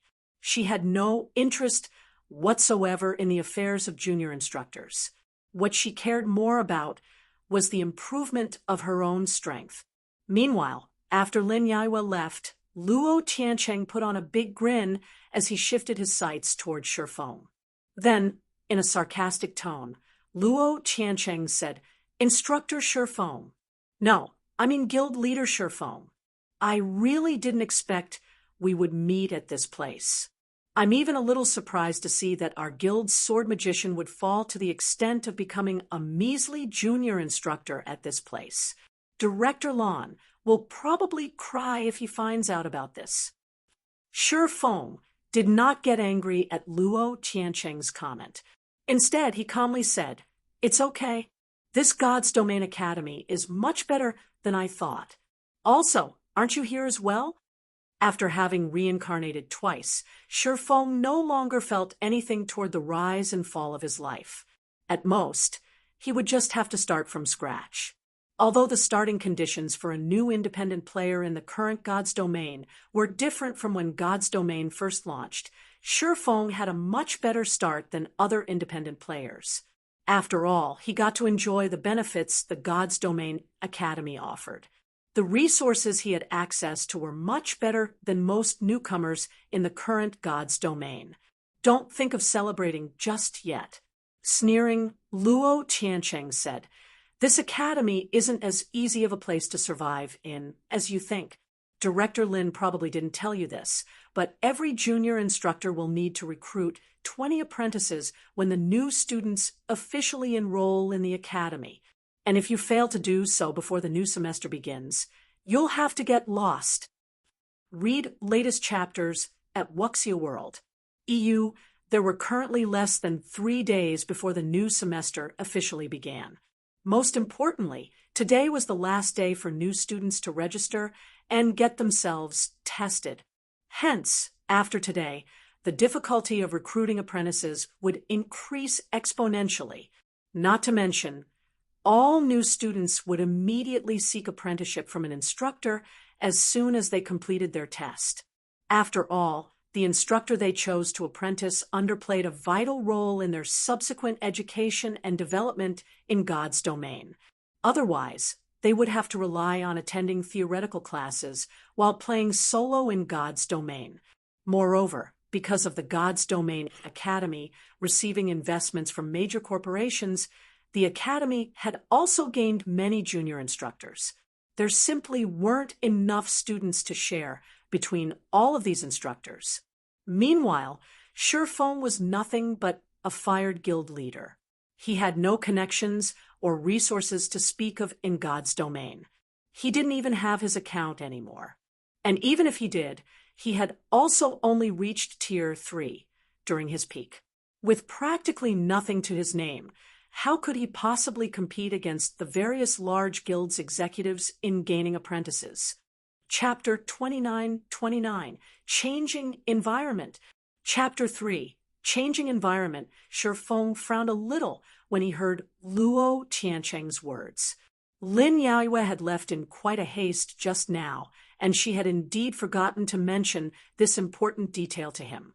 Or, to put it in another way, she found it awkward to bring up this condition to Shifeng, hence she left it to Luo Tiancheng, one of Shifeng's old buddies. The main reason why many students were willing to apply to the God's Domain Academy instead of taking the application tests of large guilds and becoming their internal members was because of the Academy's instructors. The God's Domain Academy wasn't paying a high price to hire expert players as instructors solely to teach the Academy's students. Instead, the Academy also depended on these expert players to support its students. After all, newcomers to God's domain would have nothing to their name. They also had nobody to rely on for help. Meanwhile, the Academy's instructors were players who had mingled in God's domain for many years. They were bound to have amassed a wealth of resources in the game, which would help make up for the God's Domain Academy's lack of resources in the game. With the support of expert players, newcomers to God's domain could not only integrate with the game world quickly, but they also wouldn't have to worry about leveling up or upgrading their equipment. Moreover, in the 6th year of God's domain's operation, the game had introduced the apprentice system. This system was also the basis for God's domain to influence universities. Through the apprentice system, expert players could temporarily lower their levels to match that of the players they were helping. The system would even automatically adjust the level and statistics of players' weapons and equipment. This allowed expert players fighting at the front lines to guide new players without having to create a new account. They could also raid dungeons together with new players. Initially, Shifeng had planned to casually teach some techniques in the God's Domain Academy, and nothing more. After all, he was someone who had become a Tier 6 god in his other life. The combat standard he could currently exert far exceeded the imagination of measly Tier 3 and Tier 4 experts, let alone guiding new players. He could serve as an instructor for even Tier 4 players. Unfortunately, his current self had absolutely nothing in God's domain. Compared to the various large guilds' upper echelons, he would have a much more difficult time persuading new students to come under his wing. This would also explain why Lin Yaoyue had left so hastily. She must have found it awkward to bring up such a matter. As for we do not look at a person's academic qualifications or history. We only look at their current abilities, claim Lin Yaoyue made. It was nothing but drivel. Guild leader, sure. You don't look too well, Luo Tiancheng said, laughing when he saw Shifeng frowning. How about I share a few students with you? At least you won't look too bad when you have to leave the academy. Unlike Shifeng, Luo Tiancheng was still a member of Shadow. Meanwhile, through relying on Shadow's fame, he had recruited over 40 apprentices. In terms of apprentice count, he was among the top 10 of junior instructors. Luo Tiancheng had always looked down upon Shifeng. This was because his technique standards were superior to Shifeng, in his opinion. Luo Tiancheng was also confident he was not the slightest bit inferior to Shifeng when it came to talent. The only advantage Shifeng had was his early start in God's domain. Yet, just because of this early start, he got to become Shadow's guild leader. Meanwhile, the current situation was the best way for Luo Tiancheng to prove that he was superior and that Shifeng was nothing without Shadow's support. It's just a few students. No need to trouble yourself over it. Instructor Luo, Shifeng calmly said as he looked at Luo Tiancheng. No matter what, I am still Shadow's ex-guild leader. I used to instruct experts like you, so I can at least manage this much. After saying so, Shifeng made his way to the testing area. He paid no heed to the grim expression Luo Tiancheng made. Laugh all you want now. You are nothing without Shadow's support. Luo Tiancheng thought as he viciously glared at Shifeng's departing figure. Let's see how I'll laugh at you the day you get kicked out of this place. Meanwhile, over a dozen junior instructors were currently crowded outside the testing hall. These people were either Shadow's executives or frontline experts of third-rate guilds. When these junior instructors saw a new student exiting the testing hall, they promptly swarmed the student. Fellow student, I can see that you're very talented. You managed to reach the late stage of the trial tower's 4th floor. You are an extraordinary talent. I am an elder of the Blood Spirit Guild. So long as you become my apprentice, I can guarantee you will get to use dark gold equipment up to level 150. Bah, Blood Spirit is nothing but a third-rate guild. Young man, you should join our Wolf Whisper Guild. Wolf Whisper is a second-rate guild. We are many times stronger than a measly third-rate guild.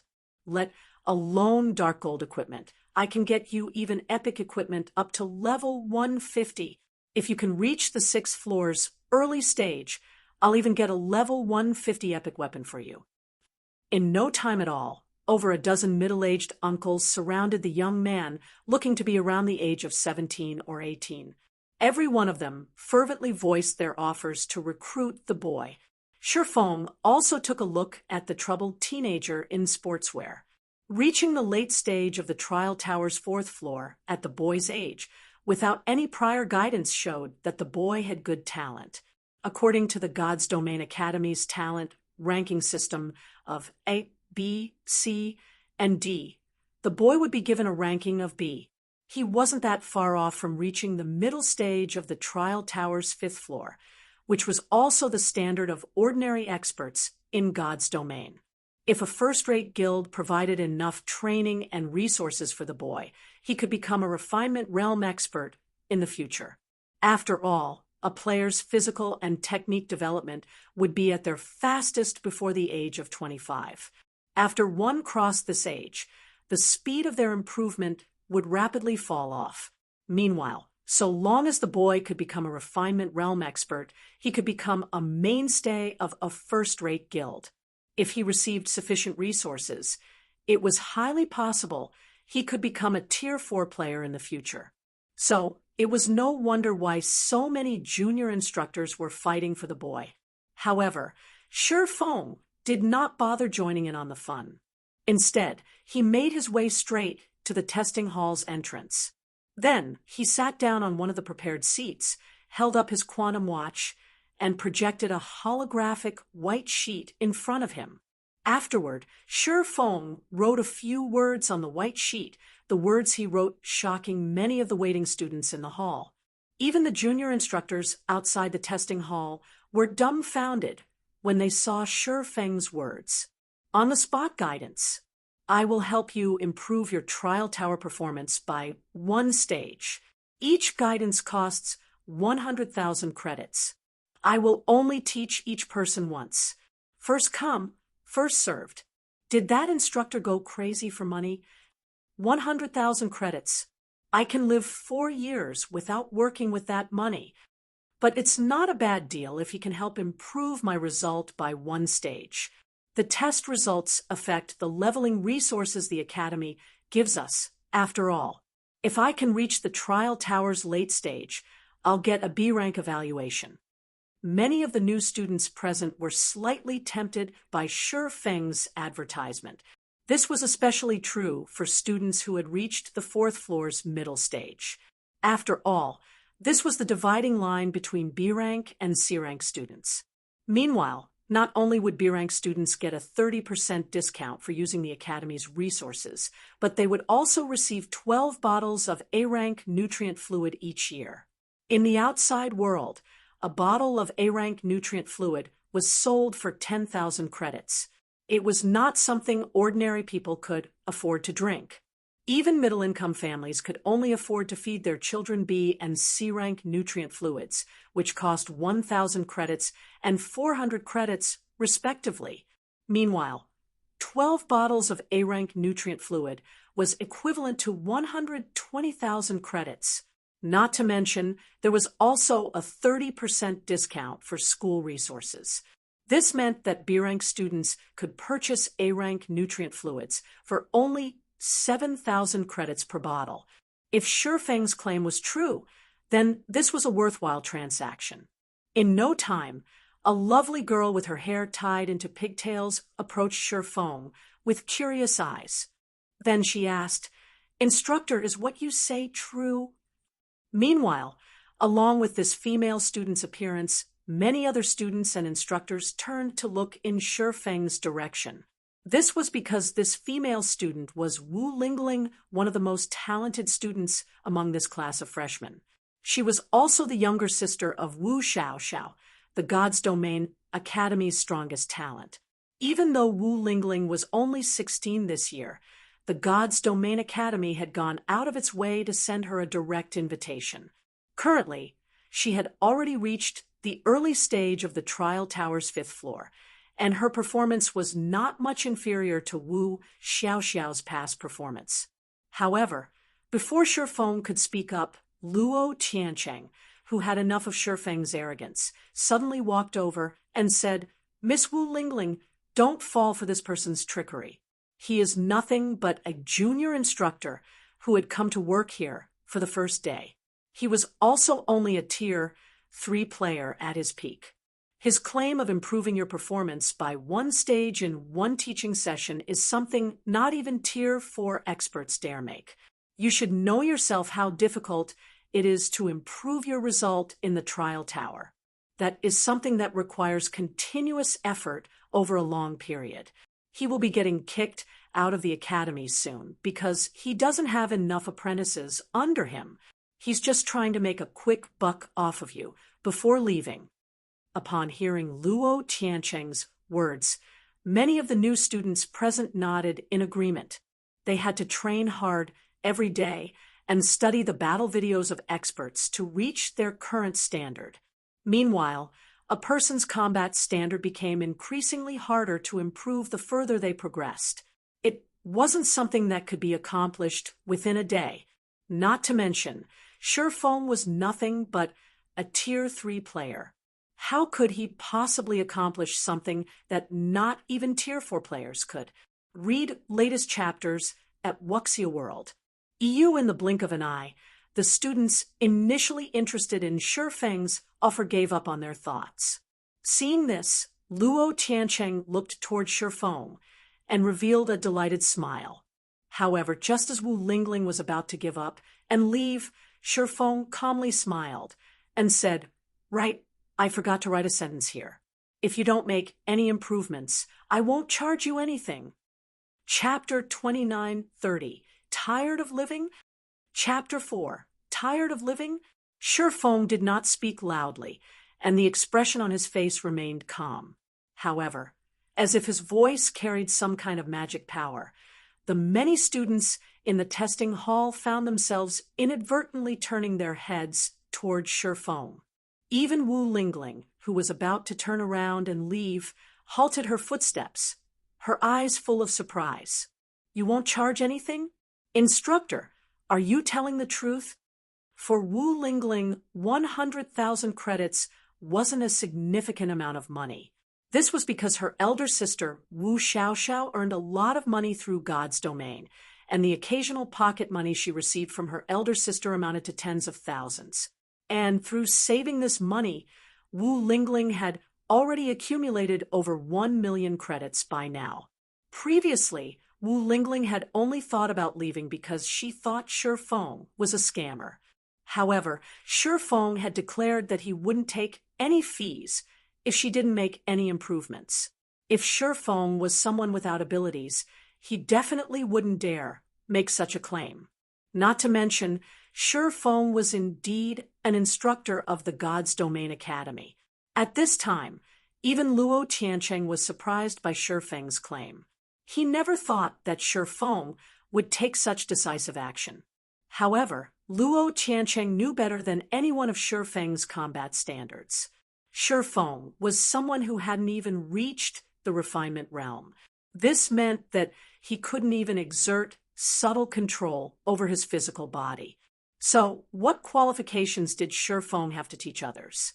Although Shifeng could provide some pointers by relying on his 10 years of combat experience, the points he could give were mostly specialized in fighting monsters. At most, he could teach the students here the techniques players could employ when fighting against other players. However, these experiences wouldn't be of much use in the trial tower. This was because the trial tower tested the players themselves. Players needed to develop their combat standards to a certain extent to clear the tests in the trial tower. After taking these factors into account, Luo Tiancheng concluded that Shifeng intended to take a gamble. After all, if it was a talent like Wu Lingling, the specialized knowledge Shifeng provided might just be enough to help the girl get from the 5th floor's early stage to the 5th floor's middle stage. Then, if Shifeng succeeded in his gamble, he would instantly attract the attention of the other new students. Of course, if Shifeng's bet failed, he would solidify his identity as a scammer in the new students' eyes. At that time, he would have no hope of remaining in the God's Domain Academy. Noticing that Shifeng's words had tempted many of the new students present, Luo Tiancheng looked at Shifeng and smiled, saying, "Instructor Shi, you're not fit to be an instructor if you entice students in such a manner. You might not gain any money if your students don't improve, but you don't stand to lose anything either. At most, you can just blame your students, saying that they failed to learn the essentials, hence they failed to improve, and that it isn't your teaching that has a problem. In contrast, if a student coincidentally makes a breakthrough in the trial tower, wouldn't you make a lot of money?" Upon hearing Luo Tiancheng's words, many of the students also noticed the problem in Shifeng's offer. "So, Instructor Luo, are you saying that I'm being unfair to these students?" Shifeng said, smiling as he glanced at Luo Tiancheng. "In that case, do you have any brilliant ideas to share?" "I dare not offer any brilliant ideas. I just feel that as an instructor, you shouldn't be playing such word games with your students," Luo Tiancheng said. When he saw that Shifeng remained calm even after he had exposed the man's ploy, he couldn't help but feel a little strange. Even so, he still provocatively suggested, "Since you are so confident in your teaching, Instructor Shi, it shouldn't be difficult for you to help all of your students make improvements in the trial tower, right?" Wu Lingling was one of the best talents the God's Domain Academy had welcomed this semester. If Shifeng got lucky, it was indeed possible for Wu Lingling to achieve a breakthrough after listening to his guidance. However, it would be a different story if Shifeng had to help multiple students achieve a breakthrough. The sun would be rising from the west tomorrow if he managed to accomplish such a feat. If anyone else was standing in Luo Tiancheng's place right now, they might just allow Shifeng to bet on his luck. However, Luo Tiancheng wouldn't. He wanted to cut off all of Shifeng's paths of retreat and watch Shifeng leave the God's Domain Academy in humiliation. Of course, Luo Tiancheng also knew that Shifeng wasn't an idiot. The man definitely wouldn't accept such a suggestion. However, if Shifeng rejected his suggestion, he could simply say that Shifeng had a guilty conscience. In turn, this would cause the new students present to doubt Shifeng's abilities. However, contrary to Luo Tiancheng's expectations, Shifeng nodded his head and said with a look of realization, "What you said is reasonable, Instructor Luo. This is indeed a good solution. If I only guide a small number of students, the results I achieve can't be used to prove anything. But, Instructor Luo, as you can see, no students are coming to sign up for my lesson. How about you help me find 20 students?" Luo Tiancheng was momentarily dumbfounded when he heard Shifeng agreeing to his suggestion. What's going on? Is he taking the initiative to put himself onto the path of no return? Also, aren't I trying to prevent him from recruiting apprentices? Why must I help him find 20 students now? Instructor Luo, you've constantly been casting suspicion over my abilities, yet you aren't even giving me a chance to prove myself. Should such slanderous actions be coming from an instructor? Shifeng said with a grin. Moreover, you are one of the more well-known junior instructors in our academy. You should be acting as a role model. If you question someone, you should first provide the relevant evidence. The new students present nodded in agreement with Shifeng's words. Then, they moved their gazes from Shifeng to Luo Tiancheng. Since Luo Tiancheng doubted Shifeng's abilities, he should provide substantive evidence to prove his claims. Otherwise, he would be doing nothing but create rumors, and who wouldn't know how to create rumors? Fine, I'll help you find 20 students. Luo Tiancheng gnashed his teeth as he glared at Shifeng. Because of Shifeng's words, he had now become a rumor monger in the new students' eyes. But if you fail to help those 20 students improve, you better not blame your failure on the students' lack of ability. Naturally, Shifeng confidently said. In reality, Shifeng had had a headache trying to figure out a way to attract new students. Firstly, not all freshmen had the financial wealth to pay 100,000 credits. Secondly, the freshmen that had yet to seek apprenticeship were already dwindling in number. If he started his performance with only a small batch of students, by the time he finished teaching these students, had them challenge the trial tower, and spread his fame, the other junior instructors present would have long since snatched away the remaining students. By that time, even if there were students who wanted to come under his wing, they wouldn't be able to do so. After all, under the God's Domain Academy's rules, students who had apprenticed themselves under an instructor were not allowed to change their instructors within a year. However, even for Luo Tiancheng, someone who had worked in the God's Domain Academy for several years, he failed to find more than a few students who were willing to spend the money to take Shifeng's lesson. After all, 100,000 credits was a significant sum of money for most of the students present. This situation rendered Luo Tiancheng speechless. In the end, Luo Tiancheng had to offer to pay for these students to get them to try out Shifeng's lesson. As soon as he went with this option, he quickly managed to bring 20 new students to Shifeng. Instructor Shi, here are your 20 students, Luo Tiancheng said, glaring at Shifeng. He even took the initiative to transfer 2 million credits to Shifeng. Now, please begin your performance. Although Luo Tiancheng didn't know why Shifeng behaved so confidently, he refused to believe that Shifeng could create a miracle. After all, even Tier 4 experts were incapable of helping many freshmen achieve a breakthrough in the trial tower through just a brief lesson, let alone a Tier 3 expert like Shifeng. No problem. Shifeng felt delighted when he saw the transaction notification appearing on his quantum watch. If he combined these 2 million credits with his own 5 million, he wouldn't have to worry about equipment and resources for a while once he re-entered God's domain. Then he looked toward the 20 students in front of him and said, "I'll be doing a set of aerobics in a moment. All you need to do is learn the whole set. Once I see that you've reached an adequate proficiency, you may challenge the trial tower." As soon as Shifeng finished speaking, the 20 freshmen in front of him instantly became dumbfounded. Aerobics?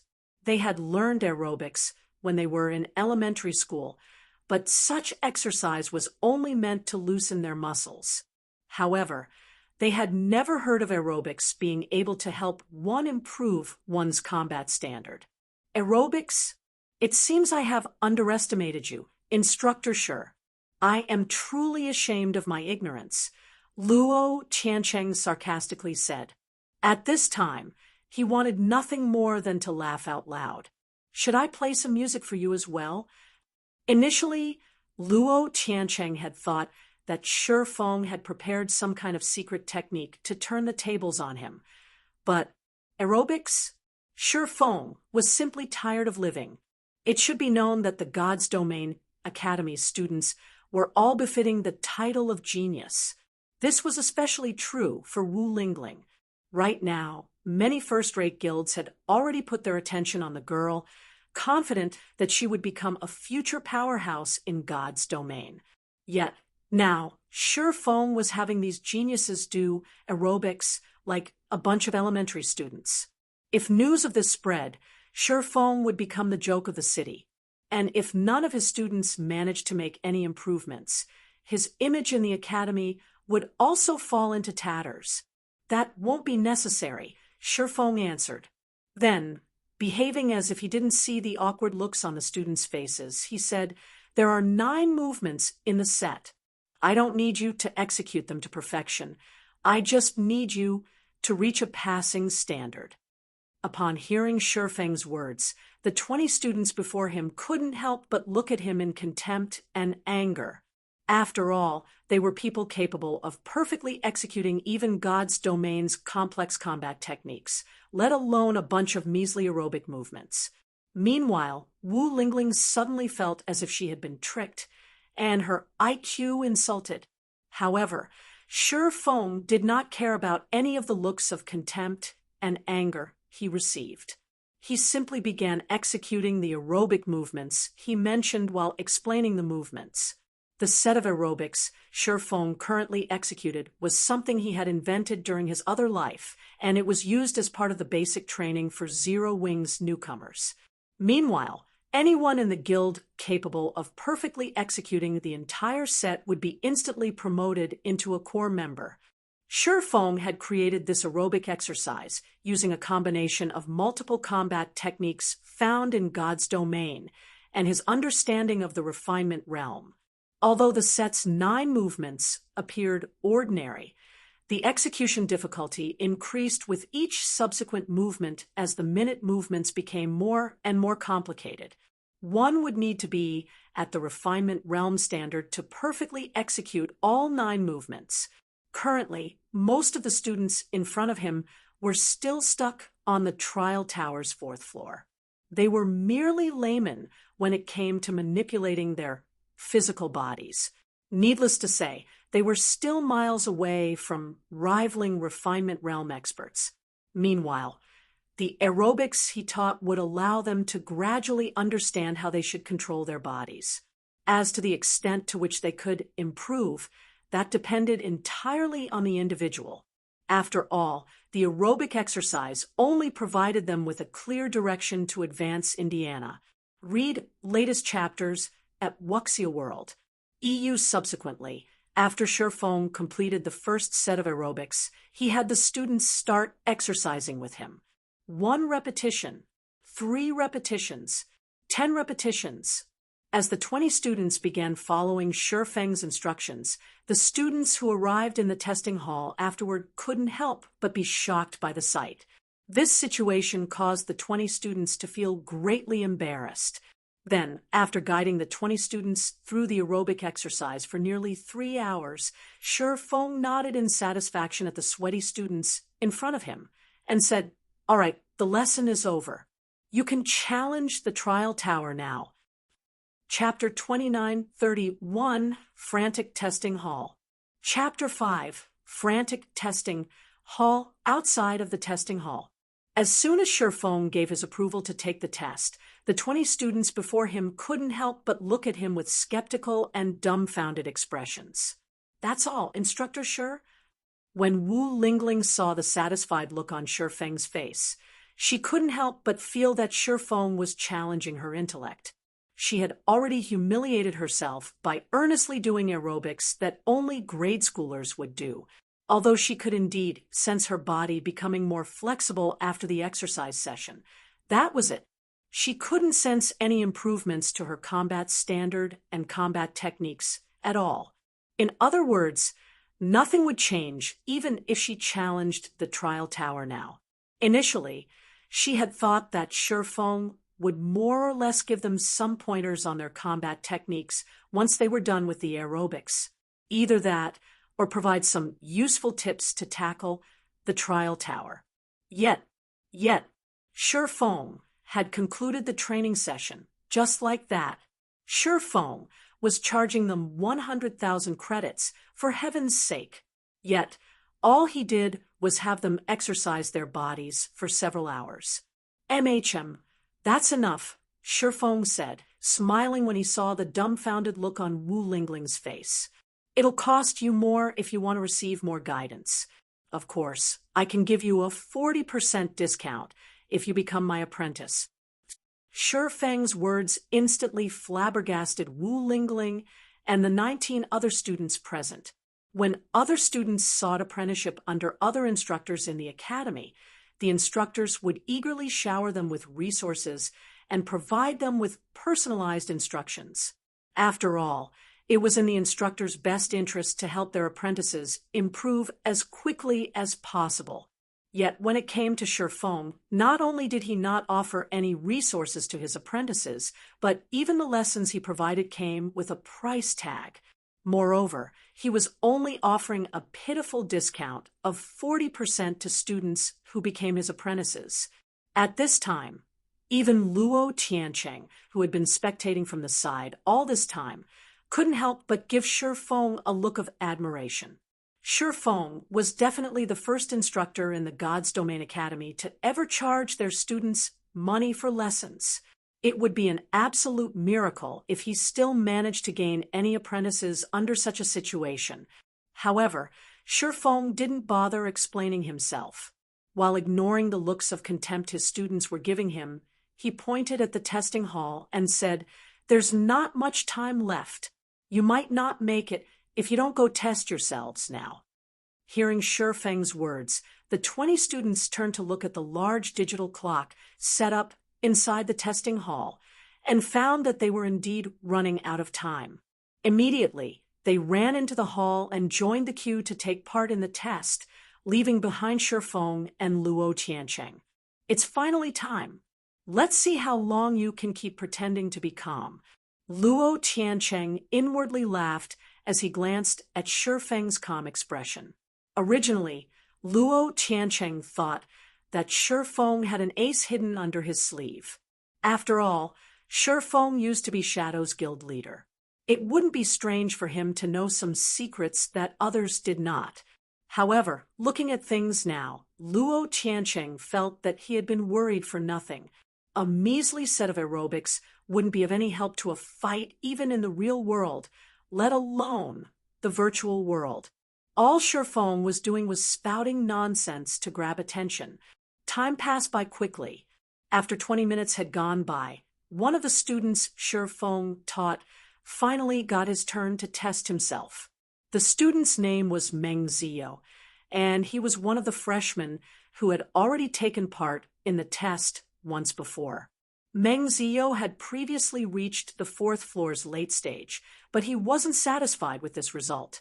After all, he could only receive a B-rank evaluation with this result, which would net him only 12 bottles of A-rank nutrient fluid per year and a 30% discount to all school resources. However, if he could reach the trial tower's 5th floor, even if it was only the early stage, he would receive an A-rank evaluation. In that case, he would receive 24 bottles of A-rank nutrient fluid per year, which was equivalent to 240,000 credits or a high-ranking white-collar worker's annual salary. Most importantly, he would also enjoy a 40% discount for all school resources and free access to the school's basic training facilities. The difference in benefits might not be significant for wealthy students, but Meng Ziyou came from an average family. He would be able to afford more resources for himself with the additional discount. After all, God's Domain was unlike any other virtual reality game. It placed heavy importance on a person's physical fitness. Only by having a strong physique in the real world could one let their brain better exhibit its potential in God's Domain. As to why Meng Ziyou decided to try Shifeng's course, it was simply because Luo Tiancheng had offered to pay the 100,000 credit fee for him. Since the course was free, he naturally had to try it. He didn't have anything to lose even if he tried it. However, if the course worked, then he would have struck the jackpot. After taking a deep breath, Meng Ziyou anxiously stepped into one of the virtual gaming cabins prepared in the testing hall. That Meng Ziyou looks like a good seedling. Once he comes out, I should think of a way to get him to become my apprentice, Luo Tiancheng thought as he watched Meng Ziyou entering the gaming cabin. Despite being only 17 years old and having received no prior training, Meng Ziyou had managed to reach the 4th floor's late stage. It was an incredible achievement. After all, the boy was only 2 steps away from reaching the recognized expert standard in God's Domain, which was the 5th floor's middle stage. Even after God's Domain had been in operation for 10 years, it still wasn't an easy task for players to reach the recognized standard for ordinary experts in God's Domain. This was especially true for someone as young as Meng Ziyou. One would need to have great talent to do so, based on Meng Ziyou's current performance. If the boy received systematic training, he could become a first-rate expert in no time. He might even have a chance at becoming a refinement realm expert in the future. After all, the various powers of God's Domain had been enhancing and refining their training processes throughout the years. New players joining God's Domain now enjoyed much better training conditions than players who started playing God's Domain 10 years ago. If Luo Tiancheng didn't have his physique and brain activity regress along with age, he could also become a refinement realm expert. At this time, Luo Tiancheng wasn't the only one to have his eyes on Meng Ziyou. The other instructors present were also figuring out how they could win over Meng Ziyou. After all, they would receive significant rewards if they could help their respective guilds welcome a young genius. Not to mention, they could also form a connection with a potential expert, which would ensure them a better future. However, even though many of the basic instructors present were looking to rope Meng Ziyou to their side, none thought about laying their hands on Wu Lingling. After all, Wu Lingling was a genius that first-rate guilds and even super first-rate guilds had set their sights on. The resources she could receive from these existences were leaps and bounds better than what she could receive from second- and third-rate guilds. Wu Lingling would be an utter fool to seek apprenticeship under the basic instructors present. After the instructors outside the testing hall waited for some time, Meng Ziyou suddenly left his gaming cabin, joy and surprise coloring his face. What's going on? Did he make an improvement? The many instructors shared the same thought when they saw Meng Ziyou's expression. However, they also couldn't help but doubt their guesses. After all, they had also been present when Shifeng made his students do aerobics. There was no way such simple exercises could help the students make substantial improvements in the trial tower. Just when a few instructors thought to approach Meng Ziyou and ask the boy about his test result, the screen displaying test scores inside the hall released Meng Ziyou's result. Meng Ziyou, 17, trial tower, 5th floor's early stage. Previous best result was 4th floor's late stage. Evaluation. A silence immediately enveloped the area outside the testing hall. Apart from Shifeng, Every basic instructor present looked at Meng Zio as if they had just seen a ghost. Impossible. Luo Qiancheng rubbed his eyes and took a look at the screen again, his mind unable to accept what his eyes were seeing. After all, who could believe that Meng Zio had improved his performance in the trial tower by a stage after doing a few hours of aerobics? However, Meng Zio had no reason to hide his strength and help Shifeng. Most importantly, Luo Qiancheng had personally recruited Meng Zio for Shifeng's lesson. Are you kidding me? How is that possible? Could this be an act? The instructors weren't the only ones dumbfounded at this time. Even the other students present couldn't help but doubt the situation before them and suspect that Shifeng and Meng Zio were in cahoots with each other. Luck. This is just luck. Luo Qiancheng said in denial. Meng Zio probably only failed to reach it before, because he wasn't in peak condition. He must have already had the strength to reach the 5th floor before. Everyone hurriedly nodded in agreement when they heard Luo Qiancheng's words, finding his words to be reasonable. After all, not everyone could maintain themselves in peak condition at all times. Small problems such as anxiety could easily affect one's performance. However, shortly after the crowd agreed with Luo Qiancheng's opinion, another person exited their gaming cabin. This person was a girl with an innocent look, and she was also one of the students Shifeng instructed. And just like Meng Zio, the girl wore a look of joy and excitement on her face. I did it! I did it! I finally broke through to be a rank. Along with the girl's excited shouts, her score appeared on the central screen. The crowd outside the testing hall instantly fell silent upon seeing the girl's result. Even Luo Qiancheng became thoroughly dumbfounded. Subsequently, as more and more of Shifeng's students completed their test, the crowd outside the testing hall also grew more and more silent. Finally, when all of Shifeng's students completed their tests, the crowd immediately exploded into an uproar. The reason for the uproar was because Wu Lingling, the last of Shifeng's students to complete their test, had surpassed her previous record and reached the 5th floor's middle stage, becoming an officially recognized expert in God's domain. Simultaneously, Wu Lingling had also become the second student after Wu Xiaoxiao, her elder sister, to achieve such a result on the day she enrolled into the God's Domain Academy. Luo Qiancheng's eyes nearly fell out of their sockets when he saw Wu Lingling's score. He couldn't help but feel as if he was dreaming. At this time, let alone the spectating crowd, even Wu Lingling herself was still in shock over her achievement. Her mind failed to process how she had made such an improvement. After all, she previously had failed to break through the 5th floor's early stage, no matter what she tried. She didn't even have a clue as to what she needed to do to make further progress. Yet, when she challenged the trial tower this time, she had cleared the 5th floor's early stage with surprising ease. Among those present, only Shifeng wasn't surprised by this outcome. The aerobic exercise he formulated wasn't any ordinary aerobics.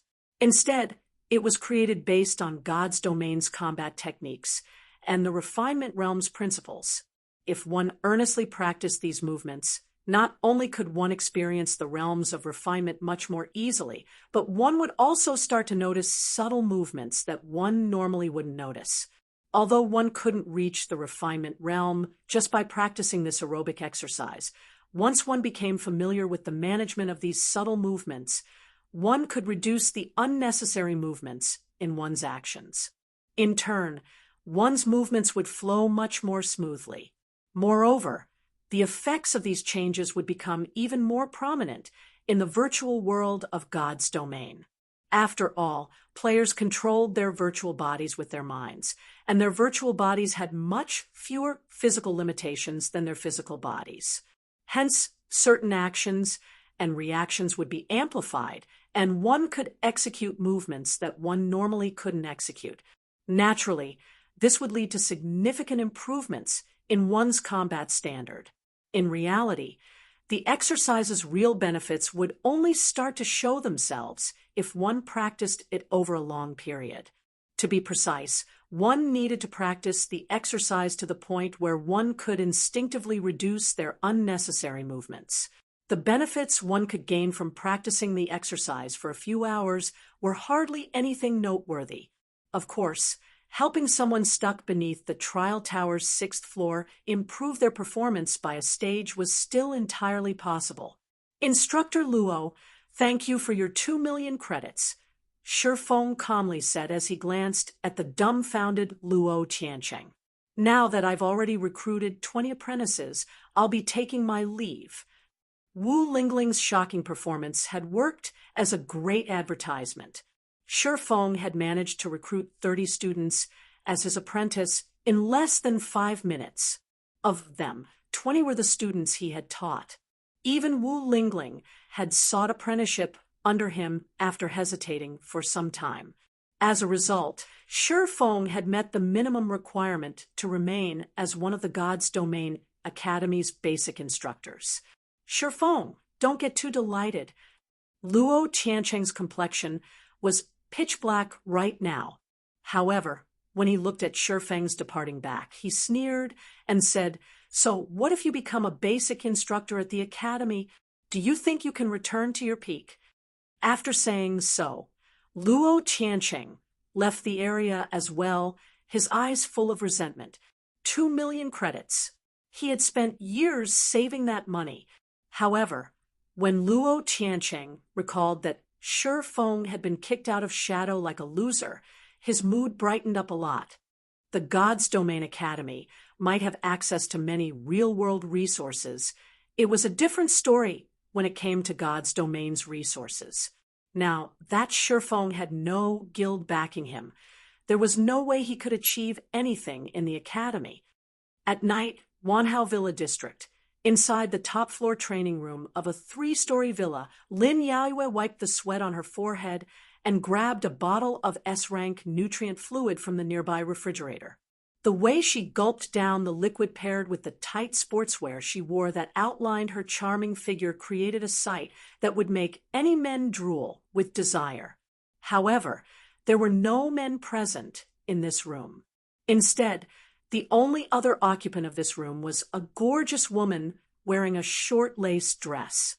Even so, when this woman looked at Lin Yaoyue's attractive figure, she couldn't help but lick the corners of her mouth.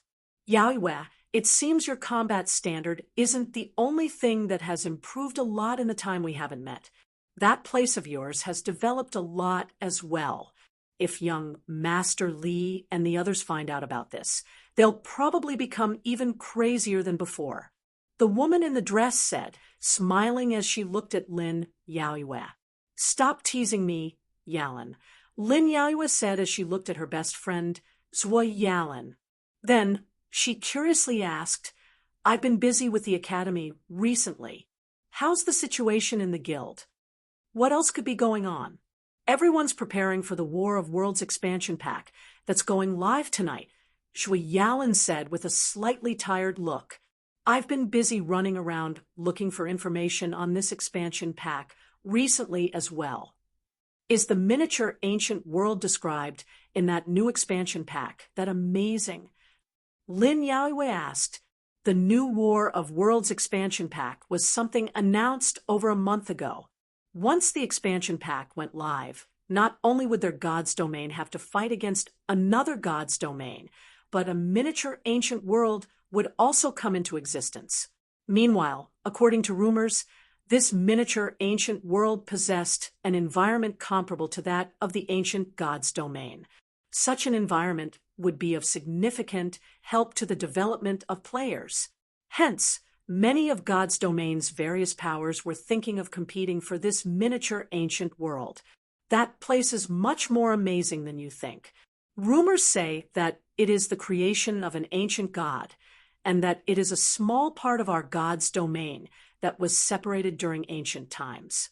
If that's the case, there should be plenty of legacies and resources that are only available during ancient times, Zhuo Yalan said, a hint of excitement appearing in her eyes. But according to the information provided on the expansion pack, The rules of this ancient world are a little unique. Only players who have reached level 100, Tier 3 and above are allowed to enter. Moreover, once players enter that world, they will have their progress reset to level 100, Tier 3. Even so, because of the environment and legacies available in there, many Tier 3 and Tier 4 experts are thinking of taking a gamble on that miniature ancient world to try and rectify their lacking foundations. Hasn't the Tier 5 promotion been troubling you? You can consider giving that place a try. I'll consider it. Lin Yaoyue nodded. Her friend's words had piqued her interest. The difficulty of God's Domain's tier promotion increased exponentially with each subsequent tier. Meanwhile, the Tier 5 promotion was akin to a nightmare for Lin Yaoyue. If she could lay herself a better foundation in the miniature ancient world, she would undoubtedly have a much better chance at reaching Tier 5. By the way, I heard that Shadow's ex-guild leader joined your place. What do you think of him? Zhualinya suddenly asked. Most of our guild's experts are stuck having to defend against the outer world forces, so we still need many more experts to secure a foothold in the ancient world. Since he is Shadow's ex-guild leader, he should be quite strong. If we can recruit him, it should significantly increase our combat power in the miniature ancient world. That man is indeed capable.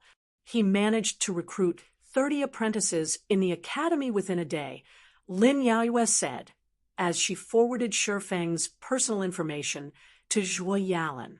Then she shook her head and continued, but he is, in the end, only a Tier 3 expert. He is also growing in age.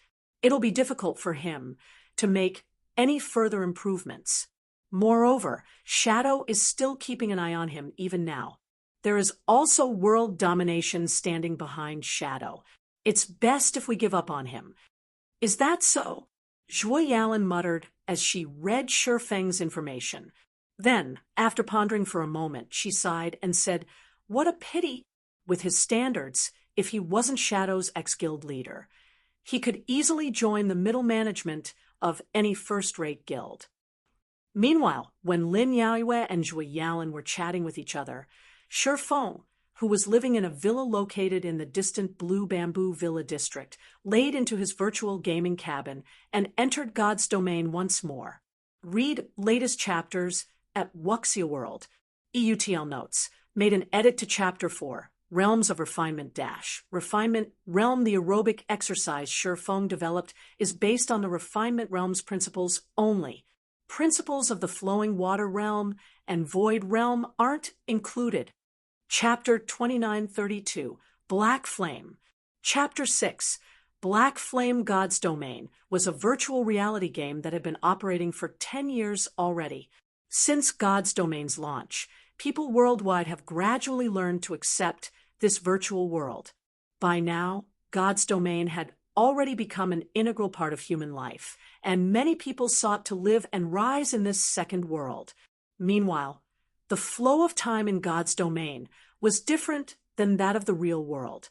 2 hours in God's Domain was only equivalent to 1 hour in the real world. Hence, one could experience up to 48 hours a day if they spent their entire day in God's Domain. Moreover, God's Domain experienced a standard 30-hour daytime and 18-hour nighttime.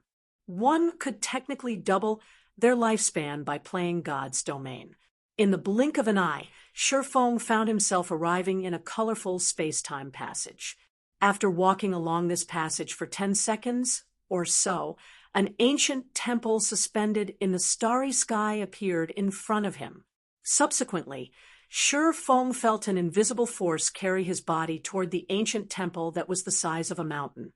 When he arrived before the temple, a female angel with 4 pairs of white wings and clad in a holy dress flew out of the temple and hovered in front of him.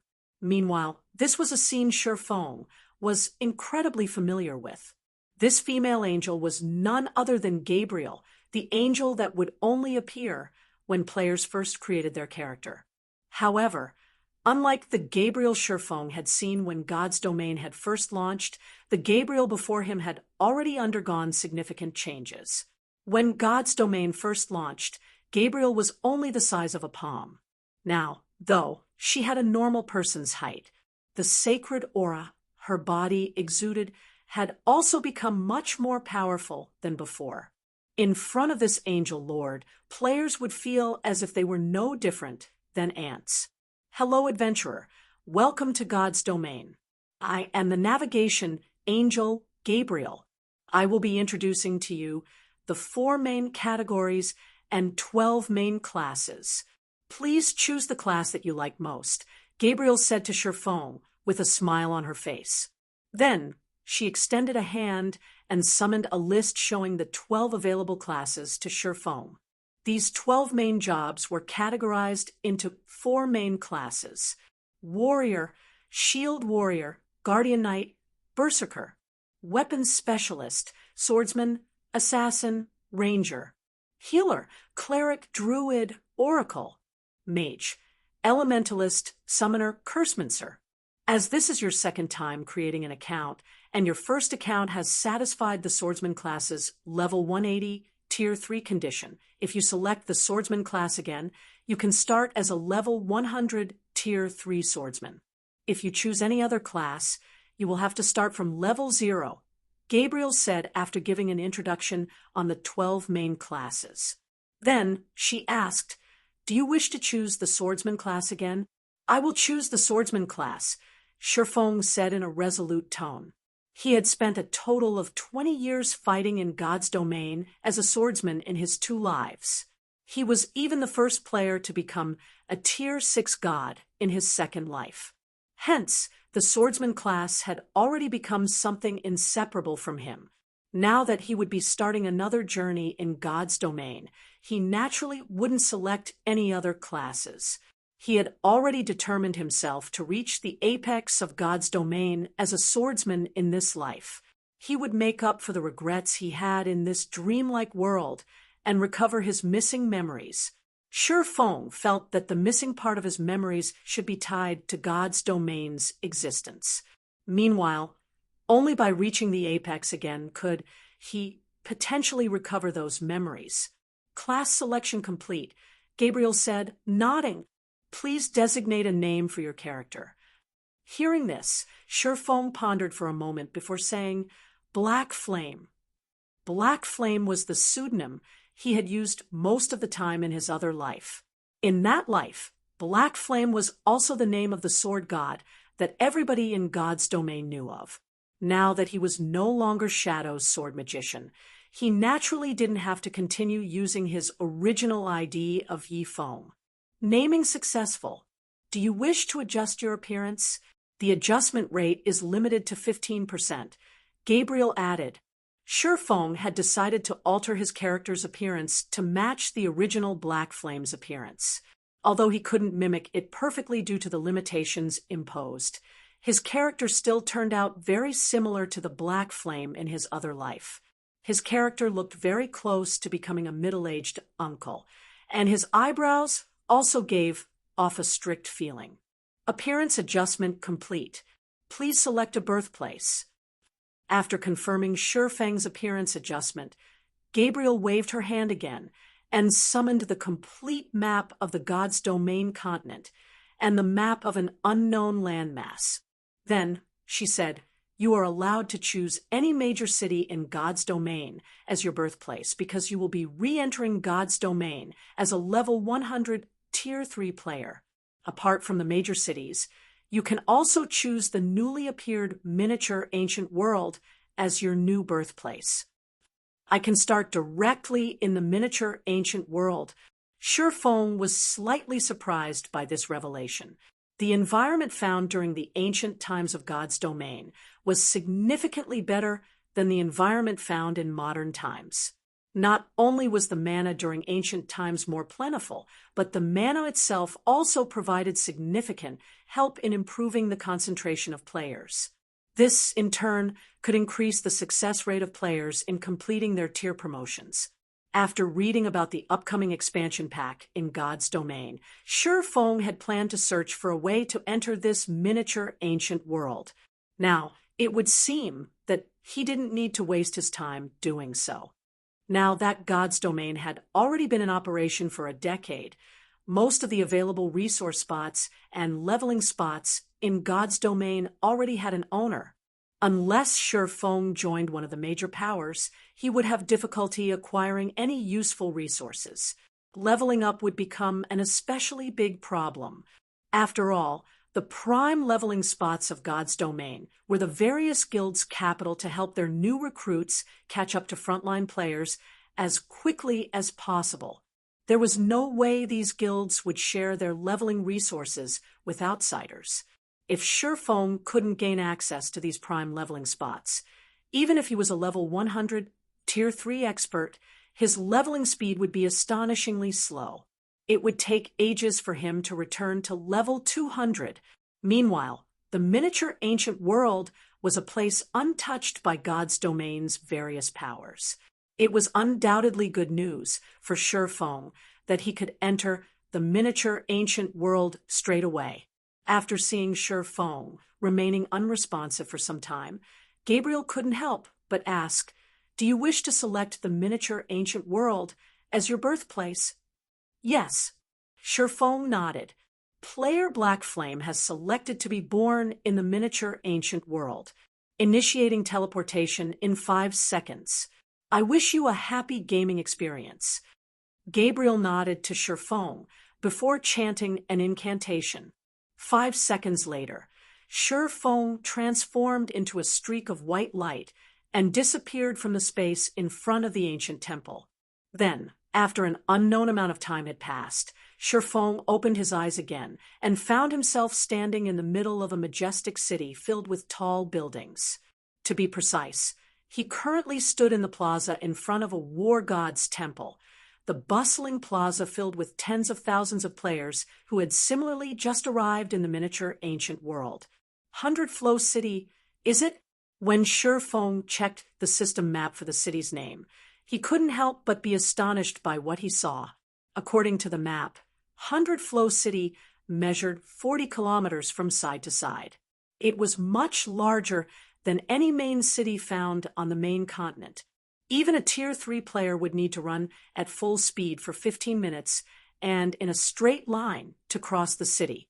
Meanwhile, the mana flowing in the air was simply wonderful.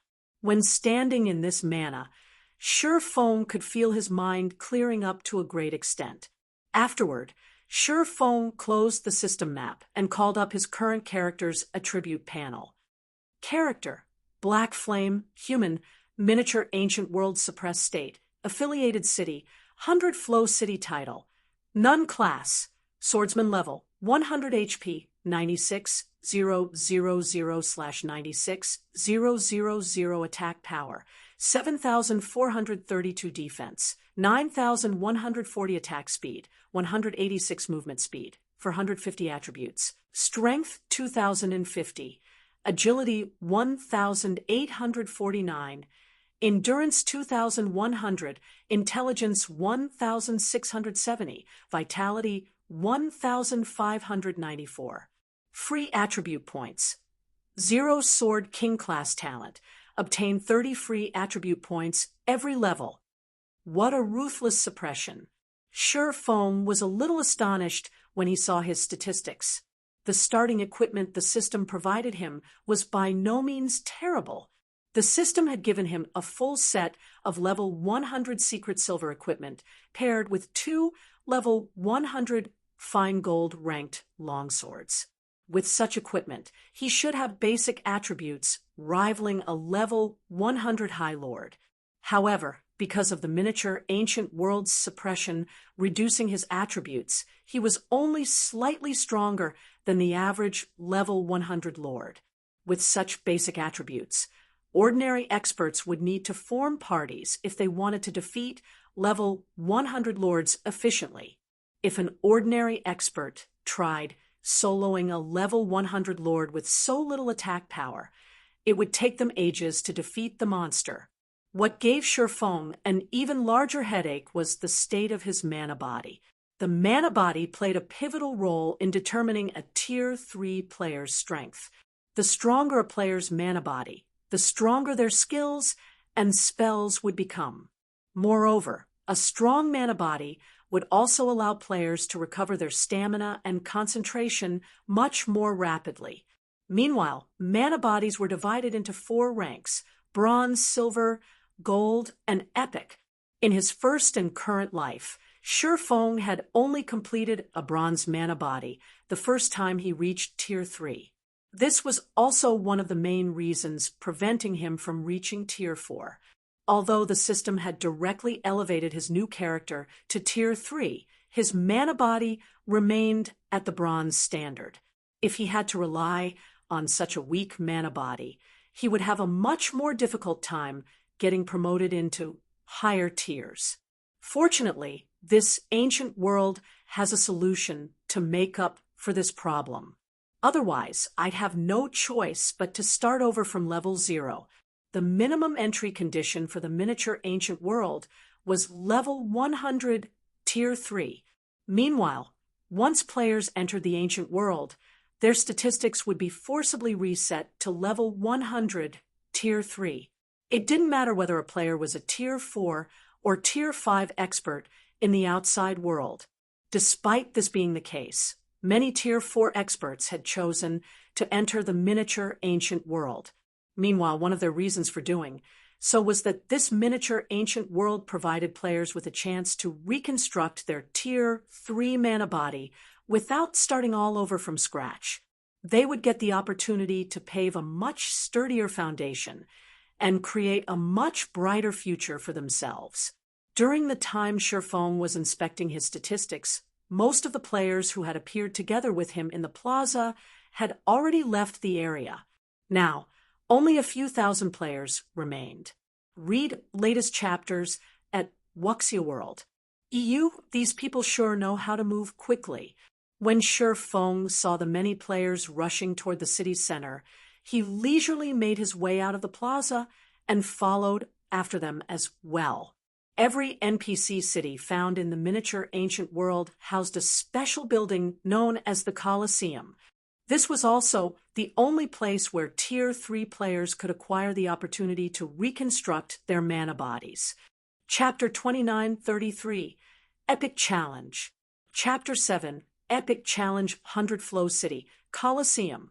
The Colosseum was a massive building that occupied an area spanning 6 sports stadiums and extended over 300 meters into the air. It was without a doubt the most prominent building in 100 Flow City. Just by approaching the Colosseum's metal gates that measured several dozen meters in height, players could feel a strong bloodlust radiating from the building. When Shifeng arrived before the Colosseum, over 200,000 players had already flooded the place.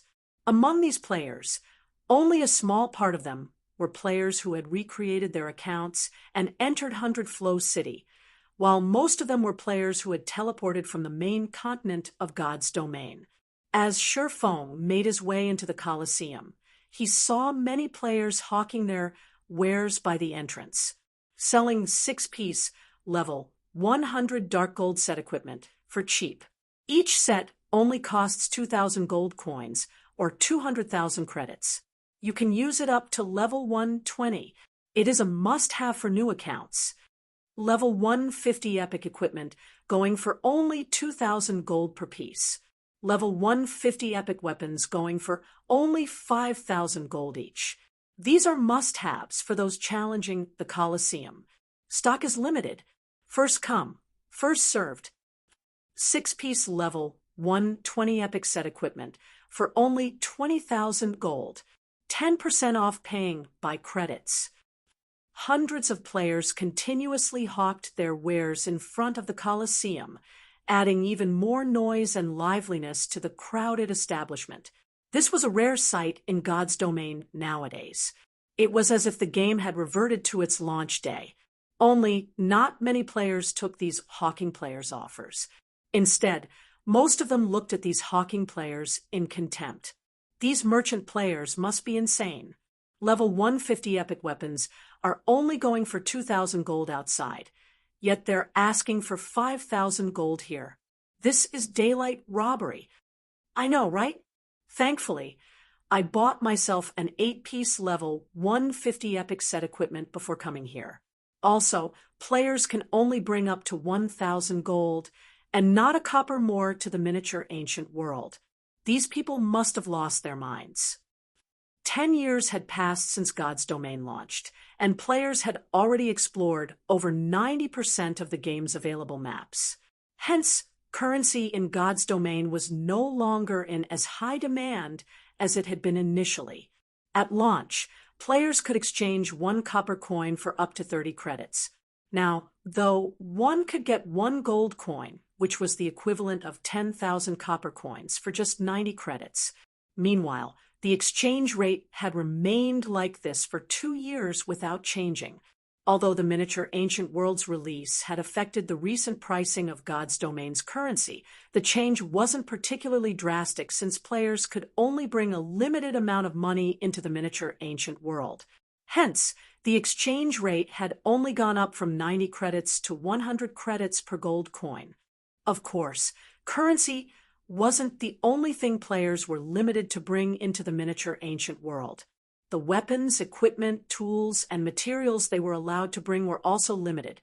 For example, items at the fragmented legendary rank or above were prohibited, and some powerful epic items were barred. Moreover, players were only allowed to bring up to level 150 epic weapons and equipment. For expert players seeking to explore the Miniature Ancient World, this was a massive restriction. After all, only items at the fragmented legendary rank or above could allow players to transcend tiers. However, most players entering the Miniature Ancient World welcomed these restrictions. After all, even in this day and age, the number of players in possession of fragmented legendary items and above was few and far between. Not to mention, over 90% of them were the executives or peak experts of the various guilds. If these players were allowed to bring such powerful items into the Miniature Ancient World, ordinary experts would stand no chance against them. With these restrictions, though, everyone would have a fairly even starting point since even ordinary experts could get their hands on epic weapons and equipment so long as they were willing to put a few holes into their wallets. Hence, guild experts would no longer have as much of an advantage over independent experts in the Miniature Ancient World. These restrictions had undoubtedly created an opportunity for many players seeking to explore the Miniature Ancient World. Meanwhile, Sure Feng was also one of the beneficiaries of these limitations. Before returning to God's Domain, Sure Feng had even thought about selling his mansion to exchange for coins. After all, a 6-piece level 150 epic set equipment alone would cost over 1 million credits. He also had to buy individual epic equipment pieces and epic accessories to fill the rest of his equipment slots. At the end of the day, he was merely a level 100 tier 3 player right now. Even if he had amazing skills without having a bunch of epic items to support him, he would still have a difficult time getting by in the Miniature Ancient World, let alone reaching the apex of this world. After looking at the various items the merchant players were selling, Sure Feng shook his head and made his way inside the Colosseum. He had to admit that these merchant players were exemplary businessmen. The prices they sold their epic weapons and equipment at were truly reasonable. After all, the prices were only 2 or 3 times higher than those found outside the Miniature Ancient World. If Sure Feng had to rely on these merchant players to fully equip himself in epic items, the credits he currently had on him wouldn't be enough at all. He would have to sell the mansion he had as well. Not to mention, the priority of players who had just entered the Miniature Ancient World wasn't to spend all of their funds on weapons and equipment. Instead, they needed to spend their money on supportive consumables. In the Miniature Ancient World, the areas outside of NPC cities were filled with a strange and corrosive energy.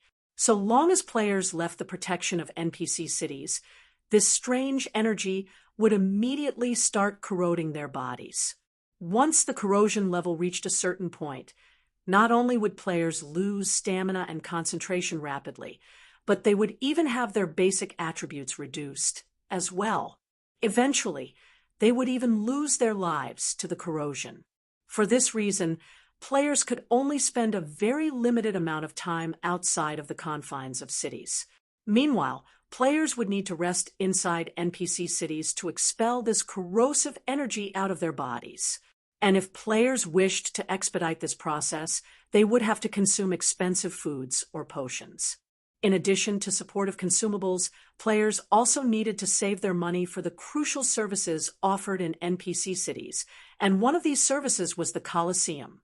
The process of acquiring the opportunity to reconstruct one's mana body in the Colosseum wasn't free. On the contrary, players had to spend a fortune to acquire this opportunity. The Colosseum was split into 5 floors, with the first floor being used as a reception hall and the 2nd to 5th floors being used for challenges. The challenges were split into 4 ranks, namely bronze, silver, gold, and epic, and each of the 4 floors corresponded to a particular difficulty. The rank of the challenges also corresponded to the rank of the mana body players would get to create. Meanwhile, the cost of the challenges ranged from 10 gold to 500 gold per try. It was undoubtedly an exorbitant expenditure. It should be noted that new characters created in the miniature ancient world were only provided with a starting fund of 1 gold. This wasn't even enough to pay for a bronze challenge. Hence, after entering the Colosseum, Shi Feng spent the 2 million credits he won from Luo Tiancheng and bought 20,000 gold from a few merchant players. He would use this money as his starting capital in the miniature ancient world. After acquiring his starting capital, Shi Feng headed straight for the 5th floor. The 5th floor only housed a few arenas, and each one was almost the size of 2 football fields. Currently, in one of the few arenas, a player was fighting against 10 8-meter-tall, 4-armed sea giants. The player looked like an infant in front of these sea giants. Moreover, these sea giants possessed a special bloodline, and even the weakest among them was a level 100 Great Lord, while the strongest was a level 100 Grand Lord. There was no doubt that the sea giants had the upper hand when it came to speed and power. So, the player fighting these sea giants dared not confront the sea giants head-on at all. To make matters worse, all 10 sea giants were armed, with some of them wielding shields, some wielding longbows, some wielding spears, and some wielding greatswords. They also synchronized their movements with each other, moving as if they were of one body. They attacked the player continuously, giving the player no opportunities to catch his breath. The player would be besieged from all sides should he make even the slightest error while dodging. Eventually, faced with this constant pressure, the player wearing epic set equipment crumbled in less than 20 seconds, his body perishing to an arrow the size of a ballista bolt. That's another one. Isn't the epic challenge's difficulty a little too high?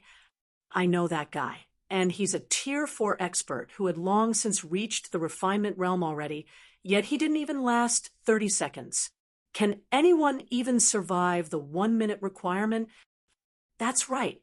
Over 100 tier 4 experts have taken the challenge already, yet none managed to succeed. It seems we'll have no choice but to go for the gold challenge instead. A gold mana body is plenty good already. Some tier 5 experts only have silver mana bodies. After seeing one expert after another fail the epic challenge, the thousands of experts present started changing their minds about going for the epic challenge. However, just when some of the experts present were about to leave for the 4th floor, the spectators on the other side of the hall suddenly burst into gasps and cheers, attracting the attention of everyone in the hall. On the other side of the hall, a beautiful woman with her silver hair tied into a ponytail slowly walked out of the arenas there. The woman was clad in seductive black leather armor and wielded 2 crescent scimitars in her hands. As the woman left the arena, the words "challenge successful" a rank appeared above the arena. What? Someone succeeded. Crap. A rank. She lasted 2 minutes. Who is that person? I know her. She's the first-rate guild Mysterious Moons, Nightingale Joyalin. She's the vice commander of Mysterious Moon's 3rd Legion. I heard that she was only half a step away from reaching Tier 5. I didn't think she would come to the miniature ancient world as well. The spectating crowd was in disbelief when they saw the silver-haired woman named Joyalin completing her challenge. They also couldn't help but grow envious of the woman. After all, her success meant that she had earned an opportunity to construct an epic mana body for herself. For an expert of Joyalin's caliber, if she could successfully construct an epic mana body, then her future would be limitless. While the spectating crowd discussed Joyalin's success, several experts from Mysterious Moon excitedly approached the silver-haired woman. "You're amazing, Big Sis Joie," a female oracle dressed in white robes exclaimed as she looked at Joyalin with sparkling eyes. "You're the first person to ever pass this epic challenge. With this, our guild will become famous in 100 Flow City. It's only the challenge that I completed. It's no big deal. The important part has yet to come," Joyalin said, smiling while shaking her head. She did not grow prideful over her recent success at all. This was because completing the challenge was only the first step to reconstructing her mana body. The truly difficult part was the actual reconstruction of her mana body. Read latest chapters at Wuxia World. EU, however, despite Joyalin's words, many of the experts present in the hall still approached her to strike up a conversation and ask for pointers. Everyone present was well aware of the epic challenge's difficulty, and it definitely wasn't as easy as Joyalin made it out to be.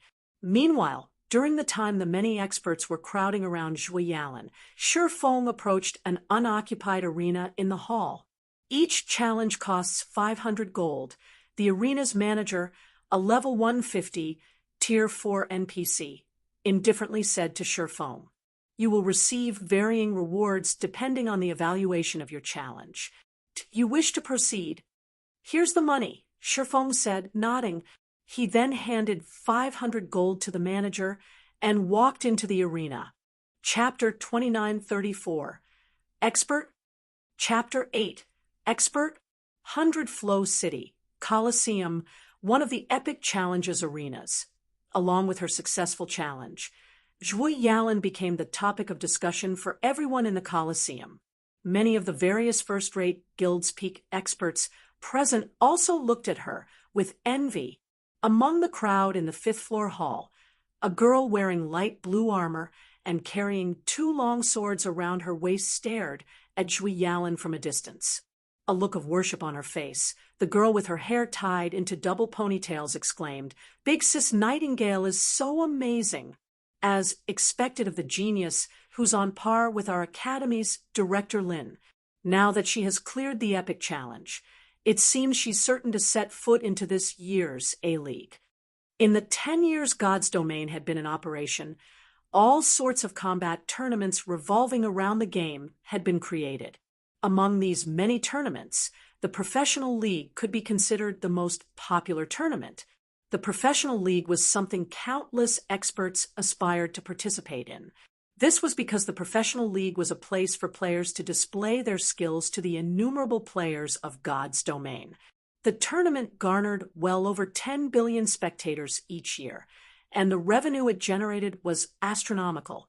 The Professional League was divided into multiple stages: preliminaries, B-League, A-League, and lastly, the 10 Saints League. Meanwhile, the top 10 winners of the tournament would be officially recognized as the Sacred 10 of God's Domain. Setting aside becoming one of the Sacred 10, anyone capable of setting foot into the A-League would already be considered a peak existence in God's Domain, their names capable of sending tremors throughout the continent. However, after the girl's exclamation, the gray-robed middle-aged man standing beside the girl dismissively said, You don't need to envy her, Lingling.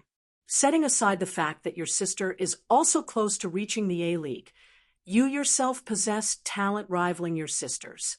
With the dazzling Wave Workshop support, it is only a matter of time you enter the A-League as well. Hearing the middle-aged man's words, Wu Lingling bitterly smiled and shook her head, saying, "You think too highly of me, Uncle Gon. I'm not even qualified to participate in the professional league's preliminaries right now, let alone reaching the A-League. You don't need to be so humble, Lingling. When your elder sister first joined the God's Domain Academy, she had to undergo 1 month of training under our vice commander before she managed to reach the middle stage of the Trial Tower's 5th floor. You, on the other hand, achieved this without receiving such training," Gan Yuan, the middle-aged elementalist, said confidently. "Now, you have even become one of Dazzling Wave's seeded talents. Otherwise, the vice commander wouldn't have let me come here in person. This really is a misunderstanding, Uncle Gon. I only managed to reach the 5th floor's middle stage because of Instructor Shi's guidance. Otherwise, I would have needed to train for much longer," Wu Lingling earnestly explained. Originally, she had not been receiving much attention from the Dazzling Wave Workshop. Yet, because of her results in the God's Domain Academy's admission test, she had immediately become one of the workshop's seeded talents. The workshop had even officially recruited her as a member and sent Gan Yuan, a Tier 4 expert, to train her. Wu Lingling was naturally happy that a first-rate guild like Dazzling Wave could value her. However, she also knew that her achievements weren't all to her natural talent, but Shi Feng's guidance instead. As proof, everyone Shi Feng had taught outside the testing hall had made significant improvements. She was merely one out of many.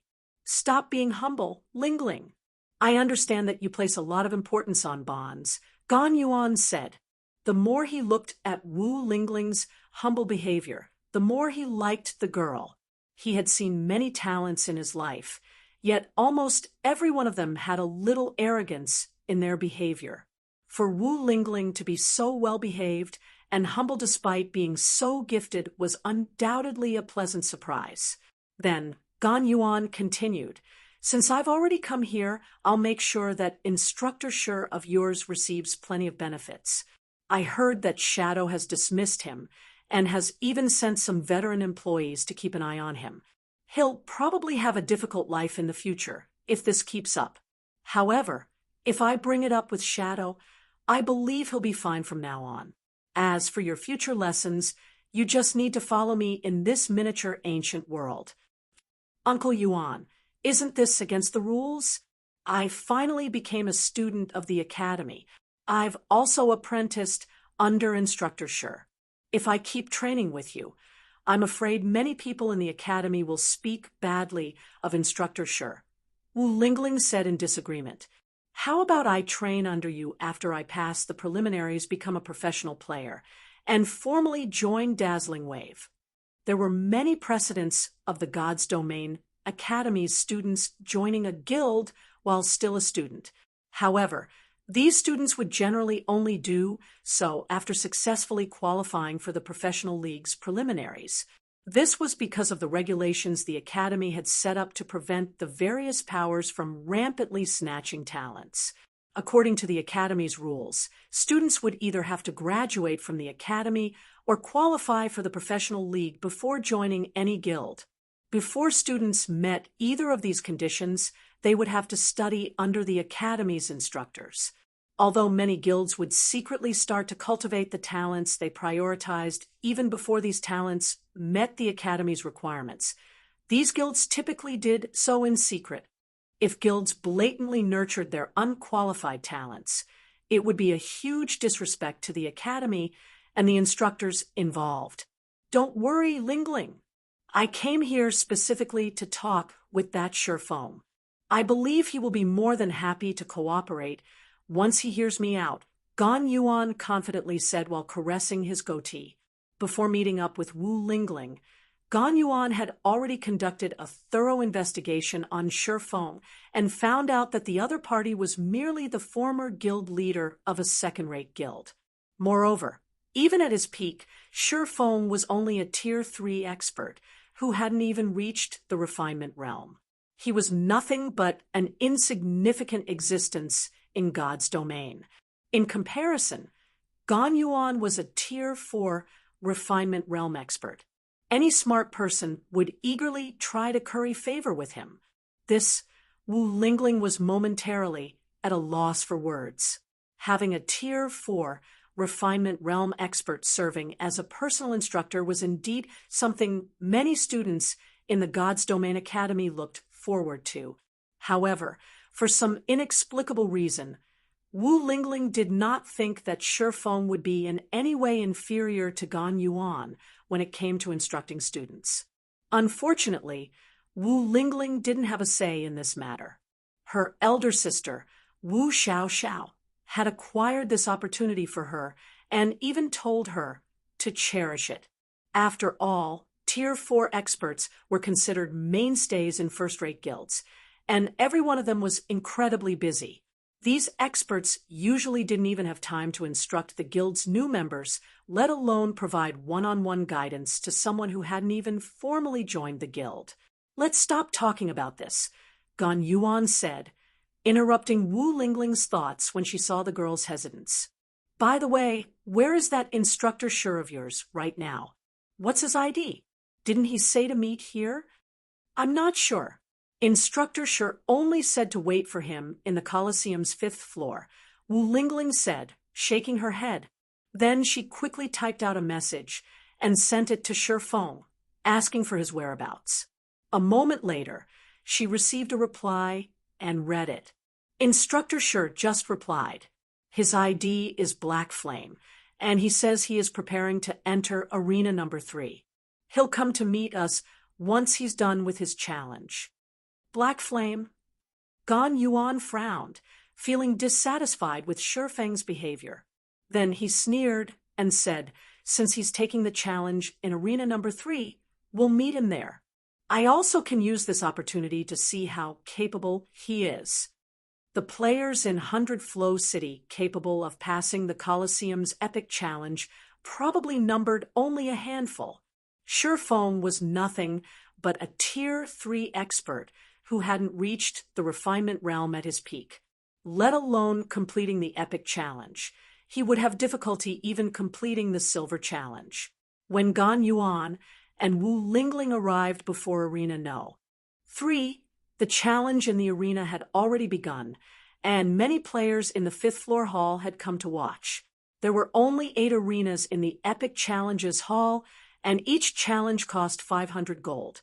In a situation where coins were limited, even frontline experts wouldn't recklessly take on the Epic Challenge. Instead, they would first watch other people take on the Epic Challenge and learn from their attempts. Along with the start of Shifeng's challenge, 10 sea giants wearing tattered armor appeared in the blood-stained arena. As soon as these sea giants appeared, they immediately sprung into an attack. 3 bow-wielding sea giants sealed off Shifeng's escape routes with arrows. 2 shield bearers charged straight at Shifeng to force him into revealing weak points. 3 sword bearers executed a flurry of sword strikes, and 2 spear bearers waited for an opportunity to strike. The sea giants had distinctly divided their responsibilities, and their movements were in sync with one another. They left no room for their opponent to catch a breather, and their assault was unrelenting. Thanks to Shifeng, many of the spectating players got to experience the sea giants' accurate and vicious 3-pronged assault once more. What a crazy guy. He came here to take on the challenge right after recreating his account. He didn't even bother getting a single piece of epic equipment. He's probably here to test the waters. Even so, he looks quite skilled. It's been 10 seconds already, yet the sea giants still haven't managed to corner him. I think he won't have any problems lasting 20 or 30 seconds. 30? Are you kidding me? I say he'll last 20 seconds at best. The challenge's difficulty ramps up every 15 seconds. Each of those archers is only firing 2 to 3 arrows at a time right now, but after the 15-second mark, they'll be firing 4 to 5. Although the arrows the sea giants fired would have their power decreased along with the increase of their arrow count, even the weakest arrow carried the power of a level 100 Great Lord. That wasn't something a player without a single piece of epic equipment could receive without flinching. Not to mention, Sure Fong was fully geared in secret silver armor. Only, if even one of those arrows landed on him, he would be knocked back and have his posture ruined. At that time, he would open himself to the attacks. Gan Yuan also nodded in agreement with the other spectators' comments. Gan Yuan had watched the sea giants' three-pronged assault many times already, so he knew very well how powerful the group of sea giants was. So long as players allowed themselves to get cornered by the 3 archers, the true nightmare would begin. Meanwhile, when Wu Lingling watched Shifeng weaving around the stone pillars in the arena while dodging the sea giant's arrows, anxiety overwhelmed her. Shifeng dodged every arrow only by a hair's breadth. He had evidently reached his limit already. So long as the number of arrows he faced increased by a few, he would certainly die. Subsequently, the seconds ticked by one after another. When the challenge reached the 15-second mark, the 3 bow-wielding sea giants suddenly changed their rhythm. In the blink of an eye, the 3 archers launched a total of 14 arrows from 3 separate directions. Moreover, apart from the arrows, each of the remaining 7 sea giants had also positioned themselves beside a pillar near Shifeng. So long as Shifeng dared try to use the pillars to shield himself from the arrows, they would be ready to strike at him. "It's over." Gan Yuan smiled as he looked at Shifeng. Wu Lingling, on the other hand, clenched her fists and looked at Shifeng with a heavy gaze. At this moment, even an ordinary expert like her could tell that there was no way Shifeng could dodge those 14 arrows. And even if he desperately evaded himself, 3 or 4 arrows should still strike him. He would need to actively defend himself with his weapon if he wanted to neutralize this threat. However, Shifeng's current equipment was... However, when the 14 arrows were less than 10 yards, Shifeng suddenly switched his footwork, his body's movements accelerating by a large margin. From afar, it looked as if his body had accelerated from rest to lightning speed in an instant, then instantaneously returned to rest once again. Moreover, Shifeng was repeating this cycle one after another. The sight was simply unbelievable. Meanwhile, through this series of stops and movements, Shifeng weaved through the 14 arrows like flowing water, letting none of the arrows hit him. Read latest chapters at Wuxia World. EU Impossible. What did he do? The spectating players in the arena momentarily fell silent as they stared at Shifeng. The player who said that Shifeng wouldn't last more than 20 seconds before even had his mouth fall wide open. Chapter 29:35. Astonishing Sword. Chapter 9. Astonishing Sword, Formless Water.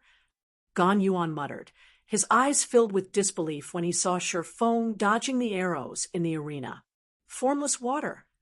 Wu Lingling curiously looked at Gan Yuan when she overheard his mutterings. This was the first time she had heard of the term formless water. Right, this is the rumored formless water. Crap, who is this guy? Shouldn't formless water be an ultimate move that only geniuses at the flowing water realm can master? Amazing! I only saw this move twice in last year's A-League, but this guy's evasive maneuvers look even more natural than those 2 people. Could he be some superpowers big shot here to have some fun? Initially, most of the experts present had failed to discern the identity of Shifeng's evasive technique. However, when some of the nearby experts overheard Gan Yuan's mutterings, realization quickly dawned upon them. Simultaneously, they also grew curious to find out Shifeng's identity. Instructor Shi is amazing. Meanwhile, when Wu Lingling overheard the nearby experts' exclamations, Excitement filled her heart. She never thought that Shi Feng was such a powerful expert. Although Wu Lingling didn't know how amazing the formless water technique was, based on the surrounding experts' comments, the technique was something only experts at the flowing water realm or above could execute. Meanwhile, flowing water realm experts were much more powerful than refinement realm experts. If a flowing water realm expert chose to join a first-rate guild, this person would be given an executive position at the very least. Not to mention, from what she had overheard, not all flowing water realm experts could master the formless water technique. Instead, only experts capable of qualifying for the professional league's A-League could do so. The A-League, that was a realm that her elder sister was constantly seeking to reach. However, even until now, her elder sister was still half a step from reaching it. Yet, now, Shi Feng had revealed that he had already reached this realm. Impossible. He is merely the former guild leader of a second-rate guild. There is no way he can master such a profound technique. Gan Yuan instinctively shook his head and denied his conjecture. Then he said in a determined tone, "This must be an advanced combat technique resembling formless water. There is no way it can be the true formless water. 15 seconds. At most, he will deplete his stamina and concentration after 15 seconds from using such a combat technique." Formless water was an ultimate move that tested the level of control players had over their bodies. Only by having superb control over one's body could one execute this technique. However, it was a different story if Shi Feng had executed one of the many combat techniques found in God's domain. These in-game combat techniques could allow players to exhibit effects resembling skills and spells, or even combat standards of a higher realm. For the average expert, the combat techniques they would typically come across could be categorized into basic and advanced combat techniques. And unlike skills and spells, these combat techniques did not have a cooldown, and neither did they cost any mana to use. Instead, players only needed to expend a significant amount of their stamina and concentration to use these combat techniques. In the case of combat techniques that could allow their users to exhibit combat standards at the flowing water realm, they were typically considered advanced combat techniques. However, if a Tier 3 player tried using an advanced combat technique, it would place a huge burden on their stamina and concentration. Thus, it was unlikely that Shi Feng could continue struggling for much longer. Gan Yuan also dismissed any possibilities of Shi Feng executing the actual formless water technique. After all, Shi Feng was merely a Tier 3 player who couldn't get promoted to Tier 4 even at his peak. There was no way he could master an ultimate move like formless water. It should be known that flowing water realm experts were existences that even God's domain's various superpowers welcomed with open arms. If Shi Feng was a flowing water realm expert, there was no way a second-rate guild like Shadow would dismiss him. An advanced combat technique, Wu Lingling couldn't help but doubt Gan Yuan's explanation. After all, Shi Feng's movements were like flowing water as he dodged the sea giant's arrows. Moreover, he showed no signs of exhaustion even until now, so it didn't seem like he was exerting himself when executing those movements. "You'll see soon enough," Gan Yuan confidently said and nodded. In the meantime, Shi Feng could be seen moving about the arena like a ghost. Not only did he effortlessly evade the arrows flying toward him, but he also evaded the other sea giants, offensive like flowing water. Moreover, Shi Feng would sometimes even use the sea giants charging at him as shields against the incoming arrows, making dodging even easier. Before anyone realized it, 15 seconds had already passed since the challenge had begun. At this point, every expert present in the hall had their eyes focused on Shi Feng's movements. During the past 15 seconds, every move Shi Feng made was a textbook example. He had dodged every attack sent at him with minimal movement, and he had utilized the surrounding environment to maximize his advantage. How is this possible? Gan Yuan was dumbfounded when he saw that Shifeng showed no signs of tiring. Since Shifeng began his challenge, Gan Yuan counted at least 24 movement techniques. Even a Tier 4 expert would feel tired after using 24 advanced combat techniques consecutively. Yet, Shifeng behaved no differently than when he started his challenge. Before Gan Yuan could recover from his shock, the 10 sea giants in the arena suddenly increased their offensive. Not only did the 3 bow-bearers fire 18 arrows simultaneously, but the 3 sword-bearers also activated a Tier 3 skill. Tier 3 skill, Spatial Fissure. Immediately, the 3 sword-bearers brandished their blades, every swing they executed creating energy blades that reached up to 50 yards away. The energy blades carried so much power that they could even bisect the stone pillars situated around the arena. When the spectating experts saw the storm of energy blades that filled the arena, a grim look appeared on their faces. Thus far, most of the epic challenge's challengers had failed at this stage. Even someone wielding an epic weapon wouldn't be able to block those energy blades without getting pushed back. To make matters worse, the wide coverage of those energy blades made it incredibly difficult to dodge them. Unless one possessed powerful life-saving skills, one would fall to those energy blades in no time at all.